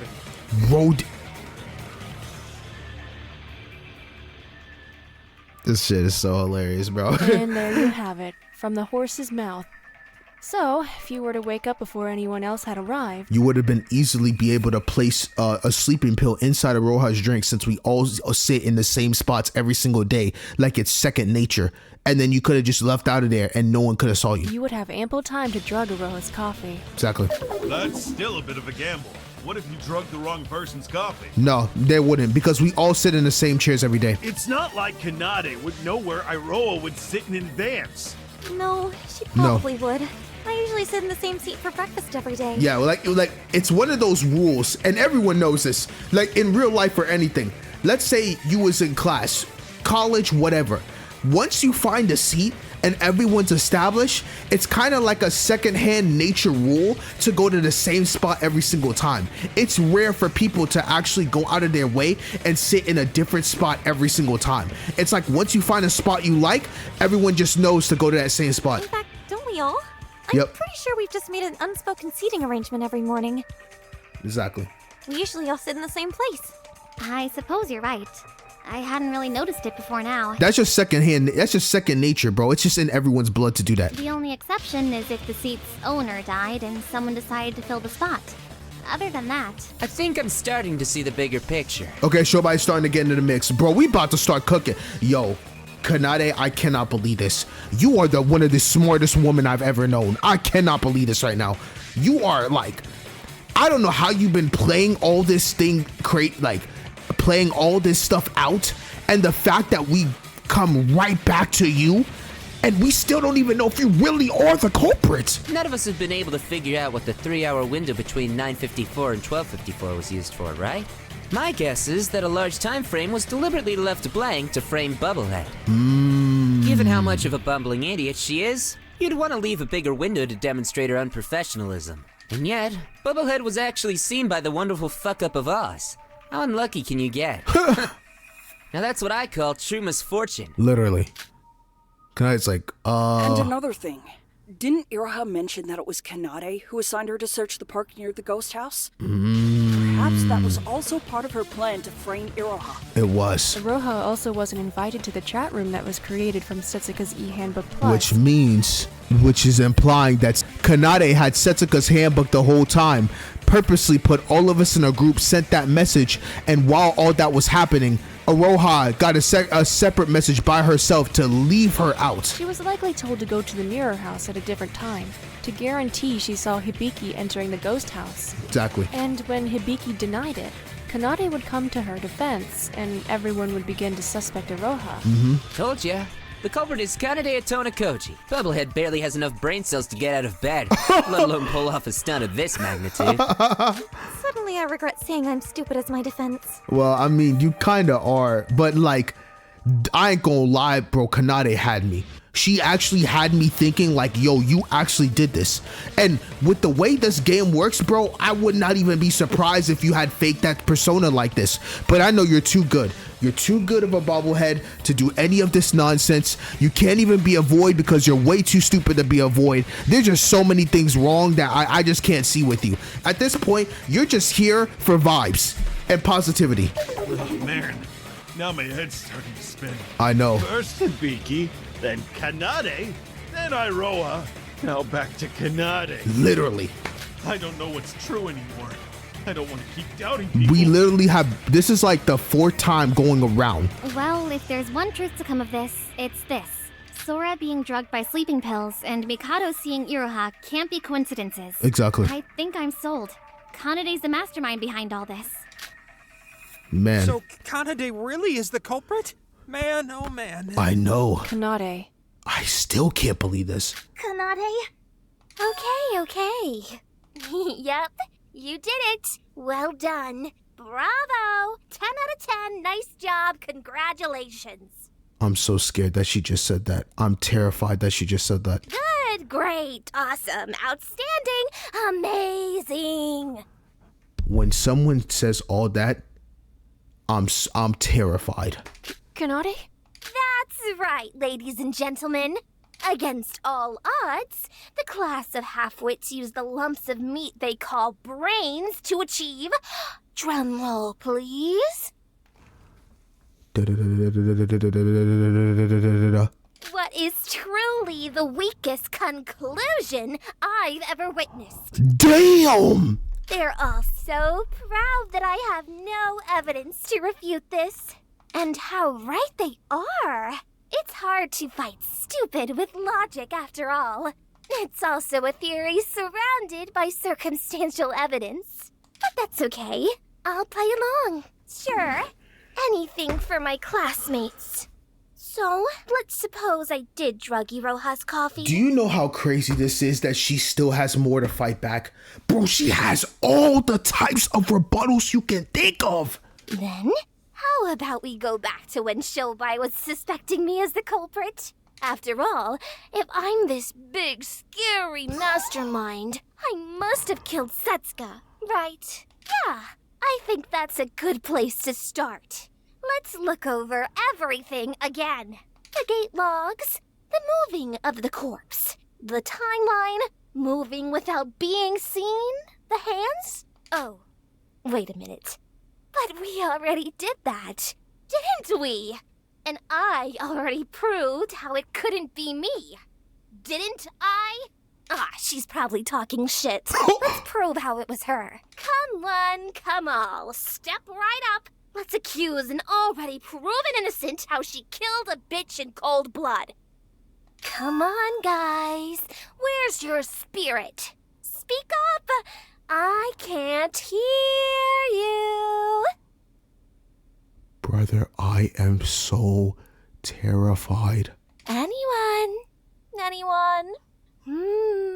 anyone? Come on, prove it! If you're willing to make the accusation, you better be ready to back it up. Kanade Otono Koji is the culprit, right? Well... The same girl who proved to you that she cannot carry the hands, hide the body, and has an alibi?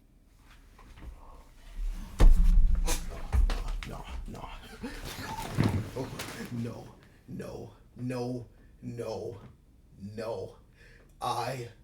I cannot. I am staying as far back as possible. No, I can't be over there. Do you see that? That is the absolute other face of an absolute pure demon.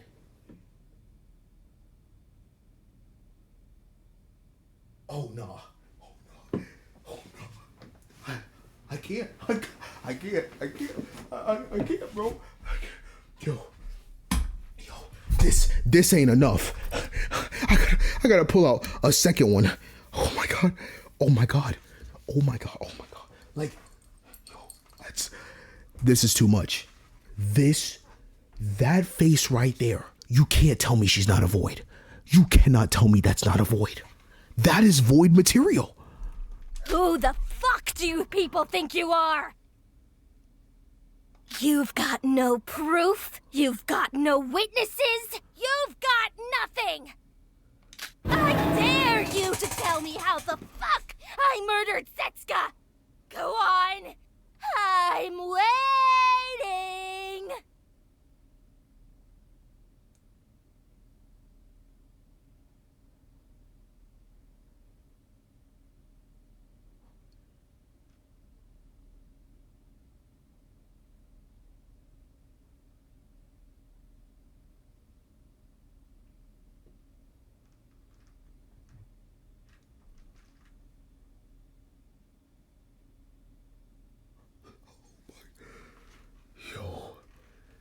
Yo, I am so I'm scared. Shobai, Sora, Yuki, anyone? Answer me!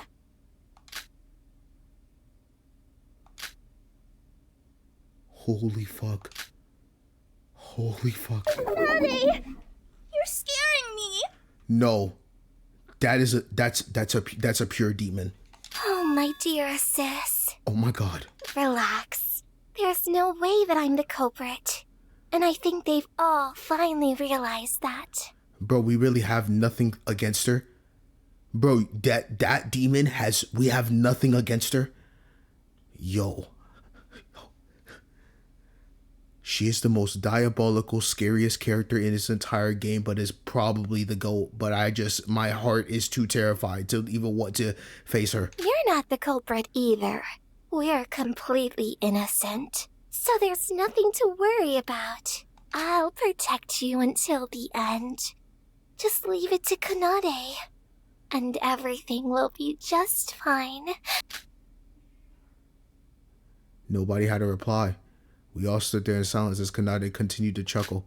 Perhaps we were all partially stunned in the silence from witnessing Kanade's sheer insanity. Bro, that is a true insanity. The insanity of this woman is absolutely beyond belief.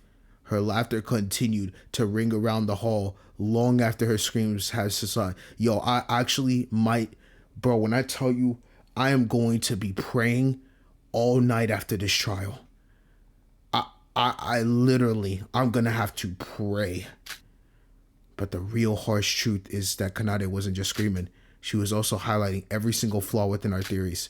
Her argument held up and none of us knew what to do. We'd seen breakdowns before with Hajime and Emma, but there was something none of us had ever witnessed. She was right. There was simply too many contradictions to conclusively indict her as the culprit. We all had a hunch and circumstantial evidence, but was that really enough to sentence someone to death? My. What's wrong? Cat got your tongue. She's perfect. Oh my god, she's perfect. Let's put our heads down and focus. Nothing is impossible. The culprit definitely exists. Maybe we've all missed some sort of clue. I might have lost my cool there for a moment. But the truth is, I don't want to die as much as you all don't. I want to make sure only the culprit dies here. Nobody else. So let's do this. Do what? It's hopeless. With this many contradictions, it definitely can't be Kanade. Are you serious? What do you mean? Brother, I mean, I can't lie. Like, I fuck with her heavy. Like, she's my favorite of all time. But, like, brother, like, if it just feels like there's nobody else with this demonic of a I really don't even know anymore at this point. Like, I feel like, what other plot twist am I going to see? I agree with Yuki. But maybe Kanade really isn't the culprit. Oh, it's definitely not me either. Please don't accuse me again. Wait, then what's the deal with the sleeping pills? If Kanade wasn't the one who drugged the coffee, then who was it? That's what I'm saying. Call me a cynic, but I'm starting to wonder if Sora was bluffing in an attempt to get the culprit to slip up. It's not like anyone can back up her words anyway. But if Miss Sora was lying, then my account loses all credibility once more. What else is there? As if you had any credibility to begin with. But that isn't the only thing that makes Kanade suspicious. And let's not overlook the fact that she didn't outright deny that sleeping pill part either. She did. With my heart, I can't take much more of this. I want to help, but I have no idea what to do or who to believe. Shobai, you've been quiet lately. Got any ideas? Bro, he probably has nothing either. Bro, we're all stun locked. Talk about irony. All you guys do is chat shit about me. But as soon as the going gets tough, you run to me for help? Fine, sure, whatever. Alright, the main problem is how the culprit was able to move the body to the ghost house. Dog. That's our biggest roadblock at the moment. If we think about the whole timeline, hiding the body in Department A is completely unfeasible. If not downright impossible. You can't carry a corpse in broad fucking daylight. I'm not budging from that. They had to have used the monorails. So what the fuck am I missing? Oh, I know! I figured it out. What? It's Mikado! He used his magic to teleport the body inside the ghost house. Aroha, what the actual fuck? Now I'm actually getting pissed. Can you see where she has no fucking brain cells? He keeps talking about the school rules preventing him from using magic, but what if that rule is a fake? Oh, or what if there's some sneaky fine print in the rules? Miss Nijiue, might I kindly ask, what the actual fuck? Thank you. I can't defend her anymore, bro. Or maybe there was a secret passage that they used to transport the body. Iroha, with all due respect, maybe it's best that you stay quiet for a bit, okay? Honestly. Come on, Iroha, we need to focus. We don't have time for silly ideas like secret passages. But I was only trying to help. I know you're trying, but my God, you're just spewing nonsense at this point. Never thought I'd say this, but I can't blame Iroha for thinking that. There really is no logical way that this could have happened. Teleported inside? Secret passageway? What do you think of Shobai? The ghost house was shaped like... Shobai? Huh? Fucking yes! Finally! There is a way. A way that Kanade Otonakoji could have moved the body. Okay. Really? What is it? The largest hurdle we've got here are the house's gates. What we need to do is find a way to move the body inside the ghost house without using the gates. And I think I finally found the one route that lets us do just that. Well, where is it? Tell us! A way into the ghost house that is both accessible from the outside and doesn't require the use of the... Wait, what could he mean? Yes, I suppose there is one thing I noticed inside the ghost house.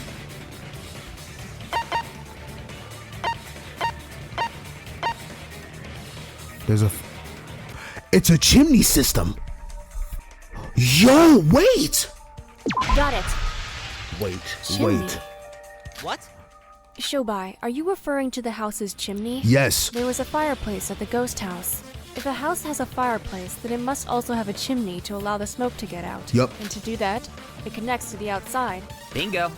If you were able to get high enough, you could throw the body through the chimney and have it land in the fireplace. All you'd have to do is make sure that the fire was put out beforehand. It's got the added benefit of being near the altar, too. A 2-for-1 deal.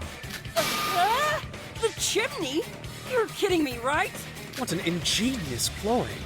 Truly an astounding turn of events. I know. Hell, the chimney solves another unanswered question we had. By throwing the body through the chimney during the parade, you wouldn't have to hide the pieces beforehand. You could just enter the ghost house empty-handed in 1942 as soon as Albino had left. The body would already be at the fireplace, so all you'd have to do is move the pieces to the altar. Then flood the house with those spare blood packs.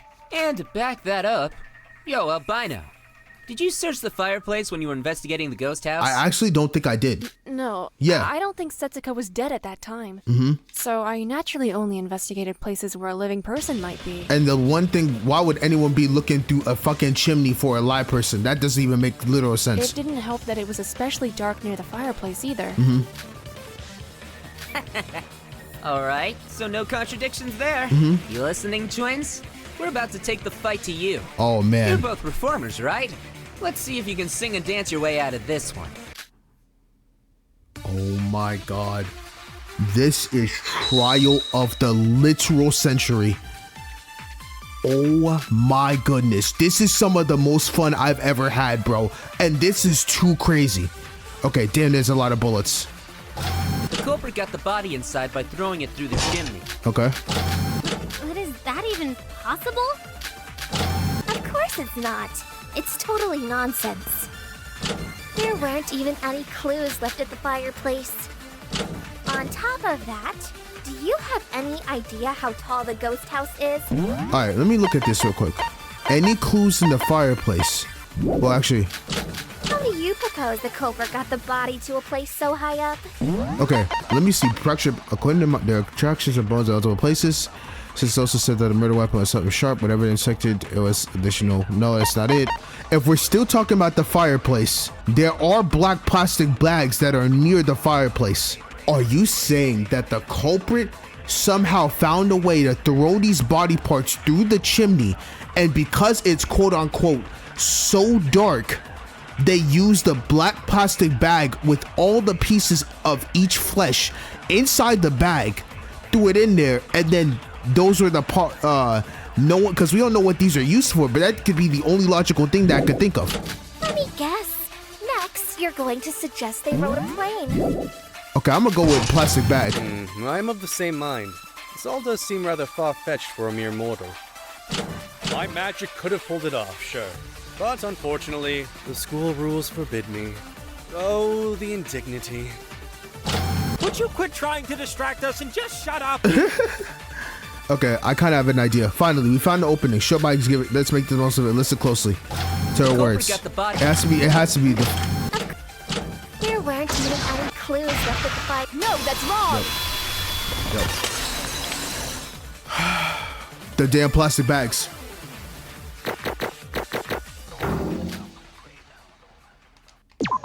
Bro, I'm going through the ringer in this trial. Literally. Wait a second. About that fireplace. I found this suspicious black plastic bag nearby. I'm not quite sure why it was there, but I'm positive it wasn't always there. Plastic bags near the fireplace. That's strange. Based on Shobai's theory, that bag would probably be the one that contains the body parts.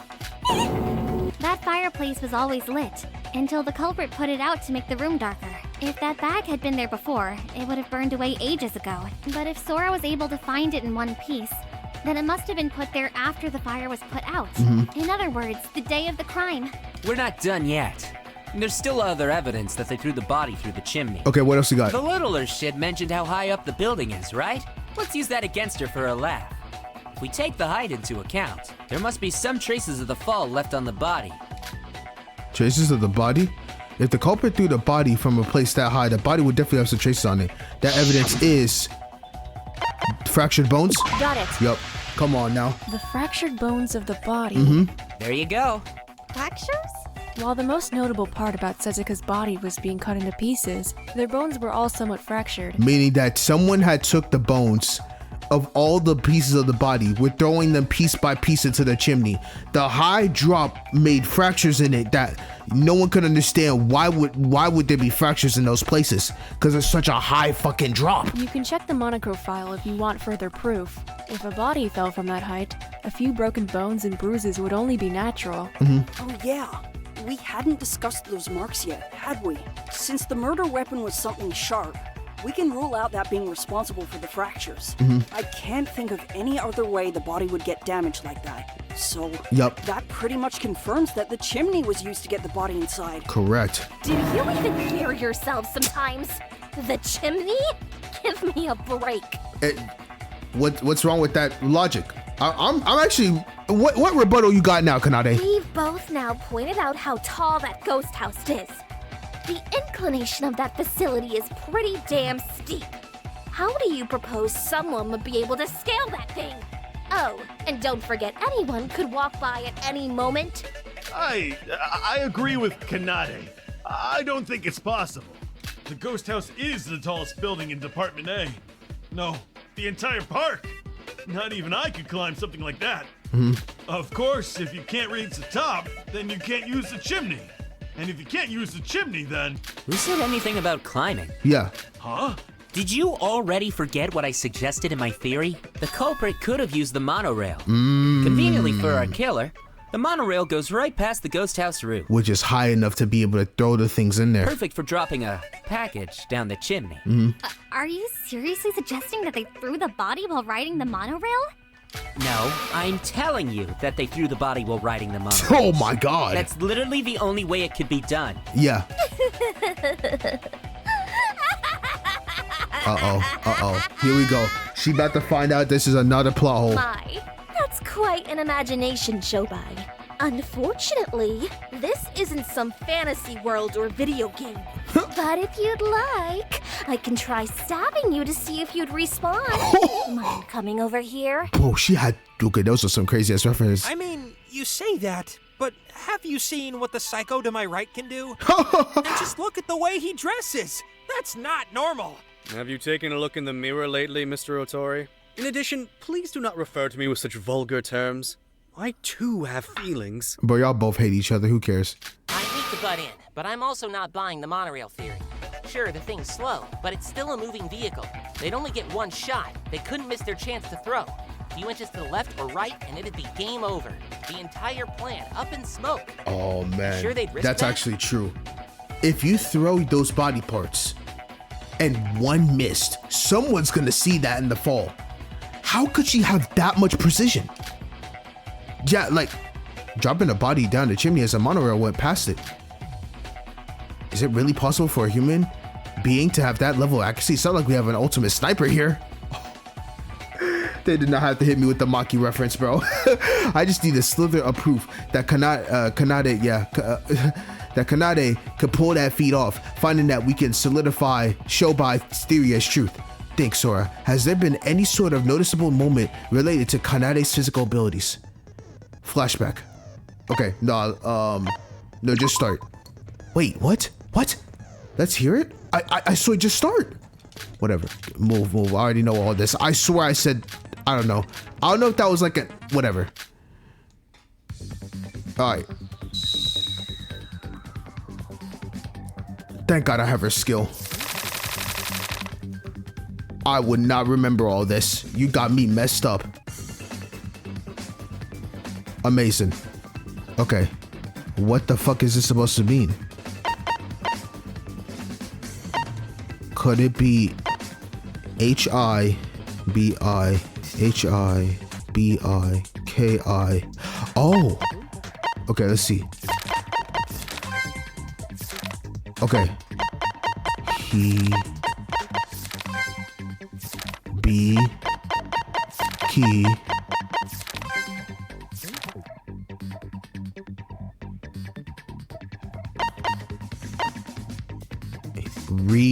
What?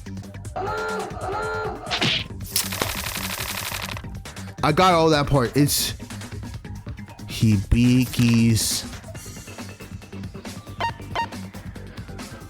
Can I try A? Fuck. What about an E?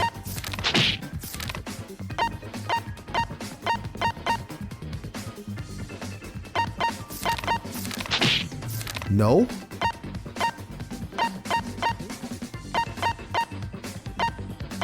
How about an M?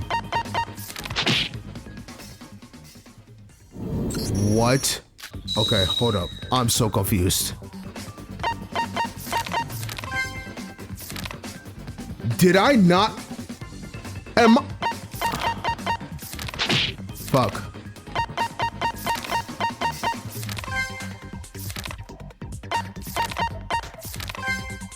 I see. I swear I clicked E the first time and it wasn't letting me get remark. All right, whatever though. I'll take the errors. Fuck it at this point. I swear I was clicking that. I'm so lost on that. Wow, I think I found some sort of proof.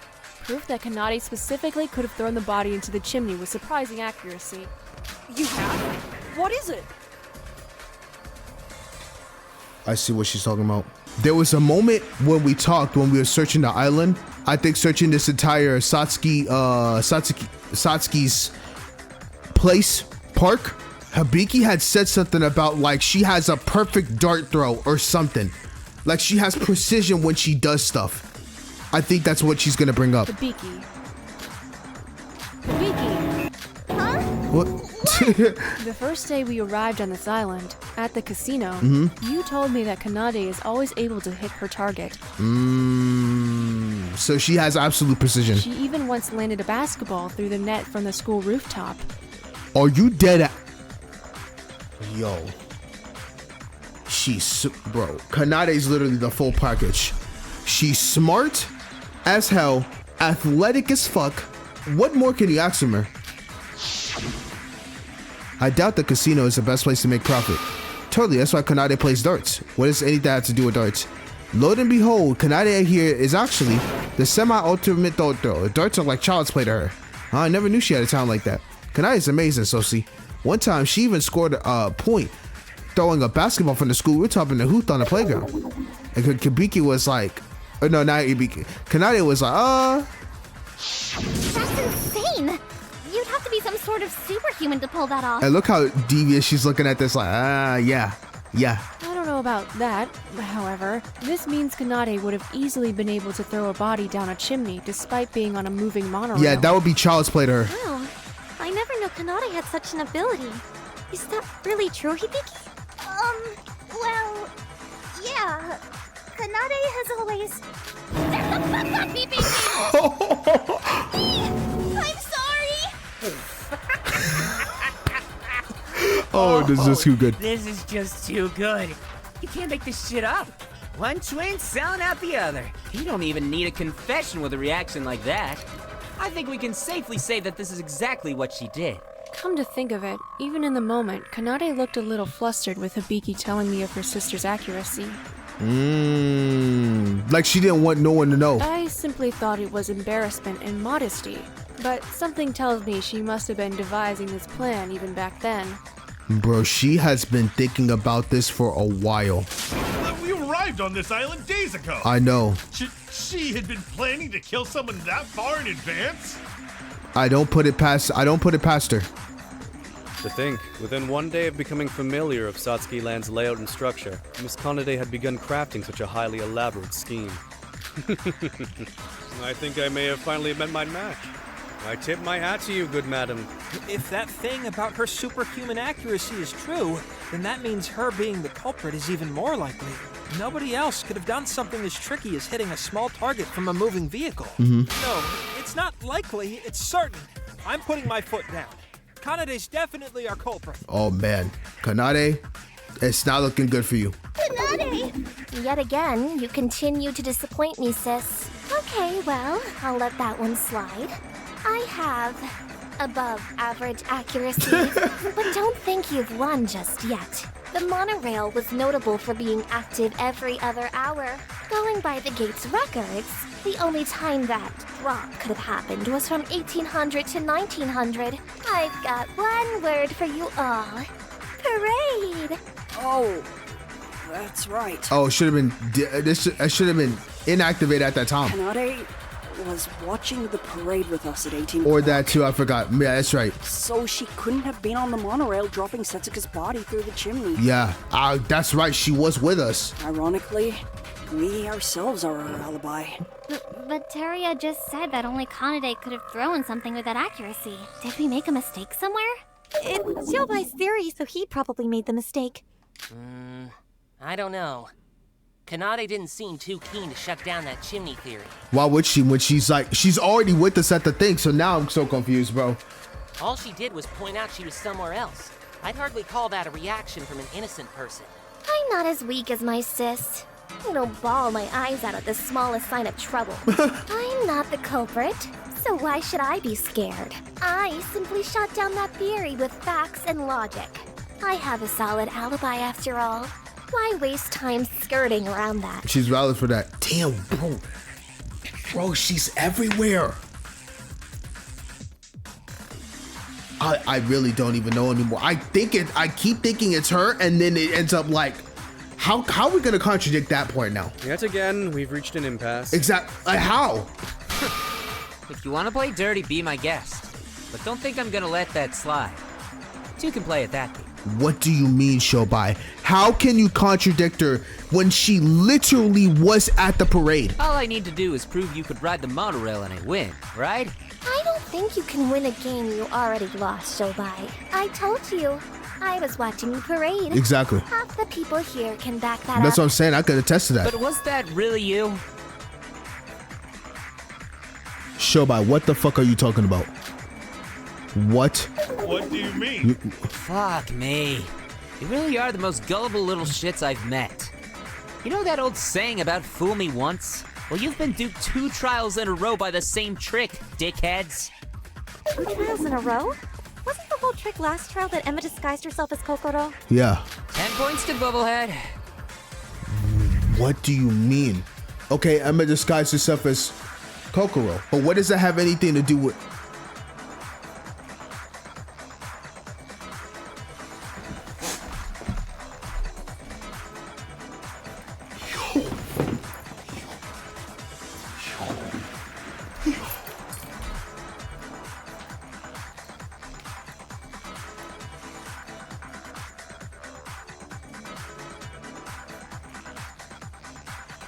Kanade used her sister.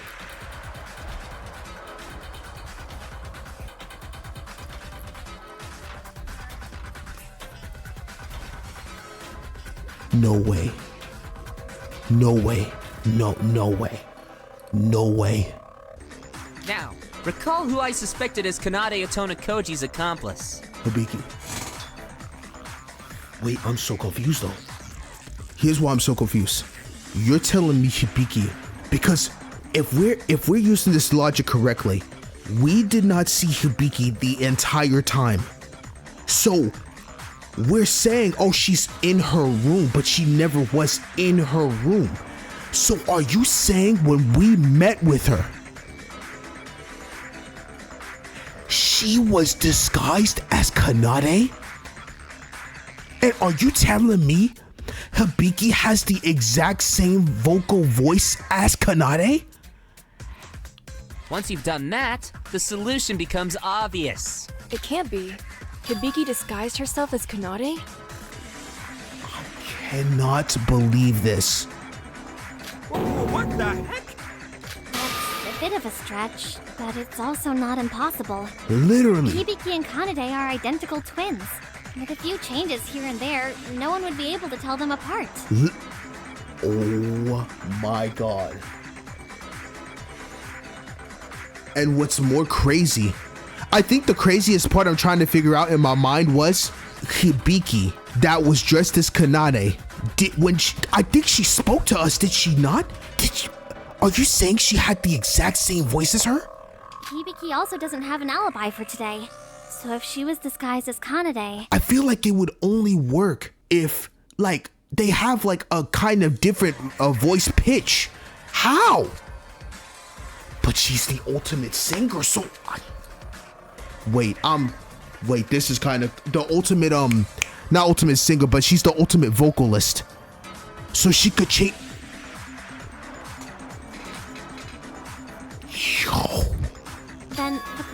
got an alibi throughout today was actually Kanade. Let's put that theory to the test, shall we? Did anyone encounter Miss Hibiki throughout the course of the day? Even the smallest sign of her will suffice. I think no one saw her Can I today. assume your silence to mean your answer is no? Wait, brother. I cannot believe Kanade used her own sister to find a way to bring her.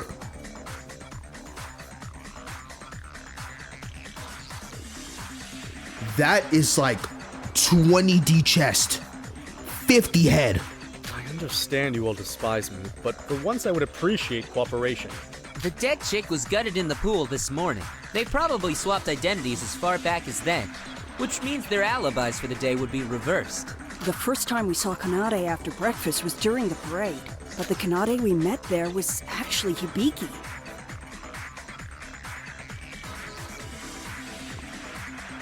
Oh my god. Meaning, there was a perfect opportunity for the real Kanade to ride the monorails and move the body. Exactly. I've got to hand it to you, Kanade Otonakoji. You're something else. Literally. I'll openly admit your intelligence and abilities outmatch that of mine. Game recognizes game. Literally.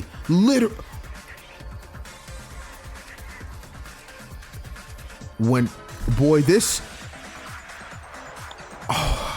It's rare I ever say this, but I'm genuinely impressed. I've seen a lot of shit in my time, but this takes the cake. Literally. Beats me why someone like you is in a basic-ass band. That's what I'm saying. But I'm afraid this is where your story ends. You put up a good fight, and you should be proud of yourself. Oh my god, that was a hard line. Yet nobody's untouchable. You gave me an opening and I took it. So thanks. Well, I've done my part. Anyone else want to take over? No, that's flawless. Damn. I'd forgotten how much fun it is to have a battle of wits against someone whose brain rivals your own. Bro, oh my god, this battle of brains has been insane, bro. My mind has been all over the place. From peak. Did hurt my pride a bit to get help from you guys at times, but hey, I'll live. You're admitting you needed help at times?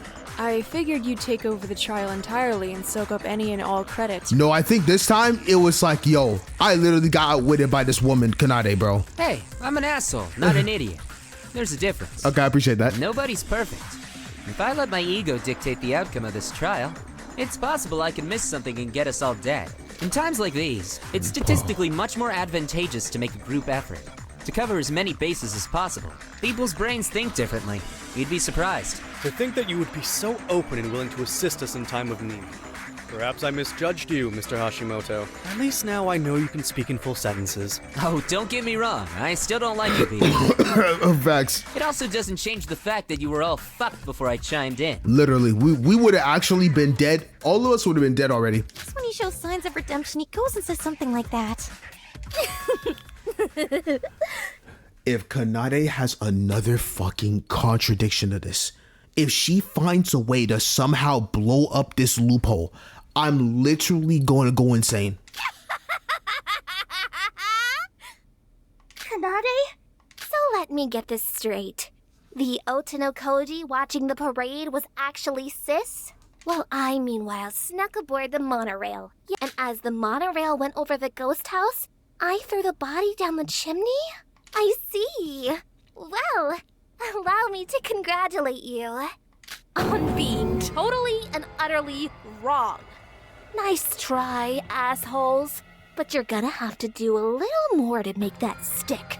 How much Kanade, my brain, bro, my brain is turning into mush. There is no way you have another contradiction to this, bro. How many of these rebuttals do you have? I'm getting tired. I cannot. She's so goated, bro. She actually is peak beyond peak. She's still not done? That's... Why do all these trials end up with obvious culprits refusing to concede? Bro. Not calling the kettle black much. People like you are why our society is filled with fake news and trashy journalism. That's gonna hit the soul. That's gonna hit the soul, Nikkei. If all you're going to do is whine, then kindly shut the fuck up. Don't you dare sully the name of journalism! Oh, this girl's still got some fight in her? Awesome. Awesome. I'm game. I live for shit like this. Honestly, I live for shit like this too. But what I did not expect to live for this, when I tell you, I think I'm dead ass when I say this might be top 3 trials of all time. I'm not talking top 3 or top 2. I'm talking straight out number 1. The amount of... It's crazy. It's so crazy. Time to dissect this travesty piece by piece. Allow me to start with the body throwing dilemma. Okay. Setsuka's dismembered body consisted of the head, the torso, 2 hands, 2 arms, 2 legs, and 2 feet. That's 10 pieces all together for those of you who can't count. My question is this. How many times does the monorail go past the ghost house during its 1-hour run? Every 15 minutes, right? Yeah, every 15 minutes. What? You're not seriously suggesting that I threw all 10 pieces in at once, are you? The monorail may be relatively slow, but it's still fast as a speeding bike. At best, you would only be able to throw 1 piece down the chimney per ride. Which means she only would have 4 chances to throw a piece. And if there's 10 pieces total, that means we're missing 6. Damn. Bro, that is a yo, I actually can't with her. According to Shobai's theory, the culprit starts off at Department C and rides the monorail to Department A. I'll be nice and say they got on board the monorail on the hour. Here, they throw their first piece down the chimney, and after a full 15-minute round trip, they throw the next one. This process is repeated at the 30, 45, and 60-minute mark. Yep. A piece being disposed per ride. But wait, what's this? Our precious hour has already passed? Oh no, and the monorail won't be active for another hour? Oh, man. This just won't do. What are we to do with the remaining 6 pieces? How are we to explain what happened to them? She's so fucking right. I can't believe she's right. Well... Miss Kanada's logic is sound. Literally. The notion of throwing a body down a chimney is quite remarkable, but ultimately implausible. Particularly when you consider the number of throws required. But every time we are sitting here like, yes, let's do something, now we're in thinking mode again. But that's not all. There's actually a much larger problem with the idea of dropping body pieces down a chimney. Sure, the legs, arms, hands, and feet are small enough to fit inside. And the head? Well, she did have a relatively small head, so we'll give that the benefit of the doubt. But what about the torso?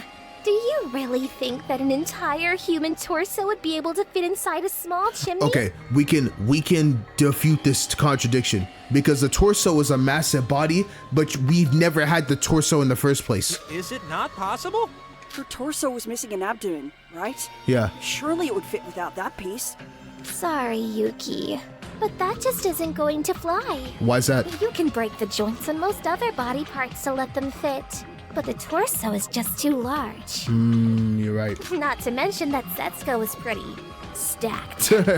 No matter how far you tried to break down that torso, those assets of hers would get stuck like a cork in a bottle. Tricky bitch. So, you're gonna play that card, eh? Okay, what you thinking, Shobai? Alright, then the torso would be the exception to that rule. You could just carry that part of her inside through the front door using the gates as normal. Yoruko, at least pretend that you're trying to think. The thing's too massive, Yoruko, come on. Have you already forgotten the entire reason we're talking about this damn chimney theory? Passing through the gates is practically impossible, remember? And with a massive torso like that, it's not happening. So you're gonna be caught. If you want to prove this theory, you need to be able to move each and every body part through the chimney. Yet the torso won't permit that. Capiche? Capiche. Anytime we take one step forward with this, Kanade pushes us 2 steps back. Literally, if we can't penetrate through her ironclad defense, we won't be able to definitively accuse her as the culprit. Shobai's right. I can't beat Kanade alone. We're all going to have to work together. This is insane because literally it is 14. I don't know how many people are left. I can't remember now. But is it 11 of us? It's literally, well, excluding Hibiki because she's out the question. At least this was 9, right? It's 9v1 and we're getting cooked. One last group discussion. Let's do this. Literally, it's 9v1 and she's cooking us. We're doing everything in our power and she's so damn smart. Okay, what do we have here? Let me listen this out and then figure it out. The torso would not fit through the chimney. Agreed. Too big. In other words, you would need to find a different way to get it inside. Unfortunately for you, such a way doesn't exist. You could have just taken the torso separately. Nope. While you throw the limbs down the chimney, Hibiki walks into the ghost house carrying the torso. Too big of a body. That'd be impossible. I was watching the parade with you guys, remember? Oh, we're still going with that? Even if you want to accuse Sis of being dressed up as me, it doesn't change that one of us still has an alibi. You can't even be sure of that accusation either. You know for certain which one of us was there. Well, maybe you could have taken the torso and hid it somewhere in Department A. Also impossible. Are you trying to piss me off, or are you just that stupid? Damn. Excluding the torso, there are still 5 other body parts. That'd be far too risky. So is that it? Are we screwed? We might be. I ain't gonna I lie. already told you guys that there is no way to move the torso. There definitely is a way. I just don't know. It won't fit down the chimney, and the monorail only allows you to dispose of 4 body parts. In conclusion, I'm not the culprit. Okay, let's go through this. Okay, Monokuma Fall has nothing to do with this. Let's see. 10 parts. Adamant damage was missing. Murder weapon is reduced. Okay, nothing of that nature. What was Shinji's account? Shinji said around lunchtime the pool was in the thing. No, that we've already discussed that. We've already discussed the pool records. What else is left? Okay, pins on the floor. There's definitely room to against it. I just need to think about that evidence once more. The torso would not fit through the chimney. Pins by the flower. What is pins that are the root? The items are fascinating things. So why was something like this thrown away in the flower bed? And then what was the other one? Last one? Parade doll? Used at the parade. They were kept in Department A and C warehouse as they parade the dolls on both sides switching. Veronica said that as a cutting edge AI, they move autonomously, but there's nothing inside the zipper. They have zippers. So you can take an entire torso while the parade is happening with moving all those dolls. You throw the torso inside the zippers in one of these dolls. Unless you check every single doll to find the torso, you're not gonna find it because they're straight empty. So they're moving along the line while the parade is happening within the hour, and that's how it's moved. And then, oh my God, wait, it might be parade dolls. I think I know which one to contradict. I gotta contradict. You can move it. Move. Excluding the torso. So is that it? I already told you guys that there is no way to move. No, that's wrong. That's the one. The only tough part that I don't understand what to do is, well, did we ever see the torso the entire time? I guess it's that. I mean, I'm not sure if the admin and the torso are both like together, but I assume that those things are. Oh yeah, they were away from each other. So I think we never saw it in the first place, meaning that it's been missing this entire time, and it's just stuck inside of one of the dolls. Wow. This game is fucking cinema. Nice try, Kanade, but there is in fact a way to move the torso without throwing it down the chimney. In fact, this way would also let you move the torso from Department C to Department A without getting caught. Something like that really exists? Of course it doesn't. Sora's just trying to pretend she's smart. Nope, I got something that could contradict you. It does, Shinji. You could use the parade dolls. The parade dolls? It's just a theory, but we all know that dolls both move on their own and are also empty inside, right? Correct. What if someone took advantage of that fact and snuck inside Department C's storage area before the parade? They could sneak the torso inside one of them, and as soon as the parade started, it would automatically get transported to Department A without any of us noticing. Exactly. Yeah, you ain't got nothing to back that up, huh, Kanade? Good going, Albino. Took the words right out of my mouth. Yep. Glad we're teaming up like this, Shobai. Like she said, the parade concludes in Department A. Specifically, its storage area. And lo and behold, that's the exact same place Kanade Atona Koji said she investigated during your search. Oh, so she had prepared a way of retrieving it Correct. Wow, holy fuck. The torso lies hidden in the storage area, and between 1936, when Sora left the ghost house, and 1942. Oh, no, the torso was there. So what they're saying is, like, it moved, she put the torso inside Department C. The whole parade happened, finished the parade at Department A. Then all that happens is once she had left and then she left the ghost house, that was more than enough time to grab the thing out of that storage thing or wherever doll she put it in, take it over there, and it's GG. That's it. That was when she retrieved the torso from the storage area and moved it to the ghost house. And with all the parts, if the chimney rule is still in line, all the parts are already there. You got nothing else to worry about. You said it, Newsy. And for no extra cost, I'm gonna throw in the idea that the real Kanade Atona Koji was also hiding in the storage area. While Albino and Co. search Department A, fake Kanade makes a beeline straight to where her sister's waiting. And the disguises are finally removed. They're back to looking like their real selves. After that, the littler shit monitors the ghost house, informing her sis when Albina's left the building via her e-handbook plus. Then, the little shit who was standing by the torso in the storage area sprints to the ghost house and decides to redecorate the house's interior.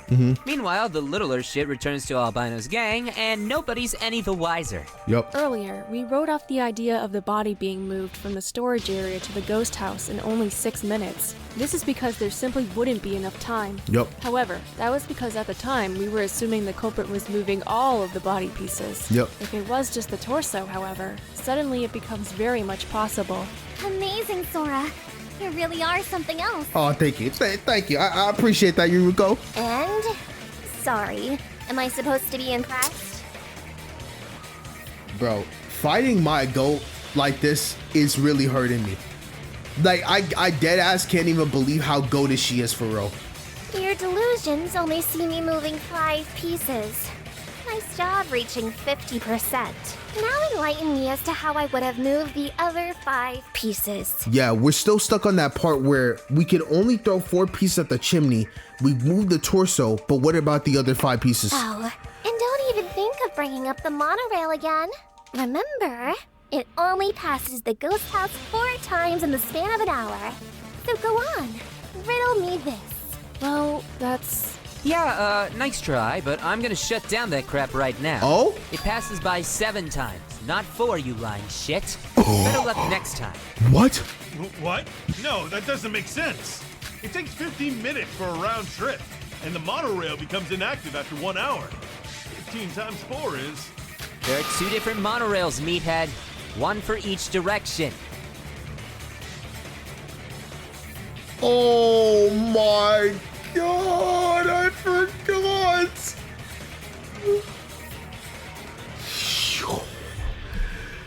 This is insane. Yo, I have a headache. To go past the ghost house, you need to take that track that travels between departments A and C.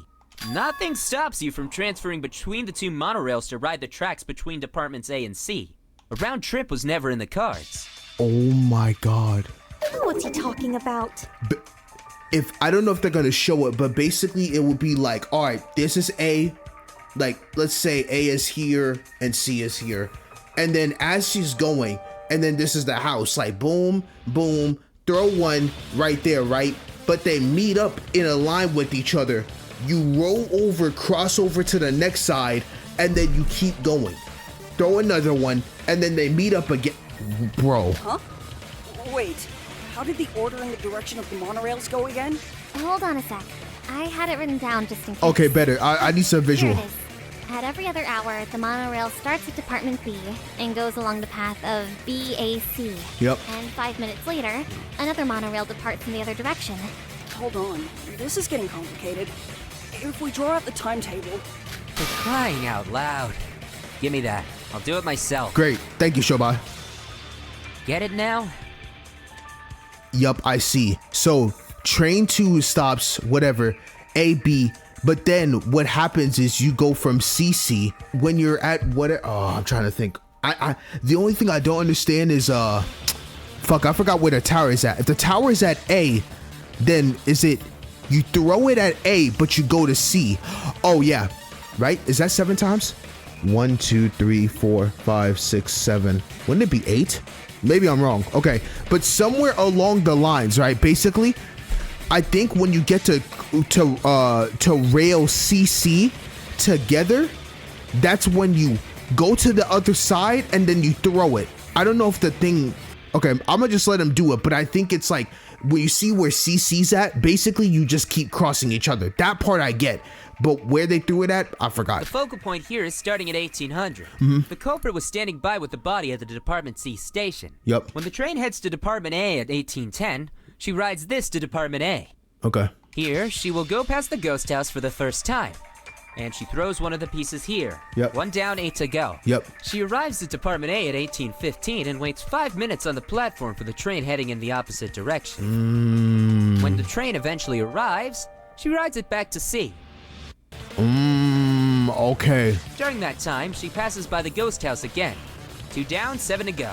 So A to C is the key. You're looking for A to C. So anything that's A to C, you're throwing it. And C to A, you're throwing it. So like it's BAC, so 1, 2, 3, 4, 5, 6, 7. That makes sense. Department C again at 1825, but this time the train she'll need to transfer to has already arrived. Yep. No need to wait. Yep. She transfers right away and heads to Department A.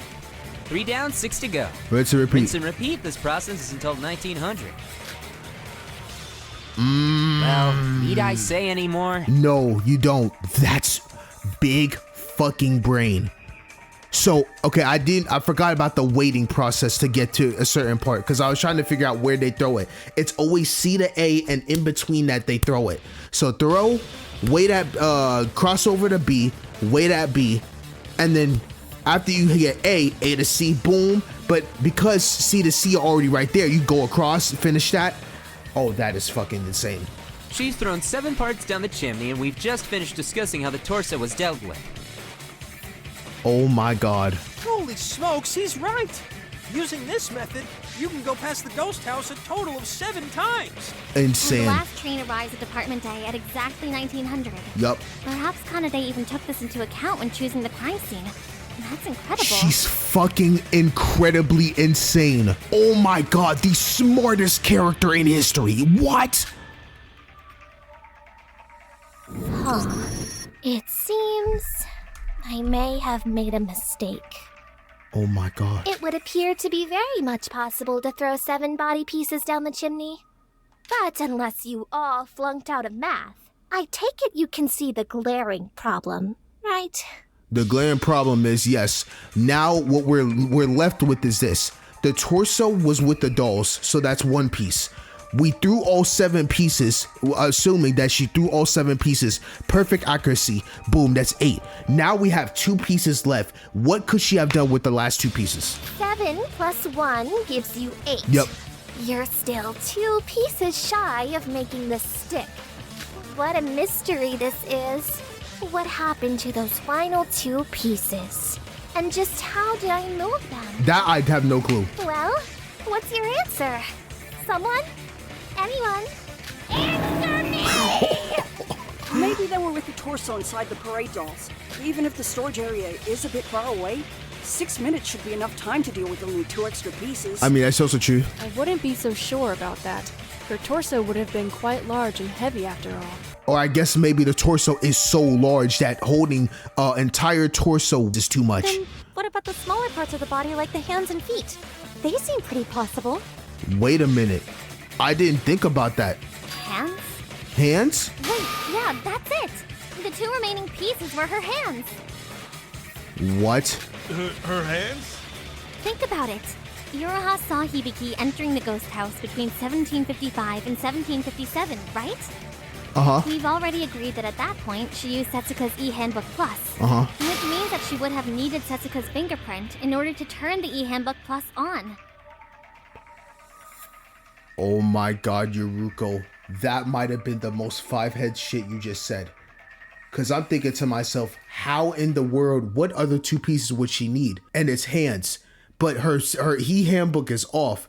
So now that she has her hands, she turns it right back on. No issue. So the older sister was carrying 2 disembodied hands with her around the island? Wow. Hold on, that's right before the parade. Kanade, I mean Hibiki disguised as Kanade was watching it with us. Yeah. She wouldn't have had time to hide the hands. Yeah, I mean, that's true. How would she? Which means she must have had them with her when she was with us. But that's the problem, bro. If she had them with her, wouldn't we have noticed them? We actually should have. We should have been able to. I don't know how. Wow, I didn't expect Yuki to be the voice of reason. But he's right. Me or sis, it doesn't matter. None of you saw us carrying human hands around. Again, your own testimonies back that up. What am I gonna do with this, bro? I feel like my brain is so mush. Like, how else? What else could they have done to hide those hands? Do you finally see the problem? Yes. Good. Now, let's drop this here and now. No, we're not done yet, Kanade. Sora? What? The hands must have been somewhere, and I think I might just know where they were hidden. Sora, maybe I didn't make this clear. We're dropping this here and now. I get that you want to act all important in these trials, but I think it's finally time I put you in your place. 2 trials now I've had to listen to your shit. Damn! Bro, that sprite just, I'm so fucking terrified. Like, I feel like even 2 crosses is not enough. Where's the Holy Bible at this point, bro? You needed Kokoro for the first trial, me for the second, and now you're leeching off of Shobai for this one. Oh my god, she's saying I am absolutely useless. Maybe you've deluded yourself into thinking you're some big shot, but let me assure you, you're just a parasite. I'm not asking you anymore. I'm telling you, shut the fuck up! Worthless whores like you need to learn your place. Bro, I can't with Kanade, bro. I can't. If you know what's good for you, stay down! Got it? Alright, we need to exercise this demon, bro. I can't lie. No, Kanade, you're done intimidating us. This ends tonight. This should be Kanade's final line of defense. Break through this and we'll have her cornered. It's time to end this once for all. Are you serious? Oh, that's cool. Let's get it. You're so pathetic. Shut up. Just shut up. You can't prove anything. Use your brain for once. You know nothing. Cut the crap. Bullshit. This is one of the greatest trials ever, bro. I'm dead serious. This is actually one of the greatest trials I've ever had to witness. I feel like I don't even deserve this, for real.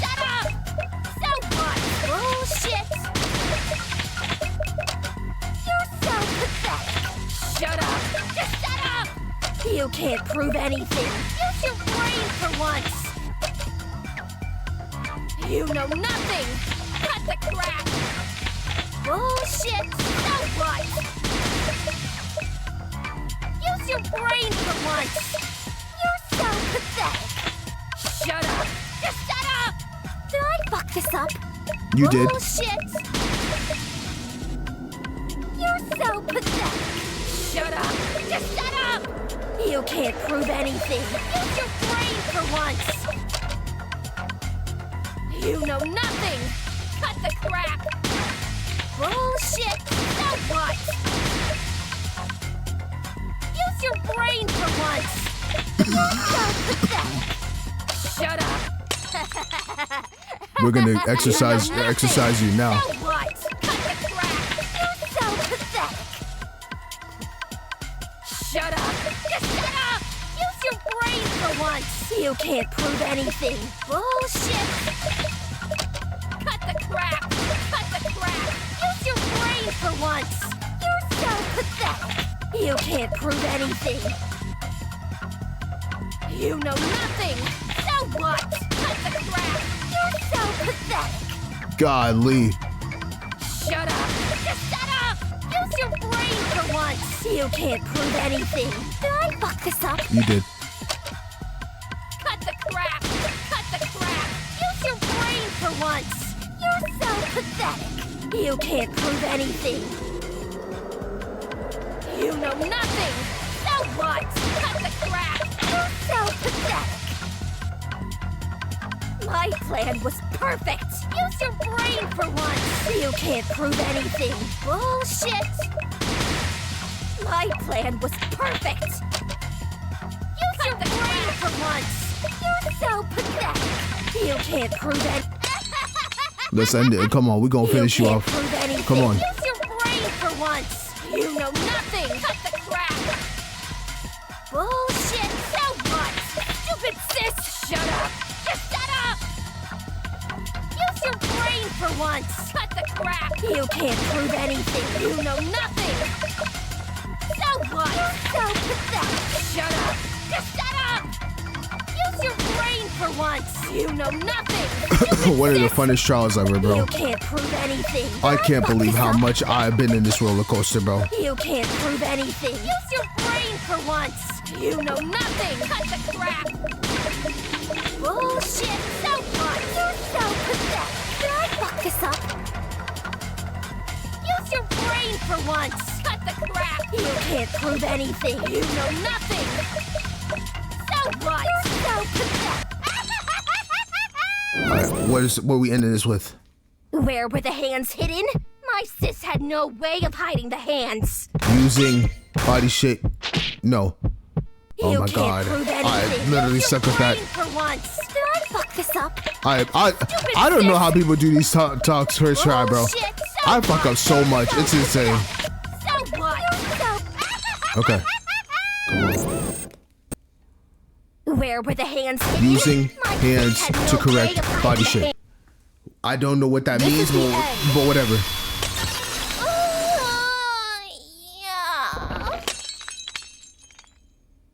Okay, that was an insane effect, but I'll take it. Oh my god, this trial has been fucking insanity. This trial is some of the greatest shit I've ever played. I'm dead ass. Dead ass. I'm actually in disbelief. Her chest. What? Hibiki hid Setsuka's hands inside her clothes, or more precisely on her chest. Huh? Her chest? Even if Hibiki and Kanade are twins, they're not completely identical. Their body shapes are different. Oh. Kanade has a bigger chest size than Hibiki. So the only way for this plan to work is even though Kanade, or even though Hibiki can look like Kanade by having her same hairpins and face style, whatever, they still have a different a different body shape. But to fight that law, she basically used her hands, put them on her chest, and made it look like she had the same size cups as Kanade. I can't. I actually can't. This game is peak. This game actually is. This is one of the greatest trials ever. I think this might be the greatest trial ever. The Kanade we saw at the parade looked so much like Kanade, we all believed it without a second thought. Yup. The resemblance was uncanny. In that case, then something must have been done to alter her body shape. She must have used something to make herself bigger. She literally. Oh, that is. She used Setsuka's hands as her bra. And you're saying that I can't. something was Setsuka's hands? Yup. I am. Human hands on a chest, though, would create a notable shape. We have to assume something was used to hold them in place. Enter the fireplace's plastic bags. If you were to wrap multiple plastic bags around the hands and then hide them in your clothes across your chest, not only could you move the hands without raising suspicion, but it would also change your body shape. We can even go one step further and suggest a small hole was made in the bag to allow one finger out. Doing this would allow you to use Setsuka's e-handbook plus whenever you needed to. Wow. For example, getting in and out of the ghost house without using your own e-handbook plus. All you'd have to do is slide her e-handbook plus up your clothing. It's as simple as that. That was phenomenal, Miss Sora. Insanely phenomenal. Miss Hibiki would naturally need to alter her body shape, and stray hands fit that build quite nicely. Just how on earth did you come up with such a bizarre yet enthralling idea? I don't know how she came up with that. Ironically, it was Kanade herself who gave me the idea. Huh? Earlier in the trial, she said that if we try to hide them within our clothes, they would stick out and seem unnatural. She dug her own grave. What the fuck? But this was before I'd realized it was Hibiki we saw at the parade. Given how identical she looked to her sister, something must have been used to change her body shape. Kanade was right, they would stick out. And yet this was exactly what she needed for the disguise to work. Sora, I must say I'm impressed. You do know how to spin an interesting theory. But that's all it is, isn't it? A theory. It's not like you have any evidence that my sis had those disgustingly vile hands on her breasts. Besides, if you just simply wrap human hands in plastic bags, they jiggle around and look nothing like breasts. Not like you'd know anything about that, though. That's where those, Too bad, Sora. that was an extra line I didn't expect her to, say, but... Not like you'd know anything about that, though. Gee. Too bad, Sora. That's where those hairpins come into play. No evidence? I have it.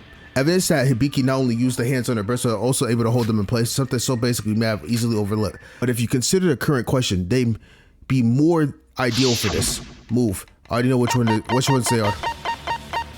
Pins by the flower bed. Yep. You want proof? Fine, I'll give you proof. There were pins lying near the ghost house. Take a closer look at them, Kanade. Don't they look like they'd be perfect to hold something in place? Yeah. Ever since I found them while investigating, I've been wondering, why would something so out of place just be lying around like that? Only now, though, has it occurred to me, those pins were used to tightly affix the hands and clothes together. Facts. You come up with a crazy and ludicrous plan like this, then you just go and discard them like trash? I know. Girl, are you a genius or an idiot? Make up your mind. Whoa. I wouldn't even expect that to be used for something like that until this came into play. I was like, what are these fucking pins for? She was probably in a hurry. The older sis needed to remove her disguise ASAP before entering the ghost house. True. She removed her disguise?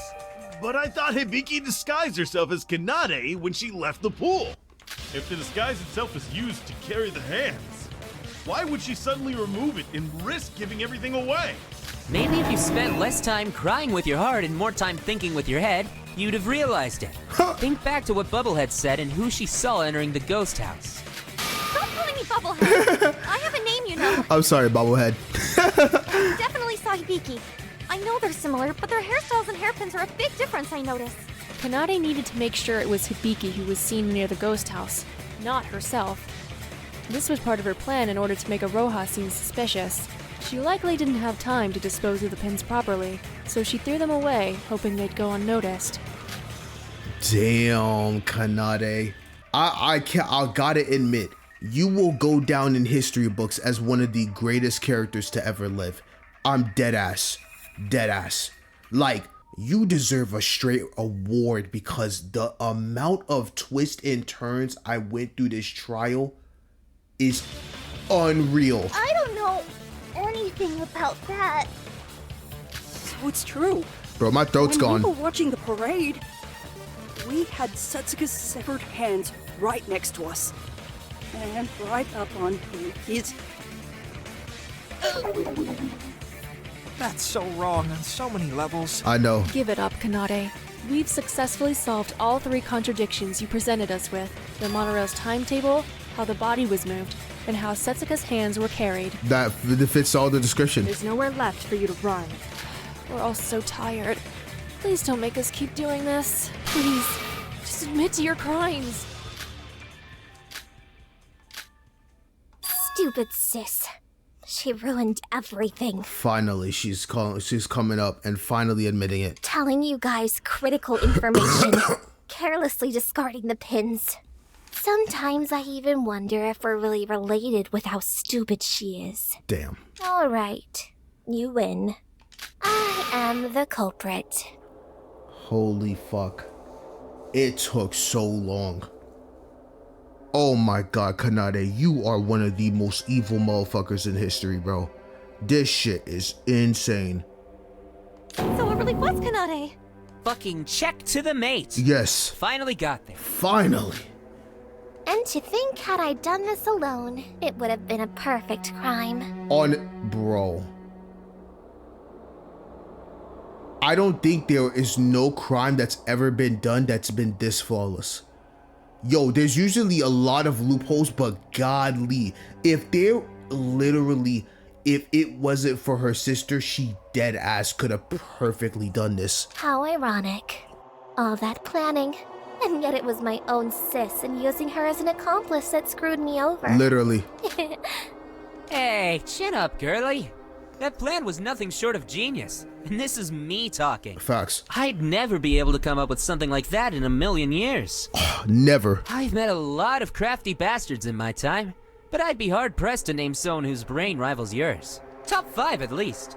You get a gold star from me. Bro, at this point, I feel like she's top 1. Oh, shut up, you disheveled freak. I'm sick of looking at you and hearing your Weasley voice.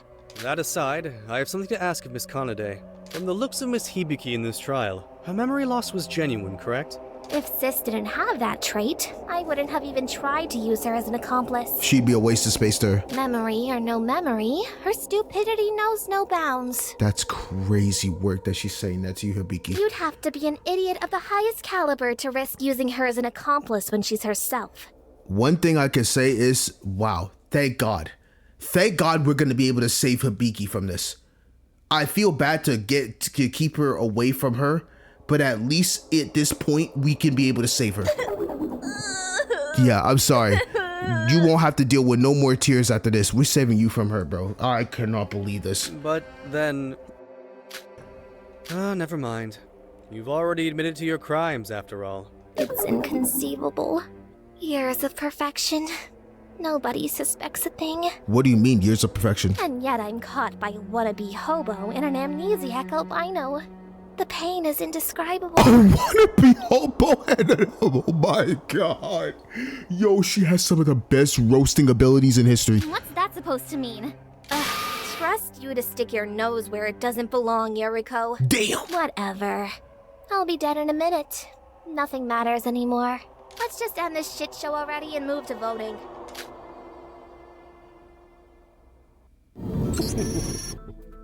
I must say, you all put on a truly remarkable display today.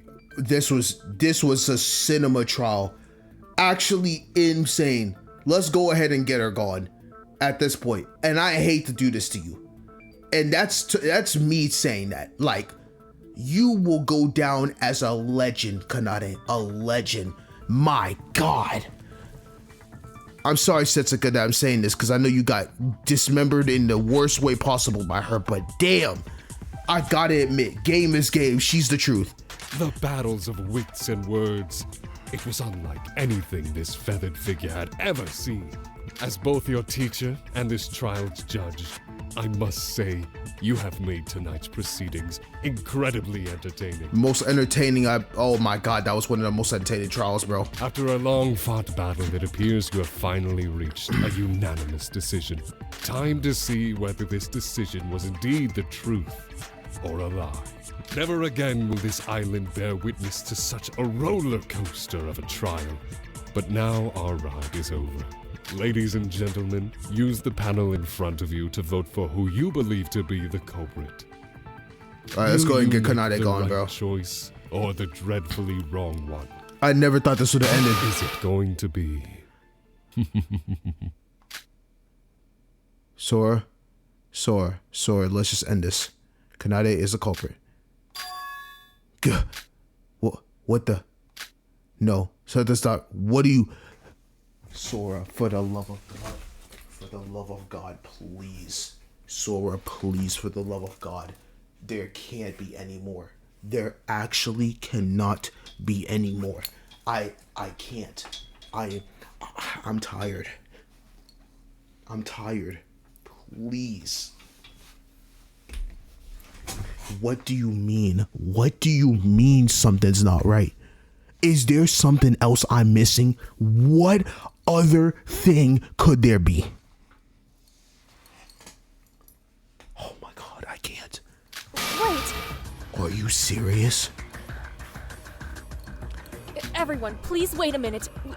We can't vote just yet. I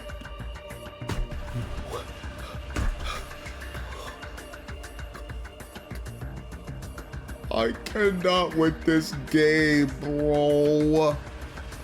Whoa! Jeez, you nearly gave me a heart attack, Sora. Oh, woes me. I have one job in this class trial room. It's minor, but I wish to do it. Why must you procrastinate so? What's the matter, Sora? I was literally just about to push the button. Well... What is the matter? Why did I suddenly shout like that? Kanade herself has confessed to the crime and the case has been solved. There shouldn't be anything left to discuss. So what is this feeling? It's like some sort of reflex or instinct. Something is stirring from within. The blackened is Kanade. The blackened is Kanade. If I know this, I should vote. Sora, vote.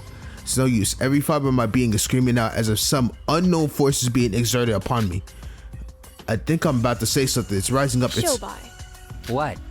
As the person who almost single-handedly solved this case, I need to ask, are you sure Kanade Otonokoji is the person we should be voting for? What are you talking about? What are you talking about? What else is there? What else is there? Yo, I can't.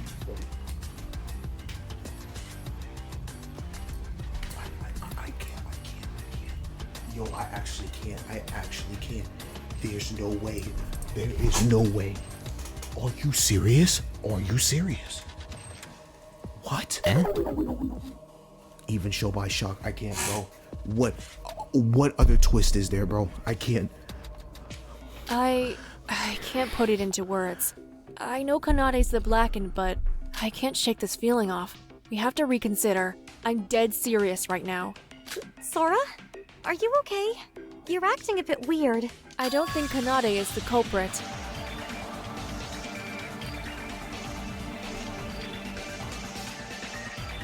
Do you see this face right now? This is the face of I'm gone. We just went through 5 different changes. What else could there be? What in tarnation? That's what. Huh? Bro, even Kanade is like, what the hell? Okay, now even I'm confused. What is she doing? Well, you see, the thing is, I think Kanade's the culprit, but I don't believe Kanade's the culprit. I'm not too sure myself. Sora, you've been a real big help to us.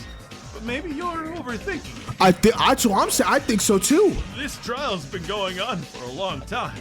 I think we're all a bit tired. Right. I mean, the case is basically over. What's left to discuss? Well, if it's not too much to ask, I'd like to review the case one more time, look over all the facts and details. I'm 99% sure Kanade's the culprit, but there's this 1% of me that feels we've all overlooked something crucial. But there's nothing to talk about, Sora. Kanade's confessed, and there are no contradictions. What more do you want? I just want to let Setsuka rest in peace. Believe me, I want nothing more than to end this trial too. But it'd be an even bigger crime to let the truth escape us. For Setsuka, please. Okay, alright. Just trust me. I'm gonna trust in you, Sora. Like, because you've been going through this. You and Shobai have been clutching this entire trial up. So, I'm just gonna put faith in you, but like, are you telling me Kanade's not the culprit? There's a part of me that's like, yes, more Kanade. And there's a part of me that's like, bro, she's a demon. We gotta let her go. I'm sorry, Sora, but I just can't. No, do what the girl says. Senpai, not you too. Up until now, there was no doubt in my mind that Kanade Otonokoji was our culprit. I'll be damned if I'm leaving any loose ends unaddressed. This trial's not over yet. I mean, on the one hand, I get to live a bit longer, which isn't a bad thing. But on the other hand, I've already confessed. I'd rather we not twist the knife further. So see, is Kanade innocent? Maybe. Maybe not. All I know is that you can't let us end the trial like this. Then I'm gonna trust Sosie.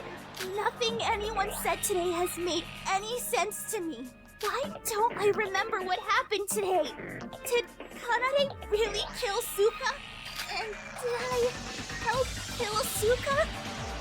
No, I don't want to believe any of that. I could never. Sis would never. No, sis would. No, sis is crazy. Even if I can't help much, I'm gonna trust my sis until the end. I'll prove you're innocent, sis. Just watch me. Kanade, it's like, you're honestly just so useless, but okay. So we're back to thinking Kanade's innocent? Just what the heck is with this trial? Bro, I don't... Shinji, you're as good as me, bro. My head hurts from the amount of twists I've gotten in this entire trial. Sora, I'm not quite sure what you're doing, but you know I'll always support you. Thank you, Queen. Thank you. I appreciate that. I appreciate that. I mean, Jesus. So if you think this trial needs to keep going, then that's exactly what we'll do. Okay. Me too. I believe in Sora. This case has been so confusing, but we may gain something from discussing this just a bit more. Besides, our lives are on the line. We need to make absolutely sure before we vote. Okay. You guys for real? Is this some sort of plan to sabotage the trial? That girl deserves to burn for what she did to Setsuka. It's all just reverse psychology, I'm telling you. Bro, I mean, you're not wrong, Nikke, but Jesus. I don't know what's going on anymore. With just one sentence, I've set everything to a frenzy. I was convinced Kanade was the culprit, so why did I speak up? Was that even me who spoke up? It was as if some force was controlling my own body for a few moments. With no base for my outbursts, we really do have nothing but to contradict this, to keep this trial going. Am I about to sentence us all to death? Whatever the outcome, there's no turning back now. My body can't fight against this force, then it looks like I don't have a choice. Time to see where this goes. Scrumped up 8? I don't mean to do that. Every time I was trying to click start, bump it. I already know. Just get me to the thing, bro. My head is in a swivel. I feel like this is just insane. What more? What more? Trial of the century, I'm telling you. Trial of the century. Team Lunar, okay. Team Solar. All right, let's go. Let's go. She's the culprit. She's not the culprit. Let's go. I've already admitted to being the culprit. You're all just overthinking. Hibiki. My sis is not the culprit. We must have made a mistake somewhere. Got it. We solved every trick. Can't we just let this end? Sure. Yuriko, there still may be another hidden trick. I believe in Sora. All right, yeah, nice. There's nothing left to discuss. What's wrong with you guys? Yuki, Nope. if there's nothing left to discuss, then this shouldn't take too long, right? Facts. It's not like we have any other theories. This is a waste of time. Tedia. Sora isn't trying to suggest new theories.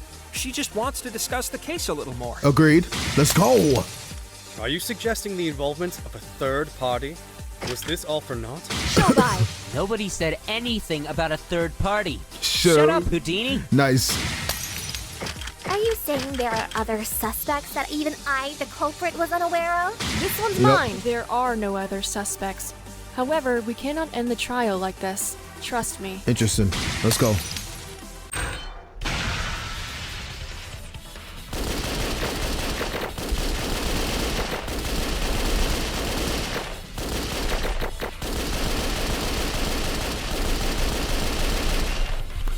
This is our answer.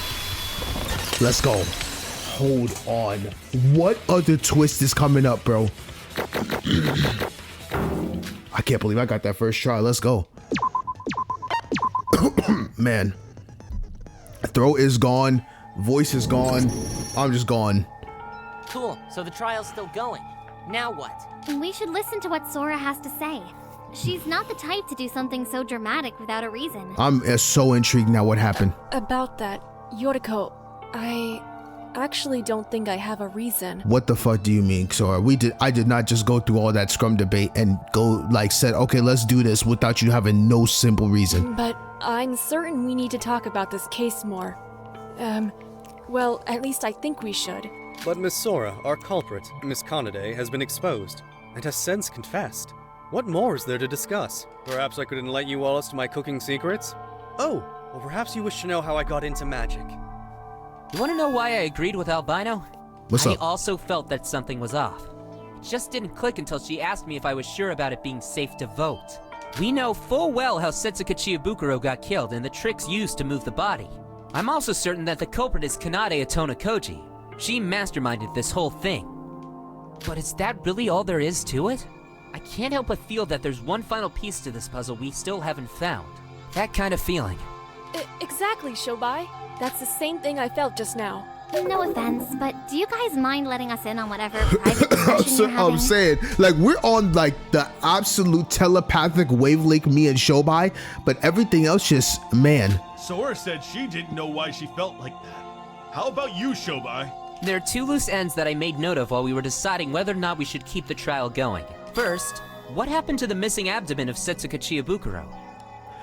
Wait, no, when you think about that, that is true. I've never thought about that. We've never found that abdomen, which is kind of was the true kill of this case. Even though we know that she did it, we don't know the stab wounds because she didn't die by getting dismembered like in real time. She died from some whatever sharp object, I'm assuming, right? So like, why not seeing that abdomen just changes everything. Second, why didn't Hibiki Otona Koji help her sister with this whole affair?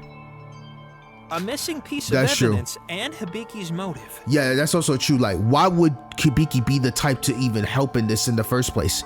I mean, I guess you could say the motive video, but is that really enough? The jury's still out on something as subjective as a motive, so let's discuss the abdomen first. Sorry, I think I've reached my point at this. Oh my god. I already explained why they'd have to dispose of the abdomen during my earlier theory, remember? Right. You said the wound would look different depending on what hand the killer used to stab her with. Yeah. Since Kanade's in the minority with being left-handed, the stab wounds would make her look more suspicious. So she threw it away to try and cover that up. Yep. Did we somehow all miss something as obvious as someone's abdomen? Nah, they probably threw the abdomen down the drain along with some of the intestines. Mm-hmm. Honestly, it shouldn't have been too much trouble to drain the flesh bit by bit. But that's not... That's gross! That's gross. As I was saying, that's not what we should be focusing on. The real question is, was that really the only reason? Yo, Wicked Sis of the West.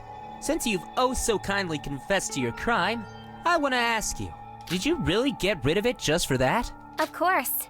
That was the reason you yourself reached, remember? As far as I'm aware, the only lefties here are Iroha and I. If I didn't take care of it, I would have been one of the prime suspects straight away. Instead, I tried to use this to my advantage and frame Iroha, but that plan fell through. You say that so casually. I'm right here, you know. Is that your final answer? Excuse me? Now, I ain't the type to brag, but I'd like to think I've got an eye for talent. Despite being just a guitarist, you've proven to us how damn smart you are. Literally. I refuse to believe you'd handle something as crucial as the victim's abdomen so sloppily. It does seem a bit sloppy, but right or wrong, that's what she did. She herself admitted it. If this was done in the spur of the moment, then yeah, maybe I'd buy that. But from drugging Bubblehead to rigging the gate records, she definitely planned this way ahead of time. That's what I'm saying. She's actually meticulously done every single thing, and it's all has been according to plan, besides a couple fuck ups by her sister. But literally, her entire basis on all of this was damn near flawless. I can't see how she could absolutely mess this up any other way. A double-layered trap of not only framing her own sister as the culprit, but having a contingency plan of framing Bubblehead. And even after both plans fell through, she calmly pointed out contradictions to our theories of her being the culprit. Yeah. Shit, she had at least half of you fooled into believing her innocence. Literally. You're telling Even me that despite all those preparations, she'd use her dominant hand and let us catch her just like that? Isn't it possible she just didn't know that stab wounds look different depending on what hands you use? Are you even trying to be helpful anymore? This girl handled the dismemberment of a human body like a pro. Literally. There's no way in hell someone like her wouldn't know about stab wounds being different based on the hand used. But she's the ultimate guitarist, not the ultimate serial killer. What reason would she have to know things like that? Well, first off, she definitely deserves that title. Ultimate serial killer just sounds like something that should be in her name. If she really did murder Setsuka, she's probably a void. Literally. We can't forget that, besides Mikado, 2 other people here are part of a criminal syndicate. Maybe she learned it there? We can wonder about that later. Right now, Shobai has a point. Since she got rid of the abdomen, we could be sure she knew about the slight difference in stab wounds. She could have just stabbed Setsuka with her right hand then. Why go through the hassle of getting rid of the evidence?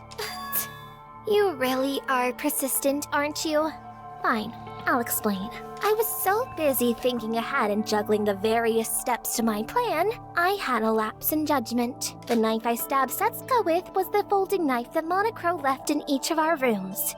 I couldn't stop wondering whether Iro had drunk her coffee or not, and then it happened. For half a moment, I lost my focus and stabbed her without thinking about which hand I was holding the knife in. It was only for a few seconds, but those seconds cost me a lot of time. I did my best to cover my tracks, but it seems that ironically, those attempts came back to bite me. The lack of evidence became one of your argument's foundations, Shobai. So well done, you. There. Satisfied? You? The girl who planned this whole mindfuck? Stabbed her without thinking? Literally, that's so stupid. That's a lie. Okay, now I know you're hiding something. You definitely wouldn't have just given up and considered it a lost cause. There are 1,000,001 other things you could have done. Fuck, I've only needed a few seconds to think some alternatives up. You could have used your right hand to create more stab wounds so the killing blow wouldn't be obvious. Or maybe you could alternate hands. That would really throw us through a loop. Okay. Delightful news for someone who cares. As it happens, none of those ideas came to mind in the moment. It was a rare instance of panic, and I really hate myself for it. Now can you please get off your high horse and just end this trial? I get it. You're all very proud of yourselves. Right now, though, I just want the sweet release of death. Anything's better than this. This line of thinking is going nowhere. Shobai, what about your second unanswered question? The reason Hibiki cooperated? Fine. This one's kinda harder to get a proper answer on, but it remains a key part of this case. So, let me ask all of you. Why do you think Hibiki Atonakoji cooperated with her sister in the first place? To be fairly honest, I have absolutely no idea. Because there is no reason that she should have done this. The only other reason that it could be is the fact that Hibiki saw her motive video, and then that motive video somehow gave her a spur win into knowing that she had to kill Setsuka to do this. But then at that point, it just wouldn't make sense to save their parents. To me, that makes zero sense, especially since Kanade is the one that did this, right? Huh? I don't know. It sure is strange. Didn't Kanade mention something about the altar? Hibiki believed that sacrificing Setsuka's body would grant her wishes. Literally, exactly. Right, the motive video. Kanade said that her video featured her parents, right? She helped kill Setsuka to save her parents, even if it meant she bloodied her own hands. Wait, was that really what happened? Yuki? Maybe she really did believe that by putting Setsuka's body on the altar, it could save her parents, but that wasn't all that she did, was it? She did things like disguising herself as her sister, and helped rake the gate records to confuse us. Isn't that weird? All she needed to do was put the body on the altar. Nothing more. Actually, so like going those extra steps literally made no sense. So why go ahead and help Kanade with such a complicated plan? You've got a point. Hibiki wasn't quite herself this morning, sure. But it wasn't like she had lost her mind or anything. We were all shocked to see Setsuka's body, and it's no secret that Hibiki was the closest to her. But going into such a state like that, it's just not normal. Something's wrong. Let's ask her about it directly then. Hibiki, why were you willing to help your sister with this plan? Don't ask me, Sosie! I don't have any memory of what happened today! So she just absolutely completely blacked out with no idea. She did all this shit with absolutely zero clue. Bro, amnesiac to its absolute highest degree. I don't know. I don't requesting assistance from Miss Hibiki would be like asking for health tips from Mr. Makinouchi's mangled corpse. I believe her current state will do you no favors, Miss Sora. Yeah. Kanade's plan relied entirely on Hibiki's cooperation. None of this could have been done without her. But that's not all. No matter which way you flip it, one sister always loses out. Yeah, so it makes no sense. If the plan succeeds, Hibiki dies. If the plan fails, Kanade dies. So you're losing one sister or the other no matter what. Yuki's right, but that means this entire case doesn't make sense. Why would the twins risk losing their sister? The culprit can only be one person. Monocro told us that accomplices gain nothing. So what does Hibiki get from this? What's going on? Ah! Shobai? What's happening? What's going on? Holy shit! That's unreal! And yet it makes total sense! Holy mackerel! This one's gone bonkers as well! What's going on? Finally! I've got this shit locked down. It's a bullshit theory, don't get me wrong. But if it somehow proves to be true, then it answers every single one of our questions. Well, don't keep us in the dark. What is it? Hibiki Otonakoji, you're also the culprit.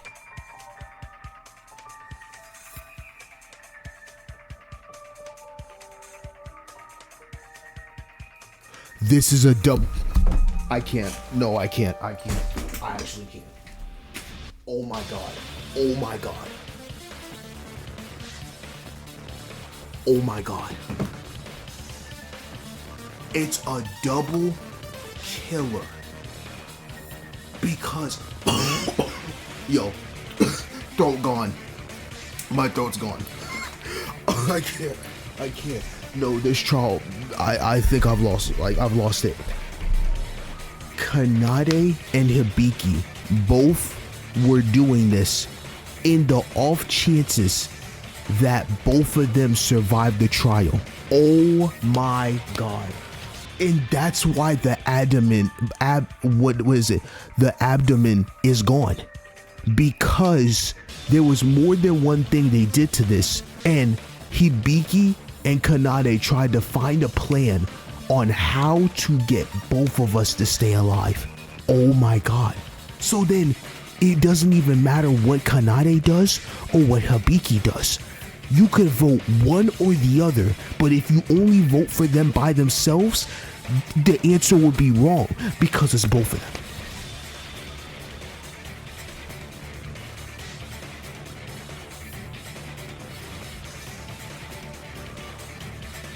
This is the most peak trial ever. I don't think there's no, I mean, I say that because I'm gonna be honest, I love a lot of fangans, but I'm sorry, this one is literally the most insane trial ever. You know how I'm so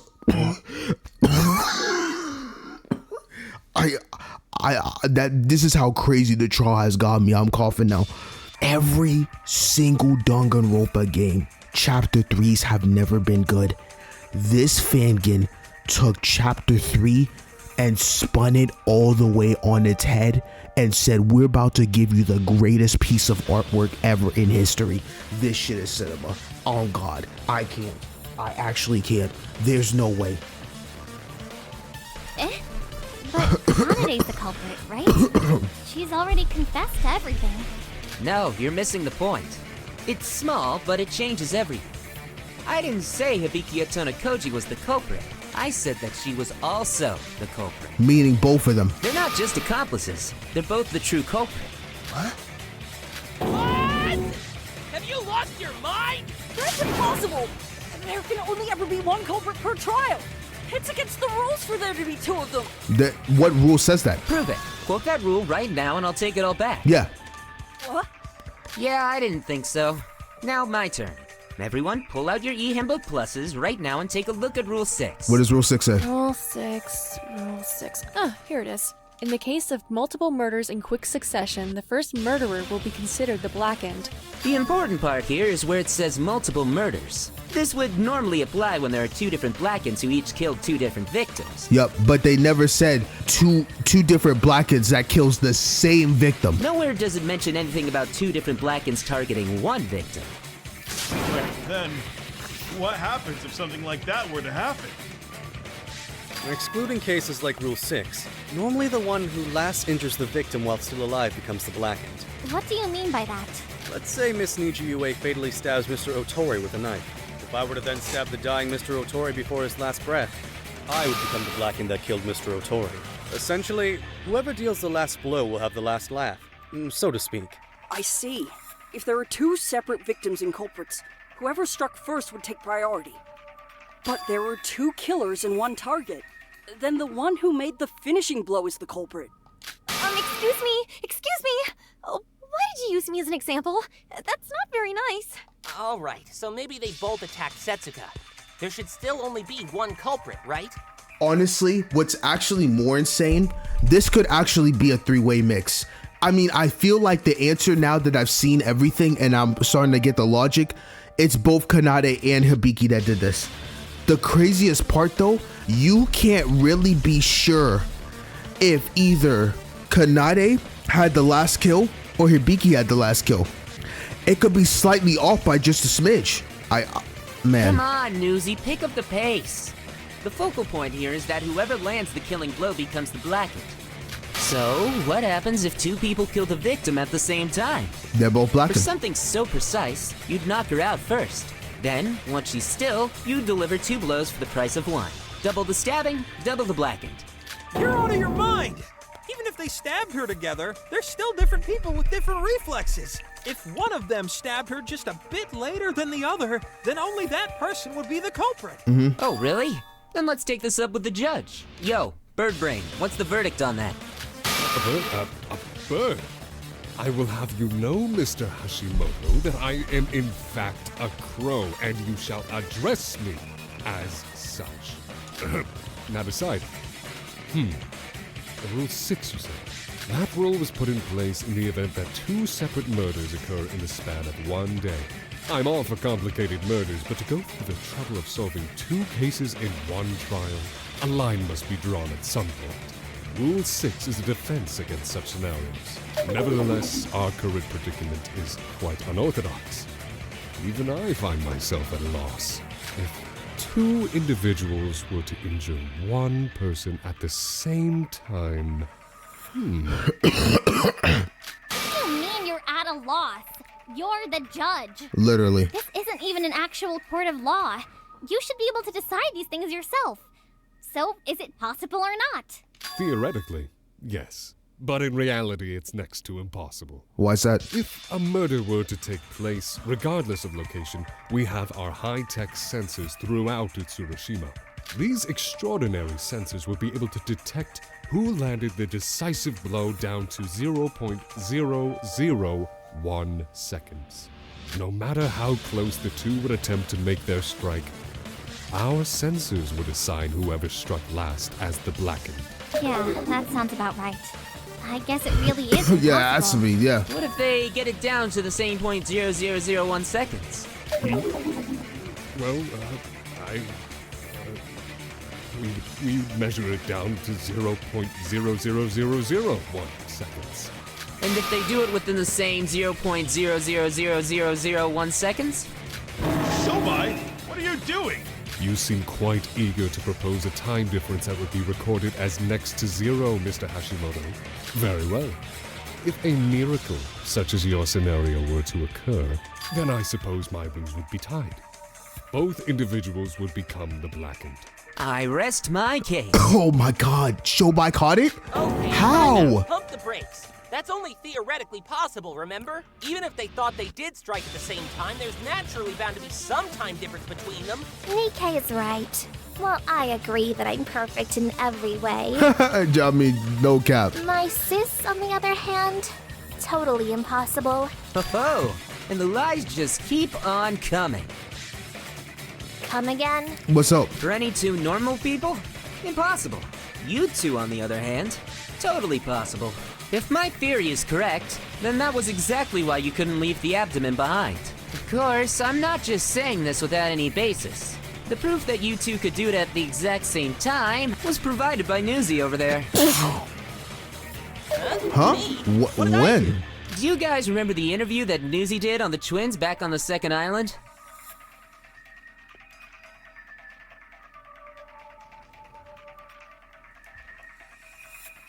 Nikkei interviewed them. And Hibiki had said something, they are so perfectly insane. It was like a 0. whatever hour, never many percent in 1% seconds. They are synchronized. Oh my god, it's over. Why would we remember such a meaningless thing like that? Hey, my interviews are only of the highest quality. They are not meaningless. But yeah, I always remember every detail of my interviews. It's what makes me such a good journalist. I even have it written down for reference. Why do you remember that, though? I can't believe it. You really gonna waste your time with stupid questions like that? Just shut up and do as I say.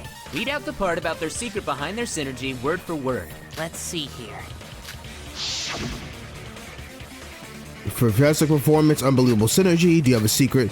We practice every day and night, but we're not like we're two as one. If we were in beat, we can play with a margin of error of less than 0.000001 seconds. Isn't that right, Kanade? Oh yes. I see. So the fact that your crits is a crucial factor. This is a scoop. He's unstoppable. That's crazy. You gotta be joking. And at the time, you're like, what? Holy shit. But that means... It's possible. Do you understand now? Somehow these twins have perfect synergy. Suddenly the whole idea of simultaneous stabbings becomes real. Exactly. Both twins attested to this statement. Even Kanade didn't deny it at the time. All they had to do was utilize their special sense of rhythm to stab simultaneously without any hesitation. Then they really did? Wait, are we sure that was scientifically accurate? I thought Hibiki was exaggerating. Yo, I thought so too. Surely this shouldn't be possible for two separate people. Shouldn't and isn't are two very different things, meathead. Why do you keep calling me meathead? Because you're swole as fuck. Let me tell you, as a broker, I've met a lot of strangers and freaks around the world. In terms of twins, I've met some who have identical physical abilities, some who could read one another's minds, but never before have I met twins who share an identical rhythmic sense. Guess I can take that one off the list. Hibiki and Kanade are identical twins, right? Beyond, like their synergy is insanity. They say that identical twins are almost the same down to their genes. They usually share the same personality, too. I remember seeing a film where two separated twins tricked their parents into believing they were their twin. Right. So if Shobai's theory were to be true, then that explains why they had to get rid of Setsuka's abdomen. If they used their rhythmic sense to do the stabbing, they must have used their dominant hand. Literally. So Hibiki's right hand and then Kanade's left. The same hand that they use when they're playing the instruments. They probably couldn't risk one of them forcefully trying to use the other hand and failing. That would also explain why they couldn't have made additional stab wounds. Until Miss Chiebukuro was confirmed as dead, they would have had to leave only the simultaneous stab wounds. Because it's a system where the person who last injured the body becomes the culprit. Yep. But couldn't they have stabbed her after she was dead? Why would they get rid of the abdomen when... Nah, a stab wound made before and after the person's death differs in its appearance. If they managed to stab her simultaneously on their first try, they naturally would have then waited for Setsuka to die. Dying from blood loss isn't instantaneous. It takes time. If they created a stab wound after she died, the difference between that and the first one would be notable. All it would have taken is one person knowing the difference between the two for that to fall apart. Enter me. How can you tell them apart? What am I, your mom? Go read a book about it in the library, dipshit. I was just curious, okay? Why you gotta be so mean? Man, even Kanade was like, son of a bitch. This plan was so perfect, and then of course... Holy crap. I never thought it'd be possible, but I'm starting to believe they both really may be the culprit. One more thing. You want to know the scariest part about that girl? When Newsy was doing his interview, she wasn't too keen on her sis giving away that info about their rhythmic timing. And then if we look back even further to the simping spaceman's trial, that very same girl also asked Monocro about the existence of accomplices. Kanade Otonakoji had already been planning a double blackened murder as far back as the first trial, at least. Bro, Kanade is the greatest character ever, bro. with how fucked up she is, I would have never thought she was playing the long haul. She was playing the absolute long haul. No way! But Kanade helped us numerous times during the first 2 trials. Yup. All a ploy to get us to lure our guard around her. Exactly. Heck, even I bought into it. The long haul. She'd act helpful and we'd begin relying on her in trials. What'd make this trial any different? Damn. But we've still got the best to come. You want to know the funniest part about all this? What's up? Every piece of decisive testimony, one way or another, all came from your fucking idiot sister. Damn. You could have let the stab wounds be, since I would be the only one to tell the difference. And knowing these kids, they'd just ignore me if I tried to warn them. But because she blabbed a newsie, you had no choice but to get rid of the abdomen. Identical down to the genetic level, eh? Ironic. You two couldn't have been more different. Shobai, that strange feeling I had that was preventing me from voting, I think your theory has cleared it up. I couldn't let myself vote because Kanade wasn't the sole culprit of the case. Hang on. If they both are the culprit, and if we didn't listen to Sora and just voted for Kanade, then we all would have died because the correct answer would have been both Kanade and Hibiki. Whether we voted for Hibiki or Kanade, it wouldn't matter. It would have been wrong, and we'd all have been executed. So we all technically owe our lives to Sora. You're amazing! Just how did you realize something like that? I think you're giving me too much credit. Shobai did most of the heavy lifting. So we're settling on the 2 of them doing it together. Is that the public opinion right now? Yeah. I won't lie. I'm still not too sure. It's an interesting theory, sure, but... I agree. As much as I want to trust everyone, this is all still hypothetical, right? Sure, we have no concrete proof. But if this theory were to be true, then we can also finally explain Hibiki's cooperation. Honestly, and it makes the most logical sense. Because like I said, what does Hibiki gain from doing all this? If they both become the Blackened and win, they both get to escape the island. That was Hibiki's incentive to become an accomplice.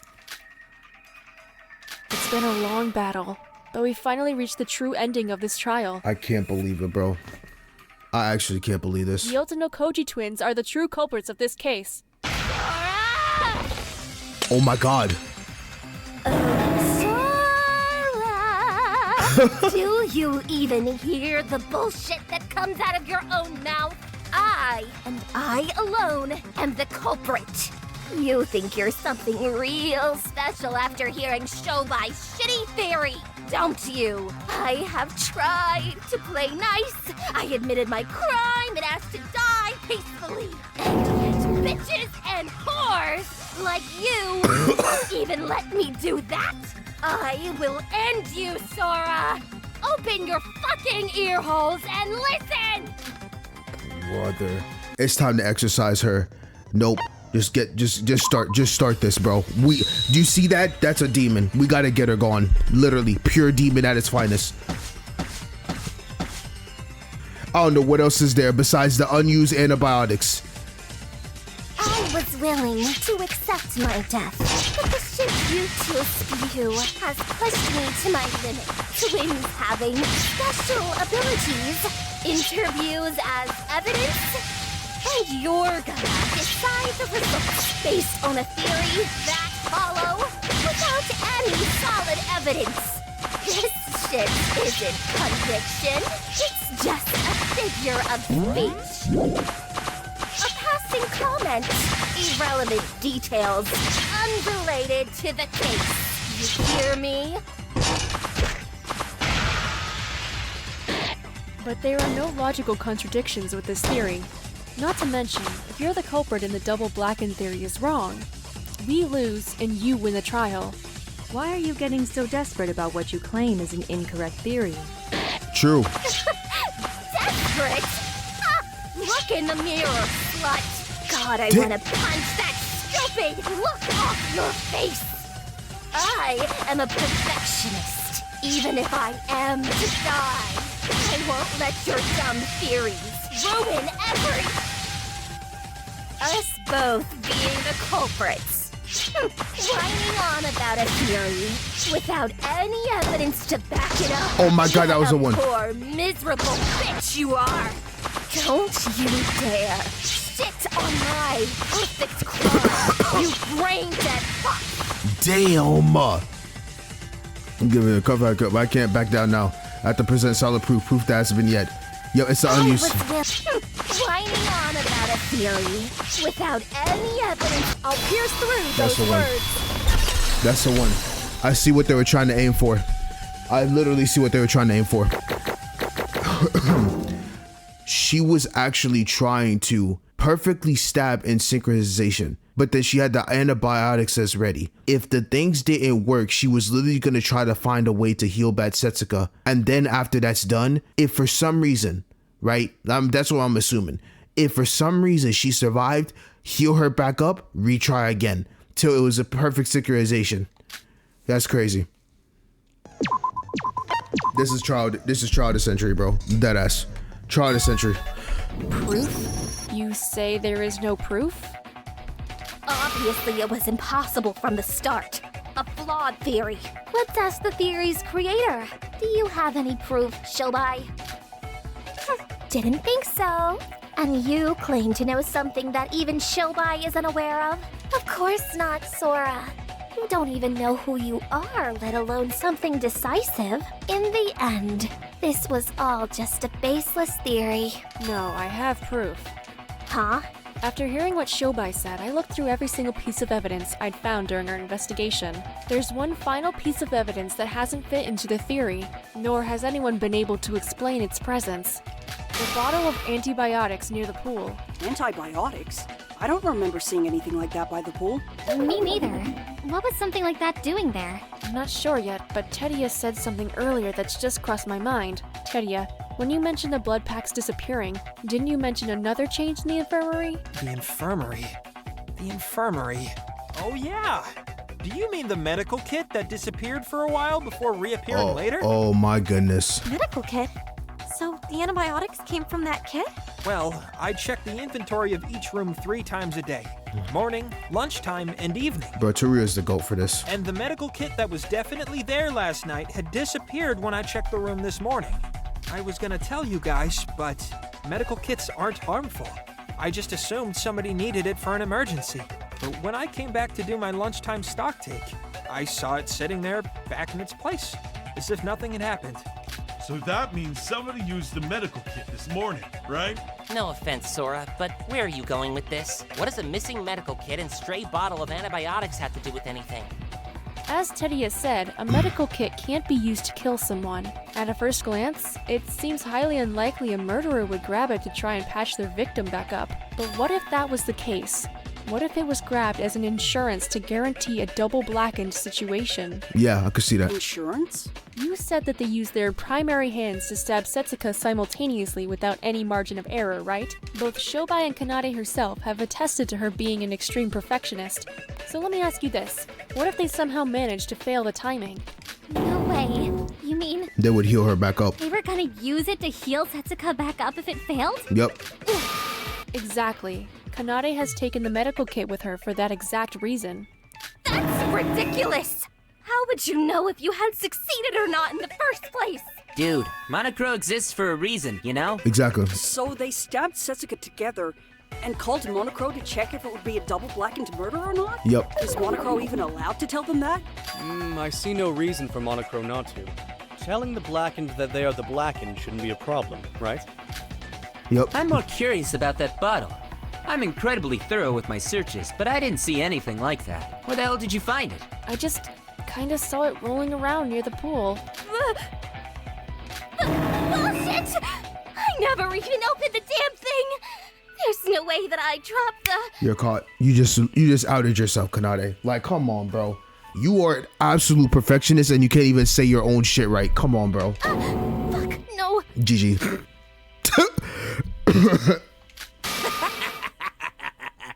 What was that just now? I never even opened the damn thing? So you admit you did take it then? The same medical kit that our killer took to secure their double blackened plan? I guess I was wrong. Handing us decisive testimony that digs your own grave? Maybe you're not so different from your idiot sister after all, Kanade Atonakoji. Oh, that gotta hit the soul on Kanade. No, this isn't happening. You really just shit yourself over one small bottle, huh? Was the bottle being on the ground really that big a deal? Hang on, back it up. Did she just confess to it all being true? Correct. Unbelievable. Even if I had dropped it, I would have heard it hit the ground considering its size. Or at the very least, I would have noticed the minor weight decrease from the medical kit. I didn't even leave it to Hibiki. I did this part myself just in case bullshit like this happened. You've got to be fucking with me. Me making a mistake like this? That's unprecedented. I can't believe that. And Sora being the one to find it? It appears for the first time in this trial, we are able to bear witness to you getting truly flustered, Miss Conade. Yep. However, it seems Miss Conade truly is convinced she never opened the medical kit. If that were the case, it must have somehow opened by accident. My, what a heavenly show of fortune. I know. That is some luck right there. Well, Kanade, ready to concede? Both you and Hibiki murdered Setsuka. No way. This can't be happening. This doesn't make any sense. I never make mistakes. I can't lose. Stubborn to the very end. Very well. In that case, I will go over this double blackened case from the start. It's time for Melody Rhythm's Swan Song. Ooh, that was cool. Just start me, bro. My throat is done. I'm so done, bro. My God, I'm going through it.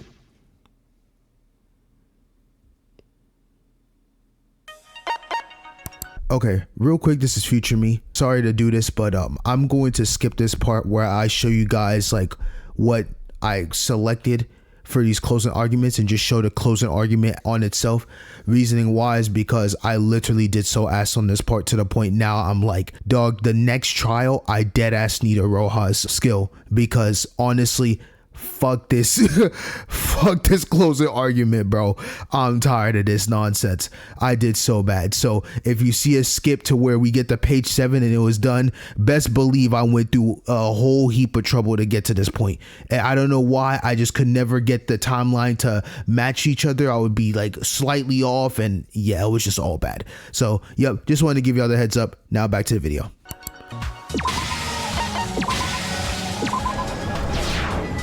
This is the truth of the case. Finally.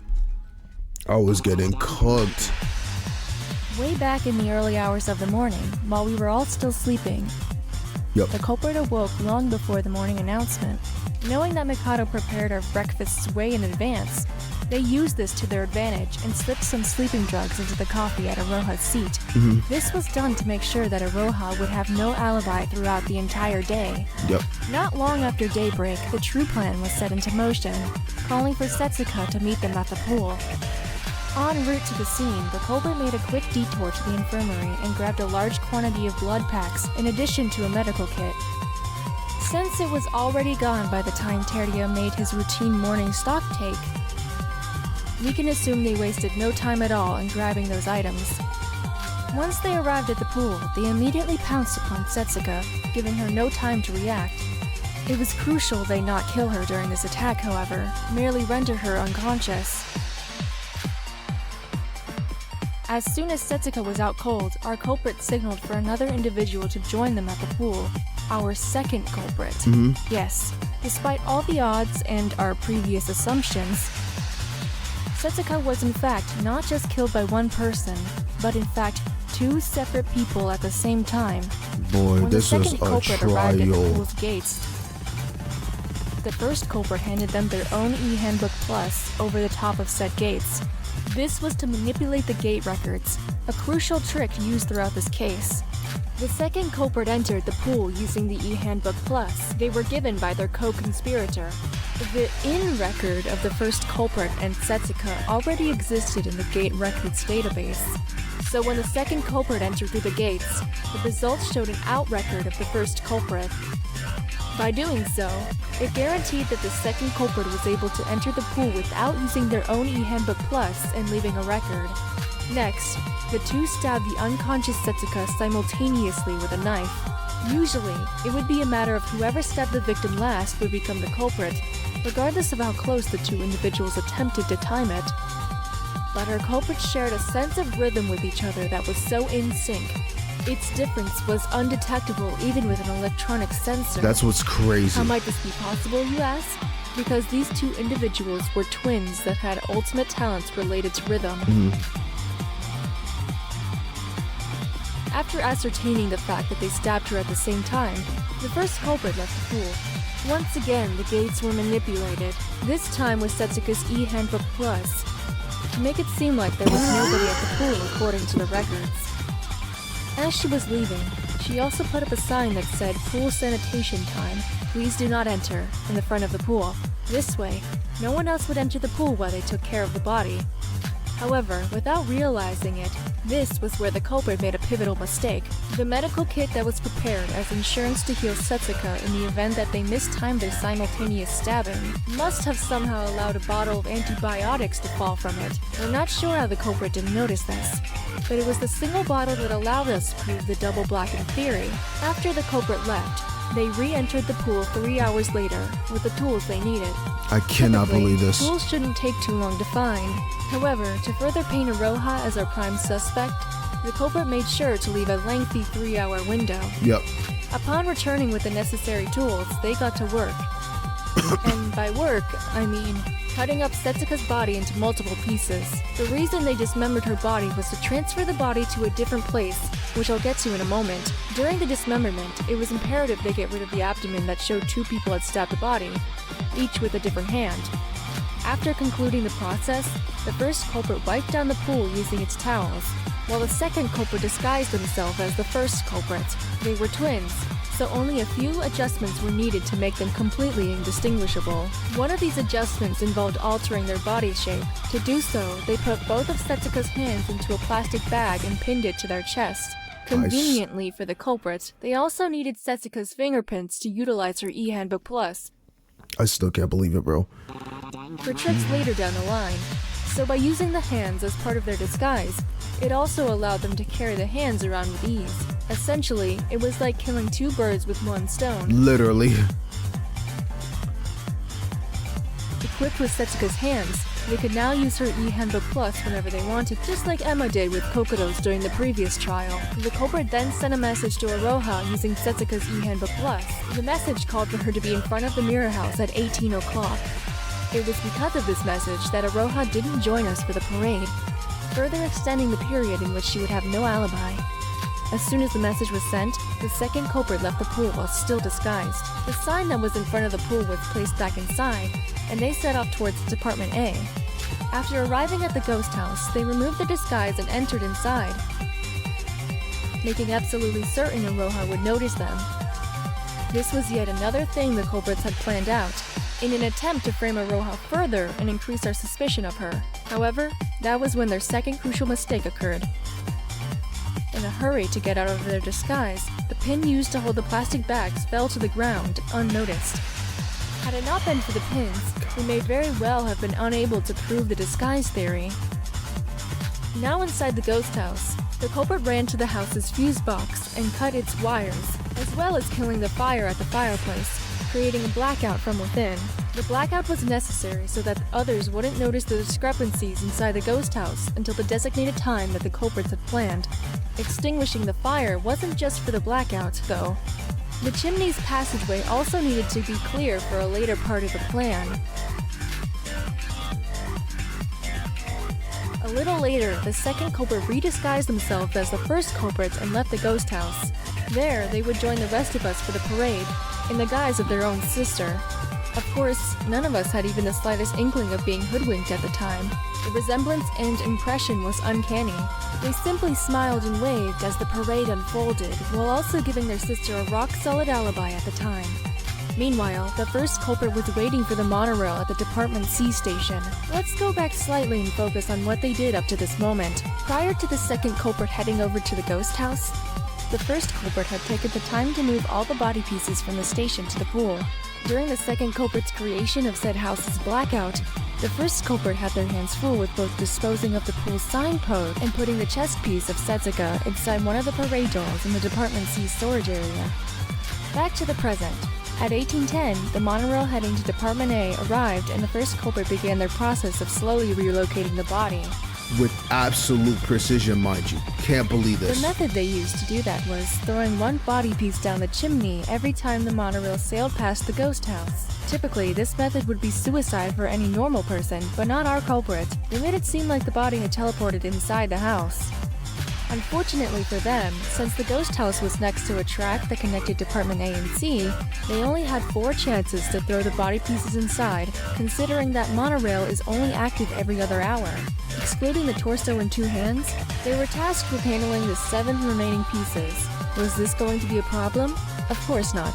Our culprit had reviewed the monorail timetable and calculated the time it would take to move back and forth between Departments A and C. Insanity. Using this method, they learned they had 7 chances to throw the 7 body pieces down the chimney. Utilizing their perfect aiming abilities, it was a piece of cake. Once they had ensured all the body pieces had successfully passed through the chimney, the first culprit left the station and headed to the storage area. The parade was almost over, and Setsuka's torso had arrived at Department A by then. It was time to retrieve their final piece. We all noticed Setsuka's continued absence and began growing anxious. After a brief discussion, we decided to split up and search for her.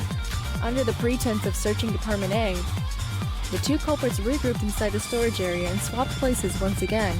Their disguise was only necessary to provide the first culprit an alibi while they threw Setsuka's limbs down the chimney. And now that this task had concluded, there was no need for the second culprit to remain disguised any longer. Over at the ghost house, I had sought out Setsuka through the blackout, but to no avail. Still believing she was alive, I left the place in a frenzy. Unbeknown to me, the first culprit was watching from afar. As soon as I had left, they signaled their accomplice, who had remained inside the storage area. Timing would be critical again. The second culprit picked up Setsuka's torso and ran full sprint all the way to the ghost house. To gain entry, they would once again use Setsuka's e-handbook plus, but the logs would show us an ID that displayed an in record but not an out record. Finally came the decorations. All 10 body pieces were gathered up and spread out across the altar. The folding screen was moved in the front of the entrance, and the blood packs they accrued at the beginning of the day were put to use, flooding the room.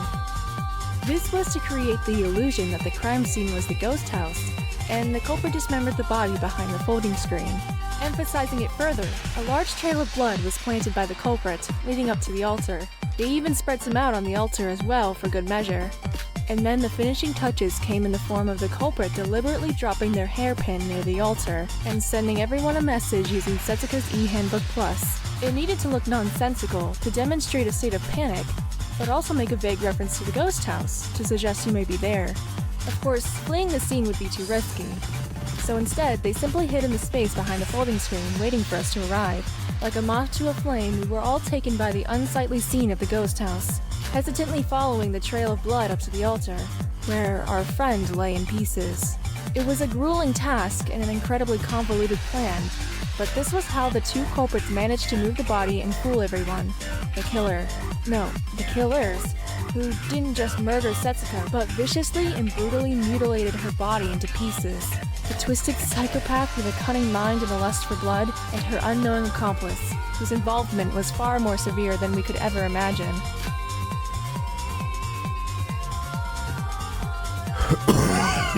I can't believe this. I can't Ladies believe and this. gentlemen, the Ultimo Koji twins. Insane. Nade and Hibiki. It was you 2. That is crazy. If there was a way... Yeah, you can tell by this I got absolutely washed. That is exactly why I skipped that part, or I had you guys not see my absolute mess ups. Just went straight to the act. I want to let you know, this is one of those trials where it's like, I wish I could low-key erase my brain so I could replay this again. This was absolute cinema. Absolute. Well, Kanata, did I miss anything in your oh-so-perfect murder? I'm like, my throat, everything's gone, bro. Greatest trial ever. And Hibiki, I'm sorry, but it's the same for you. You might not have memory of it, but the results of this trial clearly tell us that you are also the one who killed Setsuka. No. I'm innocent! I couldn't have killed Suka! She was my friend! This has all gotta be some kind of bad dream! Yeah, that's it! This is all a dream! This is all a dream! Kanade could never kill someone! I could never kill someone! Wake up, Hibiki! Wake up, wake up, wake up! This isn't real! This isn't real! Hibiki. Miss Hibiki, I'm afraid this is not a dream. Whether you remember it or not, you have indeed committed the heinous crime of murder. Furthermore, you've also lost the class trial. The answer we've deduced is true. Soon, your life will be over, and you shall be dead. What? Dead? I'm going to die? Honestly, I really feel bad for you, because my goodness, you got absolutely manipulated and used to the highest degree, and you have no memory of it. That's what makes it worse. This is some weird joke. Yo. Right? I haven't done anything wrong. I promise. I'm sorry, Hibiki, but you're cooked. You guys are just messing with me. Right? Right? Come on, guys! This isn't funny anymore! Why are you all looking at me like that? Kanade and I didn't do anything! Tell them, Kanade! It's over. Kanade, we didn't kill anyone, right? Why aren't you saying anything? What's going on? Sis, help me! Like you've always done, like when we were young. Sis, when something bad happened, you were always there for me. I am sorry if I was a bad sister. I am sorry if I was being too harsh to you. I'm sorry for anything bad I ever did. This really hurts because Kanade loves every moment of your suffering. That's what's even worse. Oh my, bro. This is just... But please, help me. You can't be saved.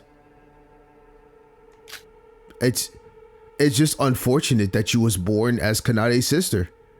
Hibiki, Kanade's about to die too. You've both lost the trial.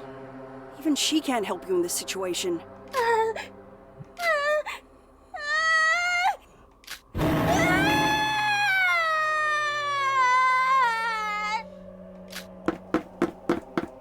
Help me! Let me out! Why won't these doors open? Help me! Now, Miss Hibiki, the trial is still in session. I must request you return to your seat immediately. Let me go home! I hate it here! I need to save my parents! I'm so sick of this place! Let me out! Just let me out! Damn! Bro, this is so good. And so diabolical at the same time. Trial of the century. Hibiki. I said it too many times. I think it's the title. It has to be the title of this next video, bro. Literally. Hibiki, calm down. I wonder. That shrieking banshee of a girl. I've been monitoring her since we deemed her a suspect earlier on in the trial. Her sister's a crazy psycho bitch, don't get me wrong. Way worse than a psycho bitch. But this girl? Small quirks in her behavior plus that whole amnesia thing. She might have a second disorder. This is your final warning, Hibiki Otonokoji. If you do not return to your seat, you will be severely punished. You might as well stay out because you're gonna die anyway. Kanade?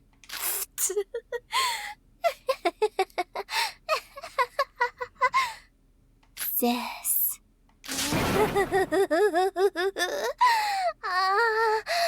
So adorable.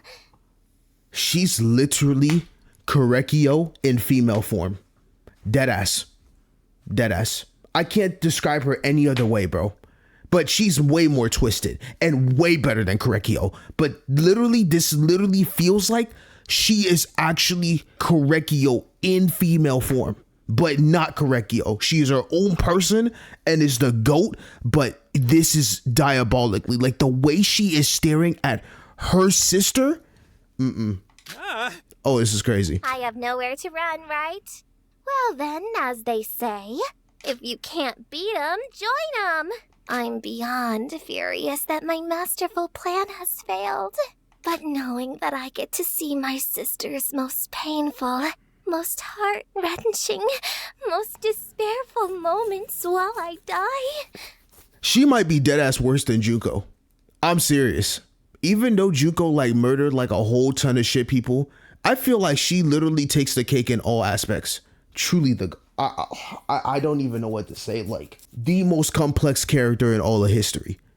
When I make this tier list video, when I get around to it, whenever I'm done with this game, dog, there ain't no one beating her. I'm serious.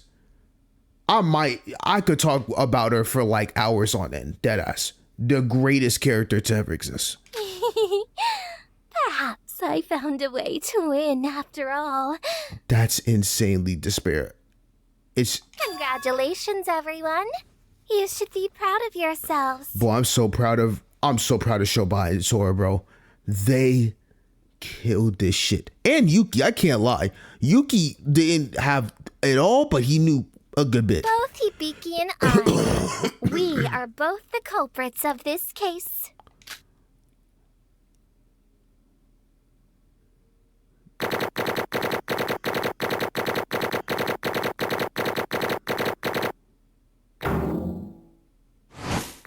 I got a fucking D. I can't win in this game, bro. Bro, how does anyone get a good record on here, bro? This shit kill me. Get me off the straw, bro.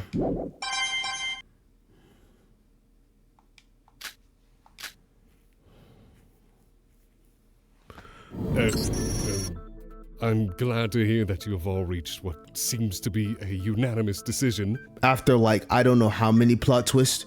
My God, it took forever. But I will take this silence to signify that you are once again ready to vote. This should be it, finally. So help me, if one of you children elect to interrupt this process once again, I will personally tender my resignation and rain hellfire upon those above. Anyways. Ladies and gentlemen, use the panel in front of you to vote for who you believe to be the culprit. As you have all taken the stance that our blackened is in fact two separate people, which is a first in the entire history of Danganronpa. Literally. I have temporarily replaced the late Mr. Kagarin's panel with one marked Otonokoji twins in the voting screen. If you truly believe that the two of them are the culprit, vote for that panel. Boy, they did Yuri so wrong. They did Yuri so wrong. He said, we're gonna replace Yuri's name with the twins. He's long gone, even though the others are still on the panel. We're just gonna replace him with the Ojinogi twins. That's crazy. Will you make the right choice or the dreadfully wrong one? They said not Hajime, not... Yeah, that's crazy. What is it going to be?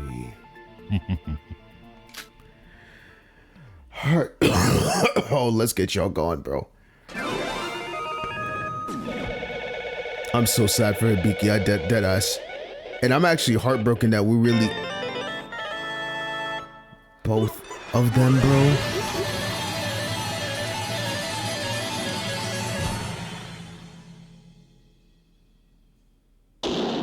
Trial, class, and all rise. What a trial and a half, bro. What a trial and a half. My God. My God.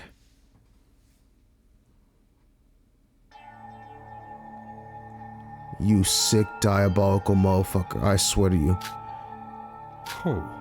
Well, with all votes accounted for, I can officially announce that the culprit, or should I say culprits who murdered Setsuka. Congratulations!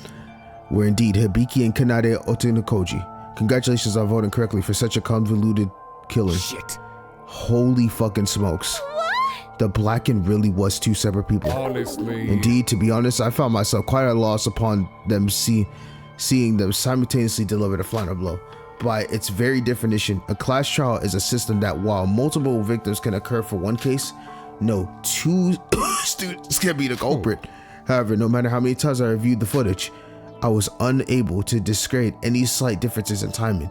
Even our sensors failed to detect any discrepancies. Eventually, I had no choice but to concede.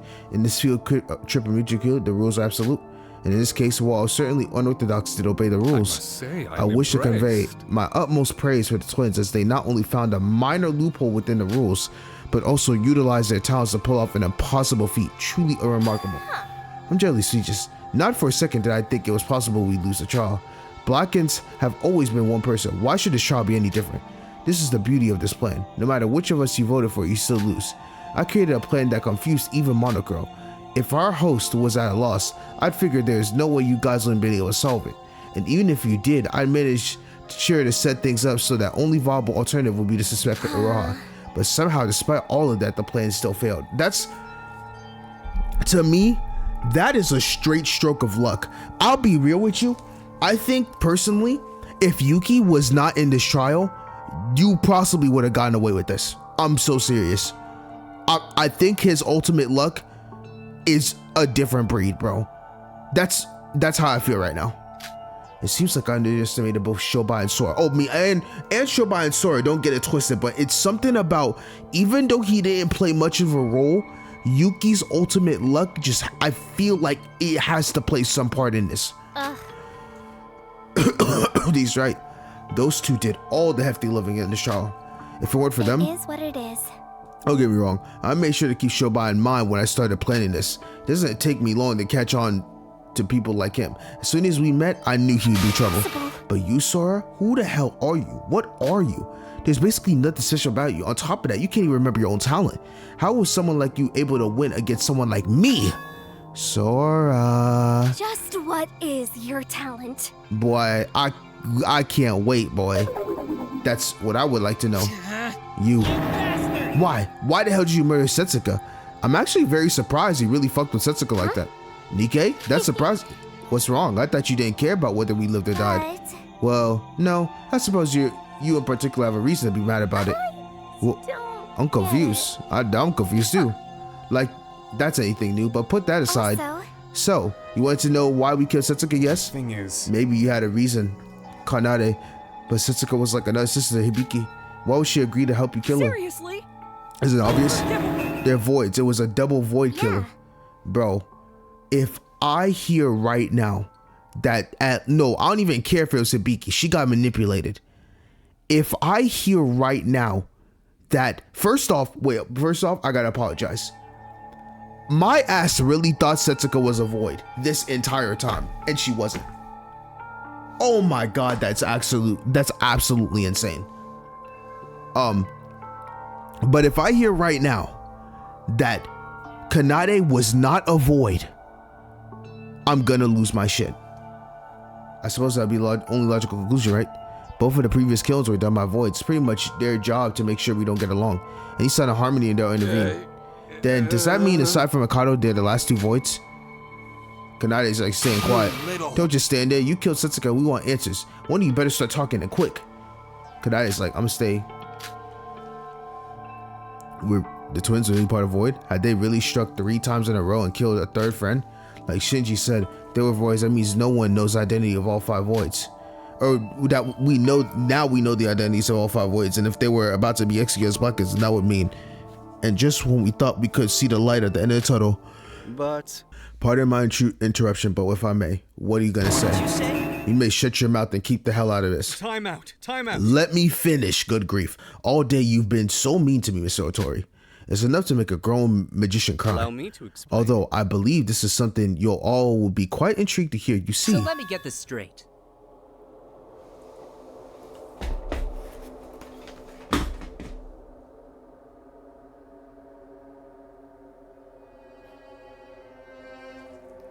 I can't. I actually can't. So what I'm hearing is Kanade is an absolutely pure demon. Literally, she's worse than any void imaginable. Literally. She's worse than any human being in the face of the earth. Oh my god. How did I love her so much? I don't understand, bro. She's still the GOAT, bro. I just can't. But it's just, you cannot tell me of a better character. That is insane. Oh my god. Oh my god. I cannot believe this. Bro.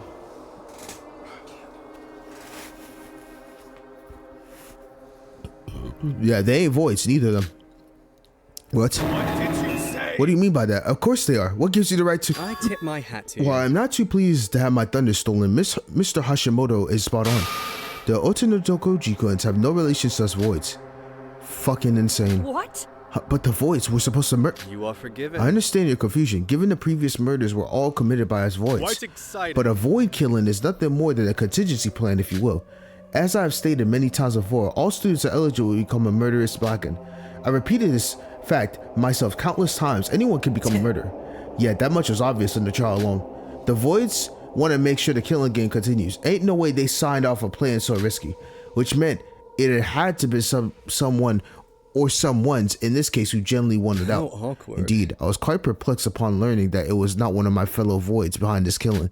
Just where the places were you, my friends? What? What? So they chose of their own will to murder someone? Why? If they weren't a void, then why would they? That was our mistake, Yuki. The killers were all voids before because the rest of us had no reason to kill anyone. But this time was different. This time we had a reason. The motive videos that Mikado gave us. I guess so. That's right. Even if I forgot about him, the Blacken of this case gets not only escape if they win, but they also get to know the ending of their video. The one I saw didn't affect me in any way, but the same can't be said about the others. Are you for real? Oh, that's right. Hibiki Kanade said during the class trial that their parents were in trouble, right? Then it must have been it. That was their motive. God dang it. This is all my fault. I was so focused on the voids it never even crossed my mind.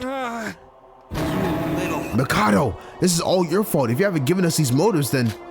God, I'll never forgive you. But we should never forgive him in the first place. He started this bullshit. How annoying. About that. These videos play no part on why I did any of this. Oh shit, she's just fucking crazy. That literally. The hell? What? I said Setsuka dying had nothing to do with those boring videos. Sure, maybe that's the case with my sister, but me? I could care less about those things. What? Those things? But they're your family. How can you... My sister is the only family I got. Yo. She don't even like her own fucking parents. I cannot, bro. How, have you already forgotten what you proved in the trial? I've been planning a double black murder ever since I learned how these trials work. And yet, those videos were distributed only yesterday. Your timeline doesn't add up. Then why? Why would you do something so horrible? Yikes, where to begin? Let's see. How about we start with the basics? Everyone, if I could direct your attention to Hibiki for a second. What about her? Does this something seem a bit off about her? Hibiki, you okay? Hey. Hibiki, are you even listening? Just because the trial's over doesn't mean we don't have more questions to ask. Quit it with the silent treatment already. Oh, she's lost all hope. Like, she's complete done. What, is she all right? Oh my god. Oh my god, so cute. She's sick. Kanade is insanely sick. Whoa! What in the fresh hell? Kanade? Ladies and gentlemen, allow me to introduce to you my lifelong project and my true motive for this murder. Huh? So what do you think? Seriously? What the heck? What are you talking about? Nope. I'm so confused that my head's practice spinning. Use your head. What, you still don't get it? Here, watch. Hibiki, give me your hand. Also, Now do a backflip. cut it out. That scared the life out of me. And finally, say you love me with a big warm smile. I love you, Kanade. I love you. Me too. I love you too, Hibiki. Oh yeah.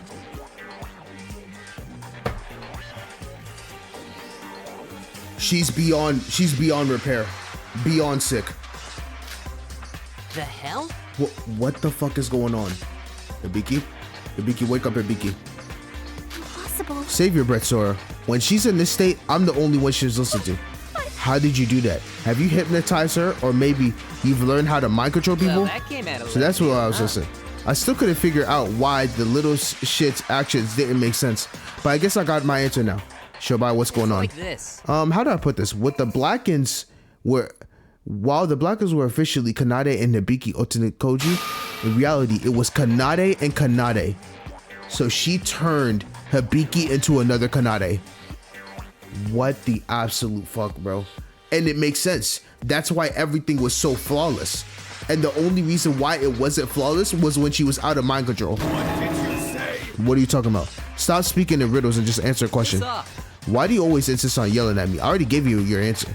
The trial's over. So if you're too thick to get what I'm saying, then that ain't my problem. If you're really that desperate for a different answer, go ask the girl yourself. Well, don't y'all agree that my precious toy is oh so adorable? She's treating her as a literal pet, a toy. That is. Kanade, please just help us out and tell us what's really going on here. Sure. Oh, I'd be delighted to. We're about to die anyway, and I'd rather all my hard work didn't go unappreciated. Let's see. I suppose I should start at the very beginning when Hibiki and I were very young. As you know, we are identical twins. Our mothers birthed us only 10 seconds apart from each other. I forgot exactly if this was something I instinctively knew at birth, but I was 3 or 4 when I suddenly realized something. I was better than Hibiki in every way. Grief. I assure you are talking about your talents, correct? Oh, please, our talents were just the tip of the iceberg. Anything she could do, I could do better. But while I was slowly noticing how superior I was, Hibiki in turn was noticing how inferior she was. That was when the abuse started. No matter what I did, she blamed me for everything. I was so young at the time, I didn't know any better. I never stood up to her, nor fought back. Eventually, I just came to accept that this is how things were going to be. Then one day, our mothers intervened and told my sister she had to play with me for a change. But Hibiki refused. She threw a tantrum and said that she loved Shiro more than me. I remember my world shattered. Those words hurt a lot, especially as a kid. Shiro, who's that? A puppy we used to have as a kid. It was a small, loving white teacup poodle who adored belly rubs and cuddles. No matter how much abuse Hibiki hurled at me, she was still my sister and I loved her. More than anything else in the world, I wanted us to get along. But as soon as I learned that my precious sister preferred some petite pooch over me, my entire body froze. I remember looking into Shiro's eyes and that's when it clicked. As long as he was alive, I was only ever going to be a second best. So I decided to thin the herd a little and get rid of it. What the fuck do you mean get rid of it? Like you took it to the pound? Oh no, I was thinking of something more definitive. The next day while everyone is out, I butchered Shiro with the kitchen knife and threw the remains down the... She fucking abuse animals. Oh my god, bro. This demon. No, Satan doesn't even want her. I'm serious. Bro, there is a different level of hell that Kanade is going to. And it's not the hell I'm talking. Like, this is way epitome, a bottom of... I can't. No way. What? You're kidding me, right? Hey. As small as Richard that thing was, it's still a living creature. That means I had to cover up a lot of things to not get found out, but somehow it all seemed easy. Probably because I was a genius. After a while, poor little sis began frantically searching for Shiro, but alas, she was unable to find it. Of course, that was only natural. What remains of it was probably indistinguishable from sewer sludge by then. What the Are you for real? So you killed your sister's favorite dog just to get closer to her? Like the hell that would work? You're out of your mind. You're a freak. Certainly. I know. As soon as I realized I did something wrong, I actually felt a bit guilty. But the reaction Hibiki showed afterwards, as soon as I got rid of any lingering thought I had, instead of blaming me like she always did, she did something she'd never done before. She came to me for help, crying her eyes out. Kanade, help me. What should I do? And that face was like an angel, more precious and adorable than anything I have ever seen. This woman is fucking insane. Like, I don't... You gotta admit, if you remove the side of her that's like with this lovey-dovey shit with her sister, one of the most complex characters ever made, literally. Oh my god. Also, ever since then, she's become extremely passive and weak whenever she was backed into a corner mentally. and each and every time that happened, she cried for help, depending entirely on me. That's just when I started to train my little Hibiki. Oh my god, bro. I'm assuming Lanuge had to have taken like, now I don't know when this game came out, but my thought was did he take like an inspiration from V3 Korekiyo? Because bro, this is looking the exact, like it's feeling like the exact same, but even more complex and way better. Like, Train, unbeknownst to Hibiki, I broke her down day by day, little by little, in ways she would never realize. All high and mighty, abused her little sister on a daily basis. She didn't even realize that she was being tormented as well. When Hibiki was in her shocked mental state, her mind becomes so weak she can't even remember what happened afterwards. Just seeing her yell and scream like she's in charge, and all the while blissfully unaware of what takes place off stage. It drives me insane. That's how I slowly but surely morphed Hibiki, however I saw fit.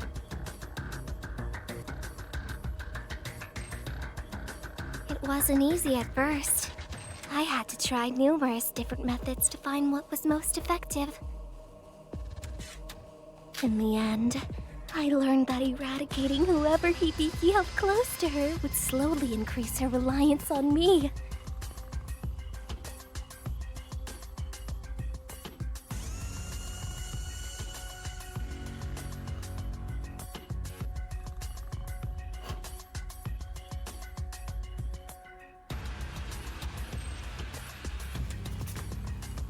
Shiro was only the first of many.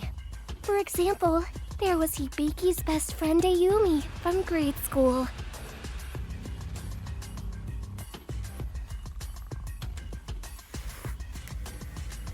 Someone pushed her down a flight of stairs. The blow fully paralyzed her, and she's been hospitalized ever since. She paralyzed her best friend. Your sister Kanade gives me the creeps, Beaky. We should stay away from her. The bitch was practically asking for it.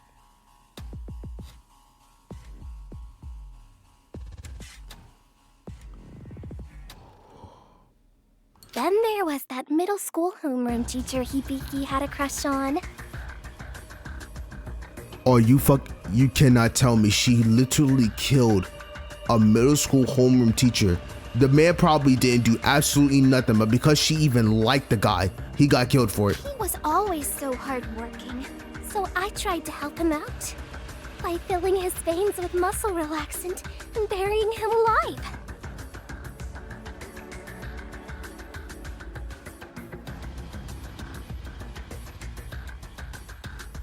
I'm sure that perverted pedophile had indecent thoughts towards my precious sis.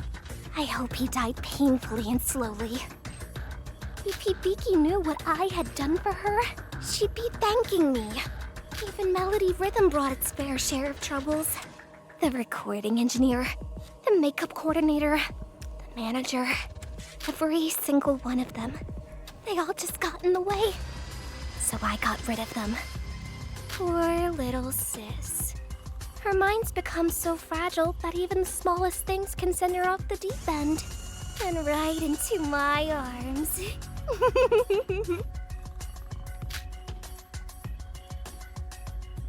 No way. You're saying that Setsuka this wasn't your first time, the first time you... This can't be. You can't be serious. Hey. Yo, what's your body count? Well, I don't keep track of every one I kill. I guess around...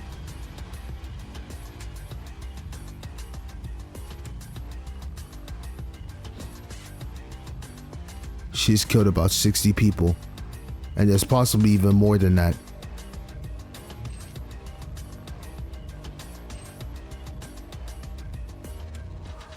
Yo, Hibiki, deadass, you was literally born in the... You have the most unfortunate luck to be born in the presence of her. I'm so serious. Damn, alright, you win. It's obvious.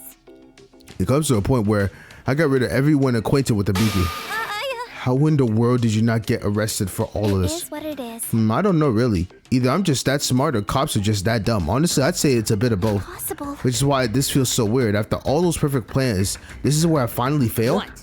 So that's it? That's why you killed Setsuka? Because she was friendly with your sister? Oh, it didn't have to be Setsuka specifically. My target was always going to be whoever got closest to Hibiki. But I'd be lying if I said I didn't find it satisfying. That girl really pissed me off. Anything that could help undo all of the work I'd put into training Hibiki must be eliminated. Why? Why are you so obsessed with Hibiki? Why? That's a pretty redundant question, don't you think? After all, do people need a reason to love someone? I love Hibiki. I love Hibiki more than anything in the whole world. That she would burn the entire world just for her. If there was a button for kill the entire world and the only two people left are her and Hibiki, the world's gone. Don't act like you wouldn't have done the same if you were my... No. I don't think nobody would. You're just literally a fucking freak. I'm kidding. Exactly. You're crazy. You're insane. Damn it. This is sick to the core. I'm done listening and I'm not wasting any sympathy on you. From the bottom of my heart, I don't think hell has anything to do with their Nikke. Hell can't even... No. I'm so serious. Hell... I don't even think hell wants her. Hold it right there. Hold a minute, Miss Kanade. Just how this story relates to Miss Hibiki's current predicament. I'm sorry. Oh, I forgot. That's what we were talking about. Let's see. I guess it was around the time I made sushi of our coordinator. Sushi out of the... When Hibiki realized that our coordinator had gone missing, she came to me in tears. But this time, something else happened. 1 minute she was bawling, and the next, it suddenly all stopped. Her eyes became vacant and her face emotionless. She was completely catatonic. And when I called on to her, she started doing everything I told her to do, word for word. No complaints, no reaction. It was as if I was controlling a character in a game. That might have been the happiest moment in my life. Sis being controlled by my words, just thinking of it makes me... Oh, God. Unfortunately, the state didn't last too long and she was back to herself soon enough. But I seen enough and knew my new goal was to be. The next time I caused her to snap from shock, the trance lasts longer. And the time after that, the longer still. Until eventually we reach the present day where I've been able to master the ability to take her in and out of the state where I so desire. When what had started as a bid to make her reliant on me had beautifully blossomed and making her an unknowingly extension of me. All that was left for me to remove her own agency entirely and make her a mindless puppet that would happily cater to my every whim. It sucks as well because I really do think I was on the verge of reaching that. Maybe 1 or 2 more deaths after this, and I finally have it. Such a shame. I tip my hat I see. So that's why Mr. Hashimoto said the culprit was Miss Kanade and Miss Kanade again. Literally. Miss Kanade used this puppet version of Miss Hibiki to act as her duplicate in order to commit a perfect crime. How far does this go back? For today, I mean, when did you put her in the state? Was she already like this when we first met her this morning? No, she was still herself back then. Ever since the skilling game started, I've been biding my time, just waiting for the moment where Hibiki's mind had reached its breaking point. But as soon as we got the motive video of our parents being attacked, I knew it was time. With my plan already prepared, that all that was left was to set it in motion. Your plan? By the way, now that you've all voted, I might as well come clean on this part. Remember those blood packets? Well, I had one other use for them. This is... What? also, Your earlier deductions weren't wrong. I did in fact wake up early and call Setsuka to the pool, where then I ambushed her from behind and knocked her out. But after that, I then poured from one of those packs all over her unconscious body and made it look like she was dead. Why would you do that? Because I knew that would be the trigger that would turn Hibiki into a puppet. I called Hibiki out to the pool straight away, making sure she used my e-handbook to get in. Poor Hibiki walked right in and she thought it was a real crime scene. Put yourself in her shoes for a second. How would you react if you just watched a video of your parents getting killed, only to see your best friend's bloody corpse the very next morning? You're cooked. certainly. As someone who controlled her mental state for years, I knew for a fact that it would send her over the edge. I practically got it down to a fine art, knowing her talent levels and what would need to be to make her catatonic. Her mom, her dad, her best friend, all gone in less than a day. The screams that she let out, so primal, so broken. I'm getting chills just remember it. Fucking sicko. Oh. So when Mr. Hashimoto mused for a potential discrepancy between the blood presence at the ghost house and the amount of blood packets taken, this both confirms and explains that. How could you? Controlling someone like a puppet? She's your sister. Oh, please. Do you think my brainless sister would have been any use to me if I didn't take control of her? Hibiki's too boring to want to kill somebody. She never would have agreed otherwise. I did all this for Hibiki. She did say she wanted to leave this island after all. Annoying. But now she never will. All thanks to all of you. Does Hibiki know any of this? Use your head. Of course not. When she's like this, her mind is as good as asleep. She won't have the faintest memory of anything that happened since she snapped. But Hibiki still cared about you and you loved her more than anyone else.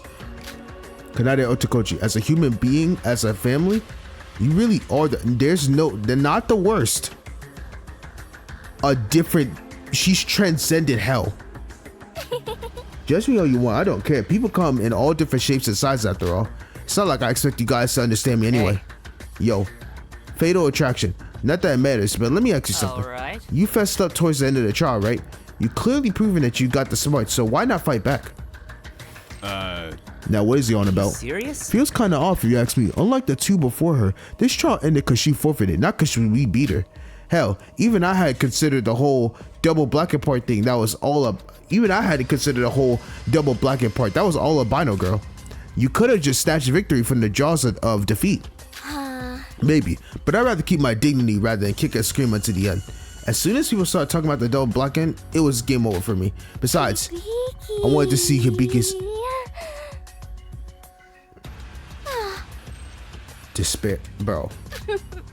Honestly, looking back, I have no regrets in my life. I've already played with my sister to my heart's content. Of course, escaping this island and being together with the complete puppet-fied Hibiki does sound tempting, but nothing beats the desire to watch Hibiki's full face of despair, and not just any despair, the one that you feel when your moments from death itself, the one just before precious life ends, the one that she'll take to her deathbed, the one that gripes with my widow puppet Hibiki. It's that her face is too predictable, which just makes it feel fake and inauthentic. So if I switch back to her switch her back at the last minute, I'll get to see the real Hibiki's terror, her horror, her despair. Just the thought of it makes me so excited. Yo, Albano, are you talking to me? This is stupid. Do something about this, will you? This chick's too crazy even be by my standards. I can't do nothing for her, bro. I deadass can't do nothing for her.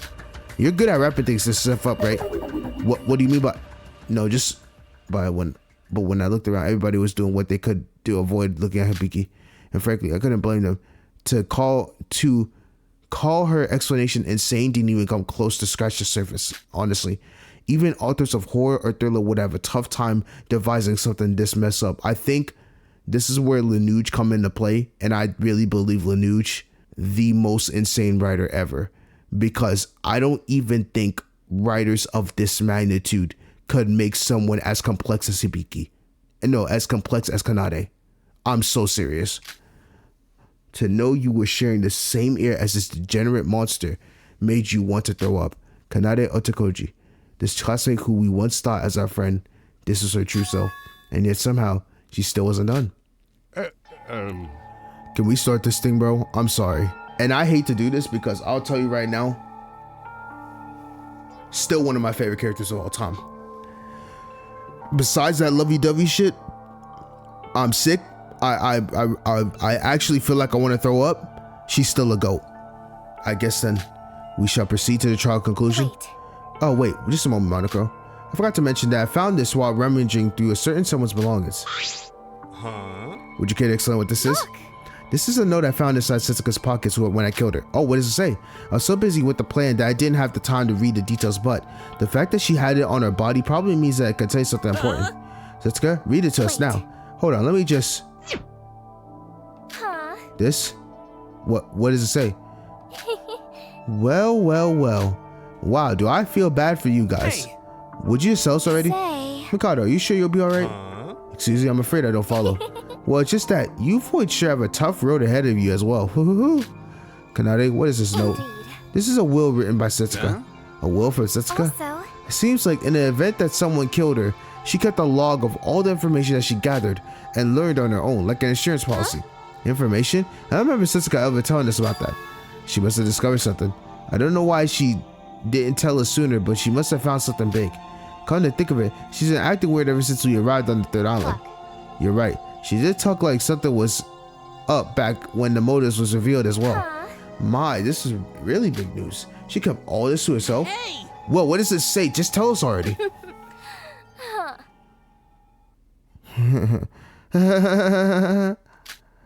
Oh, I'm so sorry, bud. I think some things are best left in the dark, don't you? So I'll be taking this one to my grave. I'm done. I'm so done. Bro.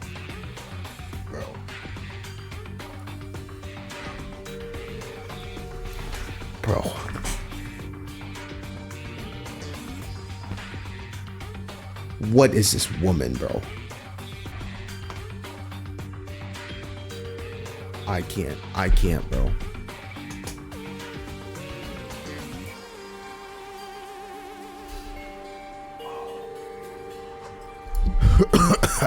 I can't.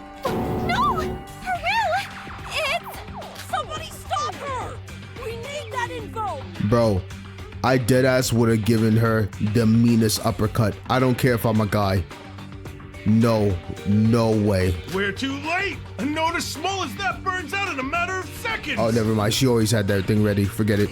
You! What the hell do you think you're doing? What does it look like I'm doing? I'm burning up any chance you have of taking down Mikado. I'm about to die, aren't I? Why should I care what happens to you guys next? Or what? Were you expecting some sort of touching moment? Take this. I leave this up to you. Wow. As if. Unfortunately, I'm not that good of a person. Not to mention how much I despise each and every one of you. You all screwed me and my perfect plan over, and I don't take kindly to losing. Consider this payback. I told you at the end of the trial, didn't I? Even if you vote correctly, I'll still emerge as the victor. Oh no. Now all of Setsuka's hard work was for nothing. Oopsies. A fucking demon. No, bro. No! Demon. It's already turned to. Oh God, please no. My, you're being awfully persistent, Nikkei. Boy, do I wonder what caused that. Ooh. No way. You little. Yuruko, calm down. Violence is against the rules. Oh, well, I would have died then, because I deadass would have gave her the meanest uppercut. I cannot lie. Now I can finally die without any regrets. Okay, Monokuro, let's get to it. I'm sure you prepared a wonderful fitting execution for me, Hibiki. Now. Hold on, I appreciate your enthusiasm, but there's still something left to do. Not so fast. Have you all forgotten that Black on his trial has the right to know the ending of their motive video, regardless of the results? The execution comes after that. Annoying. Oh, come on, you really think I care about that video at this point? Please let's get this preamble and get on with the main event. Honestly. While you may feel that way, surely your sister Hibiki gets a say in the matter as well. This class trial acknowledges both of you as Blacken, meaning that both parties are at liberty to see the context of their respective videos. Fortunately, though, it just happens that you two motive videos are identical, so this shall take well. I see. That's always a good point. I guess it wouldn't hurt to let poor sis know what really happened to her parents before they died. Okay, sis, time to wake up. Focus on your eyes on me and take a deep breath. I need you to go back to being your real self now. Huh? Did I? Is this class trial room? Did I? Hey, sis. Okay. Long story short, we're about to be executed. But on the bright side, we get to see the end of our motive video. Come on, let's watch it again before you die. Me? It's okay. Don't you remember? We both killed Setsuka, and we lost the class trial. No. That can't be. I would never. Why would I get executed? When I did nothing wrong? Please don't. Oh my, I feel for Hibiki so bad. Bro, I'm sick to my damn stomach. Yeah, she got absolutely hoed. I don't want to die. Come on now, little one, don't cry. Your friends wouldn't wish to see such, would they? Now, eyes up and focus on the screen. As per procedure, it is required that you watch this video. Wait, why am I the one consoling her? Are you curious about who really attacked mom and dad? At least you get the chance to know who did it. Or would you rather just die without knowing what happened?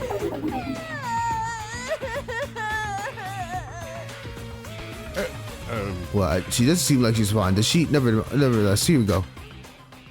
Alright, what's in this video, bro? Please, stop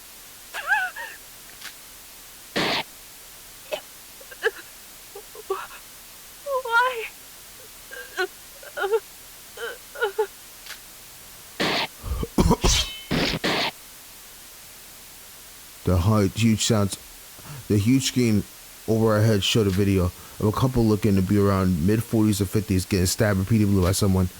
The man seemed like he was already dead with blood spewing out of his throat like a fountain.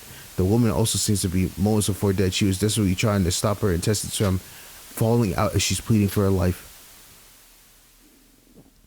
No. Mom, Dad. Let me explain. This video is a first-person perspective recorded from the very person that murdered the Otsunokoji's parents. Being recorded on a cheap camcorder, the quality isn't quite something to write home about, but way. I can't watch anymore. There's no use. This is just too horrible. Darn it! Monoko, Mikado, who are you guys? How did you get footage of the twins' parents getting murdered? No, not just that. Even motive videos in general. How did you get your hands on those? Good grief. Well, do I really need to answer that? No, I think not. Wait a minute. Now for the climax, the idea of the assailant will now be revealed. I'm sure you're more curious than ever, dear Kanade and Hibiki. No. So pay attention closely, as our mysterious assailant was none other than...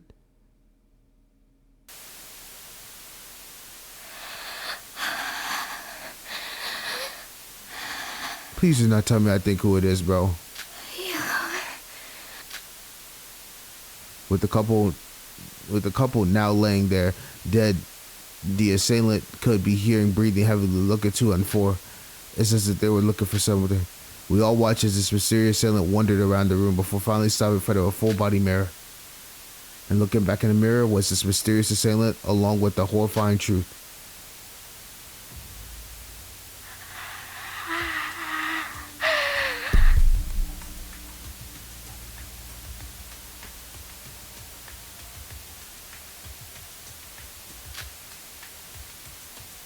It's hot in here.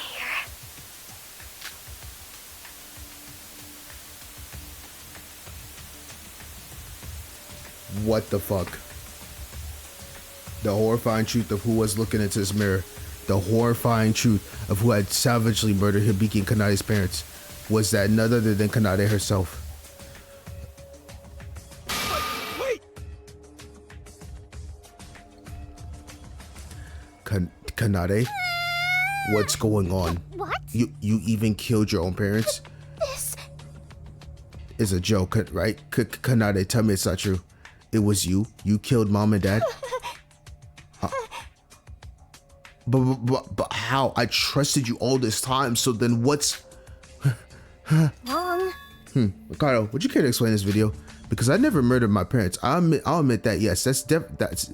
I'll admit that, yes. That's definitely our house.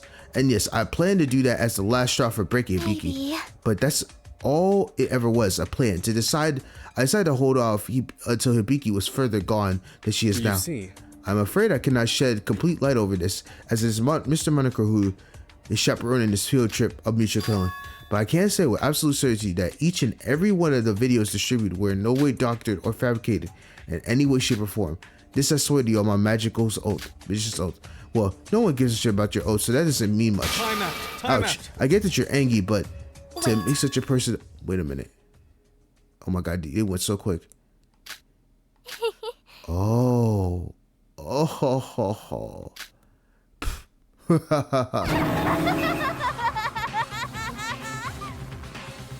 So that's it. That's what it all means, huh? Incredible. Oh my god. I would have never figured this out if it weren't for this. You guys are insane. What? What's up with her? Oh, this changes everything. To tell you the truth, I'm a little upset now to be checking it out so soon. What I give to see the fallout when the cat finally is out the bag. With the assailant now unveiled, the video ends here, not a moment too soon.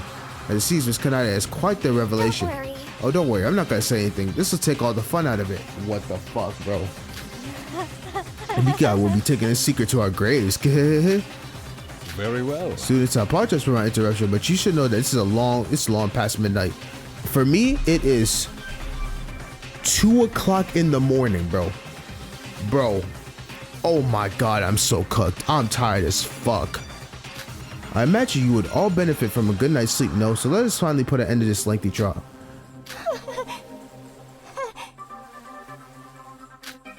I dreamt of this moment so many times, but I think it's finally here. Come on, sis. It's time for the big finale. Scream until your lungs give out. And cry until you can cry no more. Show me your rawest despair. Go away! No, don't come any closer, you monster. I don't want to die. Why should I be the one to go? She's the one who did it. I didn't do anything wrong. I don't even know what happened. Now then, I've arranged a very special punishment for our dual blackets. Hibiki, the vocalist, and Kanade, the guitarist. I said don't come any closer. Someone help me. Where's Suka? I need Suka. Since we are in this unusual position, I have two blankets. You shall both face the same execution simultaneously. Help me! Nikki! Hello, you teaching promotions, anyone! Save me!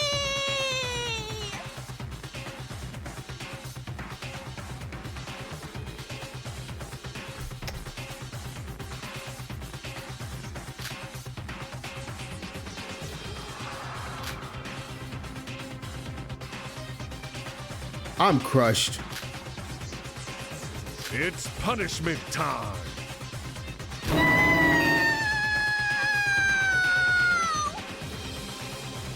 It's punishment time.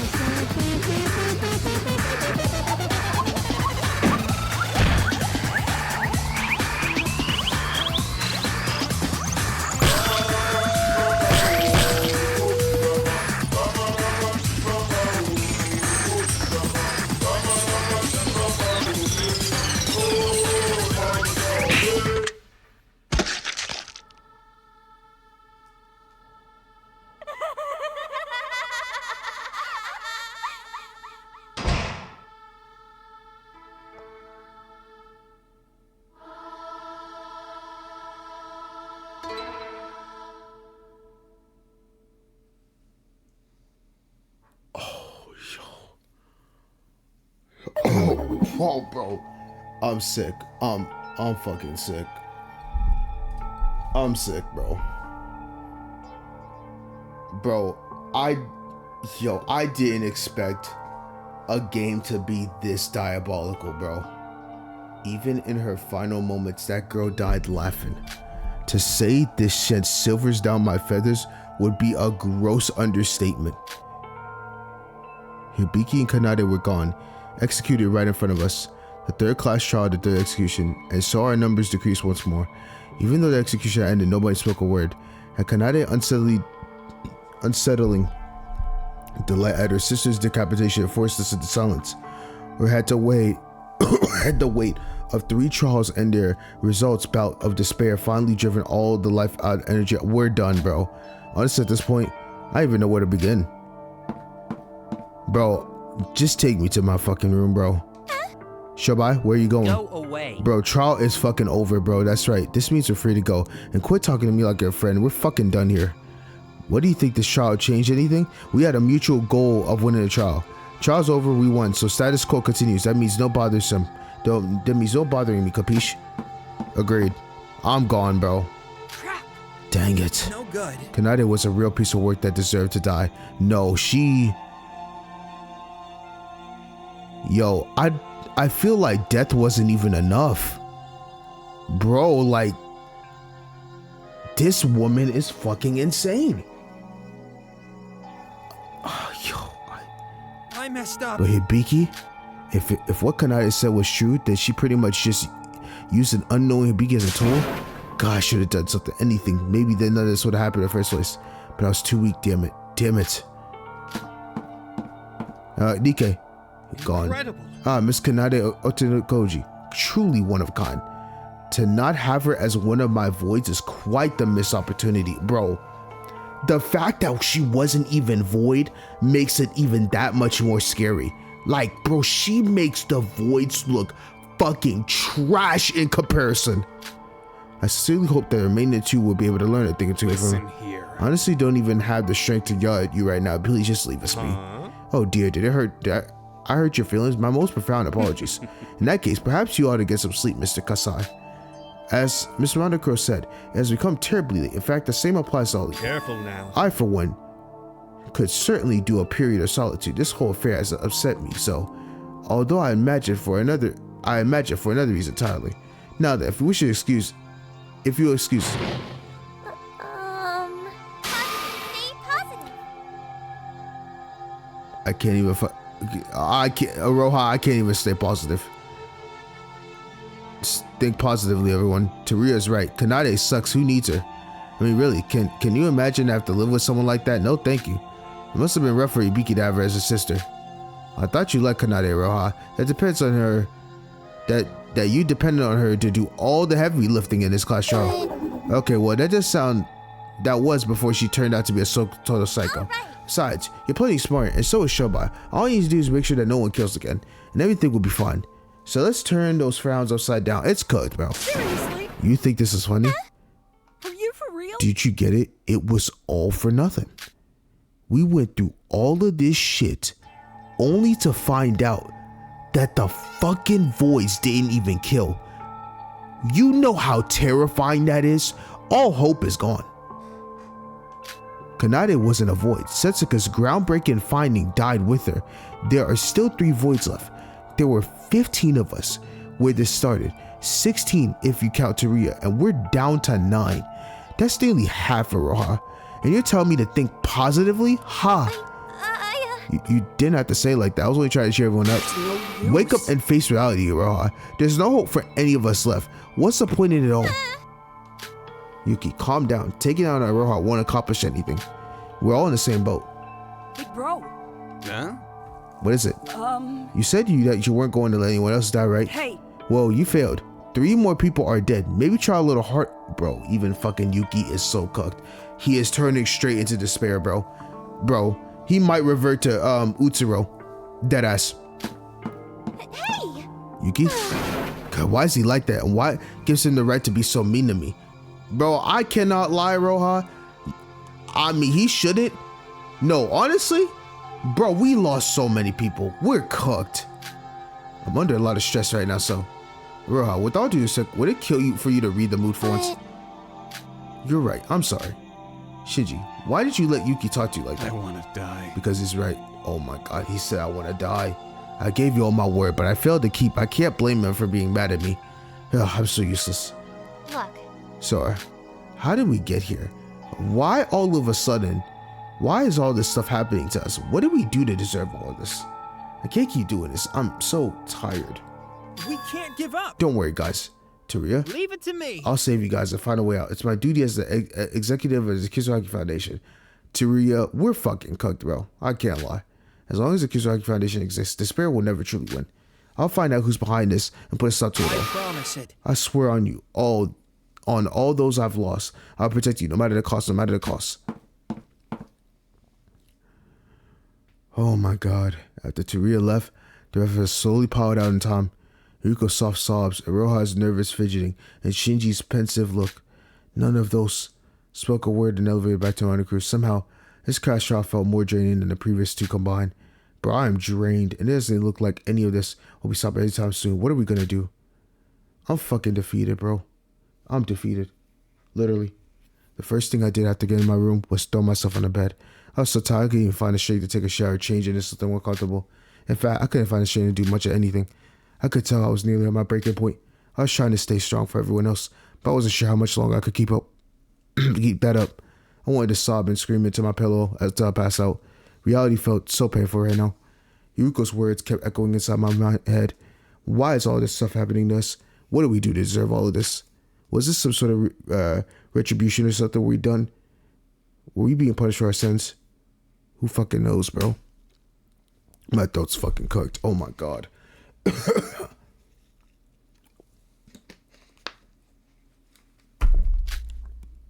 I have no idea. Whatever the case, I can feel my body growing heavier and heavier before I give into my sleep.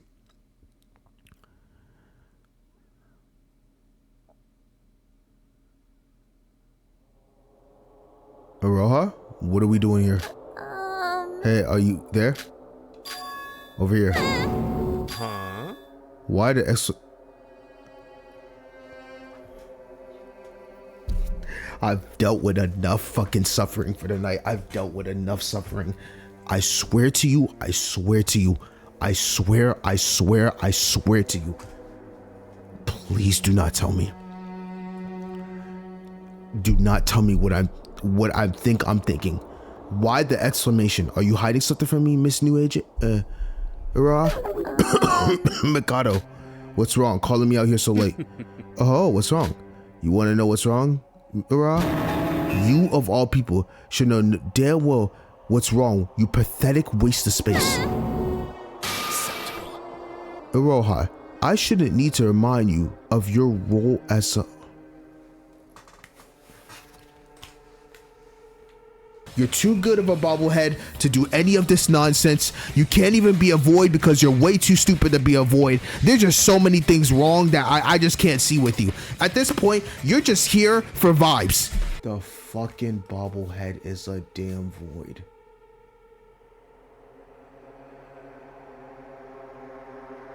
Yo, I want to crash the fuck out. I'm so done. I feel like I've lost all hope. I'm done. What did I do to deserve this, bro?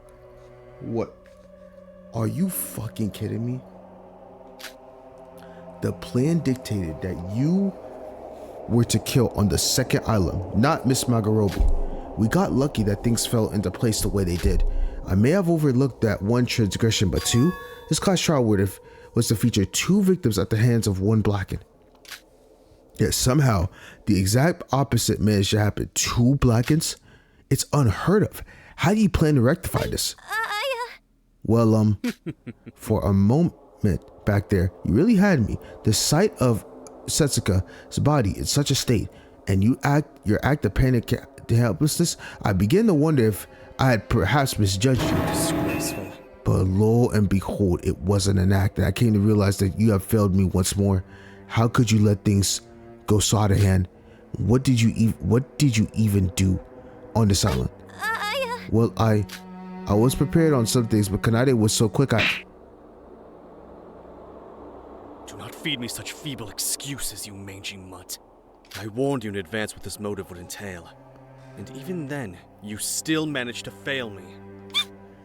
Need I remind you what your sole purpose here is, Miss Nijiue? To ensure our number is exactly 5. And to carry out your respective murder when the time comes. Can't you even manage something as simple as that? I should not have to remind you what's at stake here. If this plan fails, our lives are over. There are no second chances. Wait, but this isn't fair! I wasn't assigned to the third island and nobody told me things had changed! I can't just do this on my own! Then call upon his powers, for heaven's sake! You saw what happened in the class trial, no? The outcome is already set. All you need to do is possess the will to make it happen. Is he saying, like, I feel like Utsuro's gonna play some role into this, but I just don't know what. Cause his power, bro, the only power I could think of, bro, is Utsuro, bro. Literally, that's the only power I could think of. And this is why I'm going right back to what I said. Like, he just said something about the trial, about, like, you know, the luck. I really do believe Kanade had the absolute most upbringing plan, but fucking Yuki, because of how he is, the plan was cooked. Do you mean to tell me you cannot do something as simplistic as that? Well, do you? Killing someone is not simplistic, Mikado, but I guess it's different for him.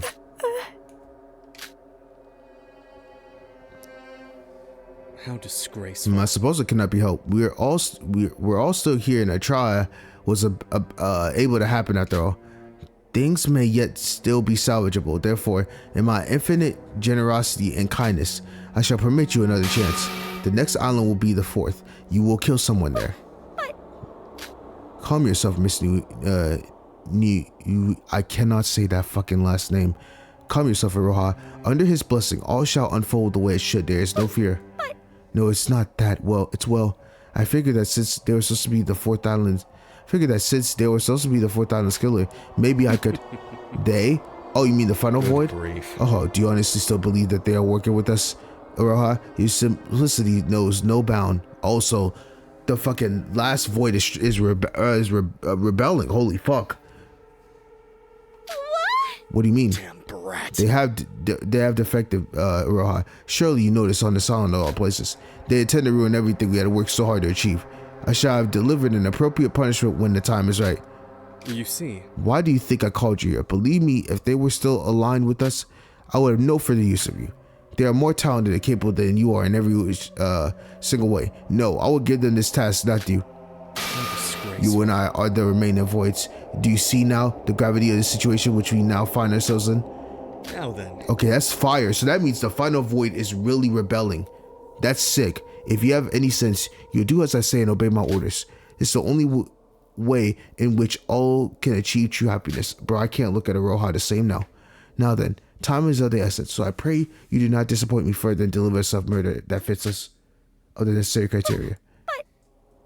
What's the matter? Oh dear, Iroha, please don't tell me that you two are planning to defect and wish to face the same fate that awaits them. No, of course not. Quite exciting. Iroha, all I ask is that you hold out for just a little longer. Soon everything else will become immaterial, and then he shall walk among us once more. Careful now. I believe this concludes our conversation. So let us retire before Mr. Hashimoto or the spies our little late night rendezvous. Oh, and don't even think about following our traitor and defecting. Should you choose to, then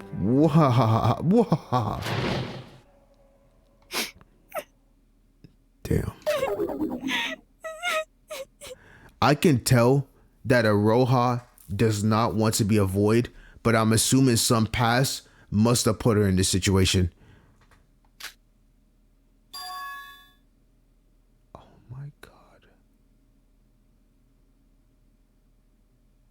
Oh my god, bro.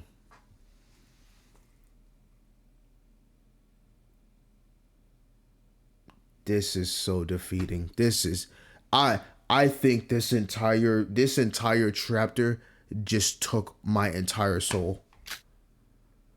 I'm done.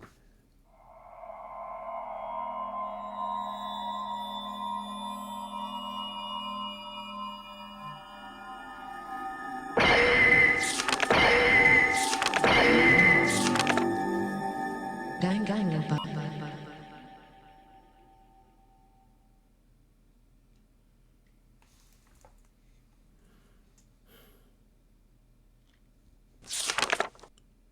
I can't fucking believe this, bro.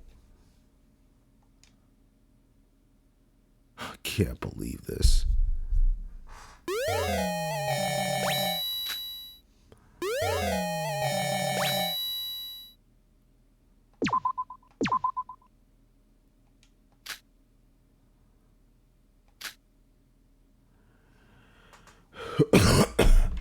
And that ends it. I'm done.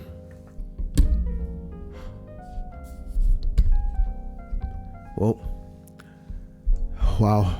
All I can say is that was an absolute phenomenal trial.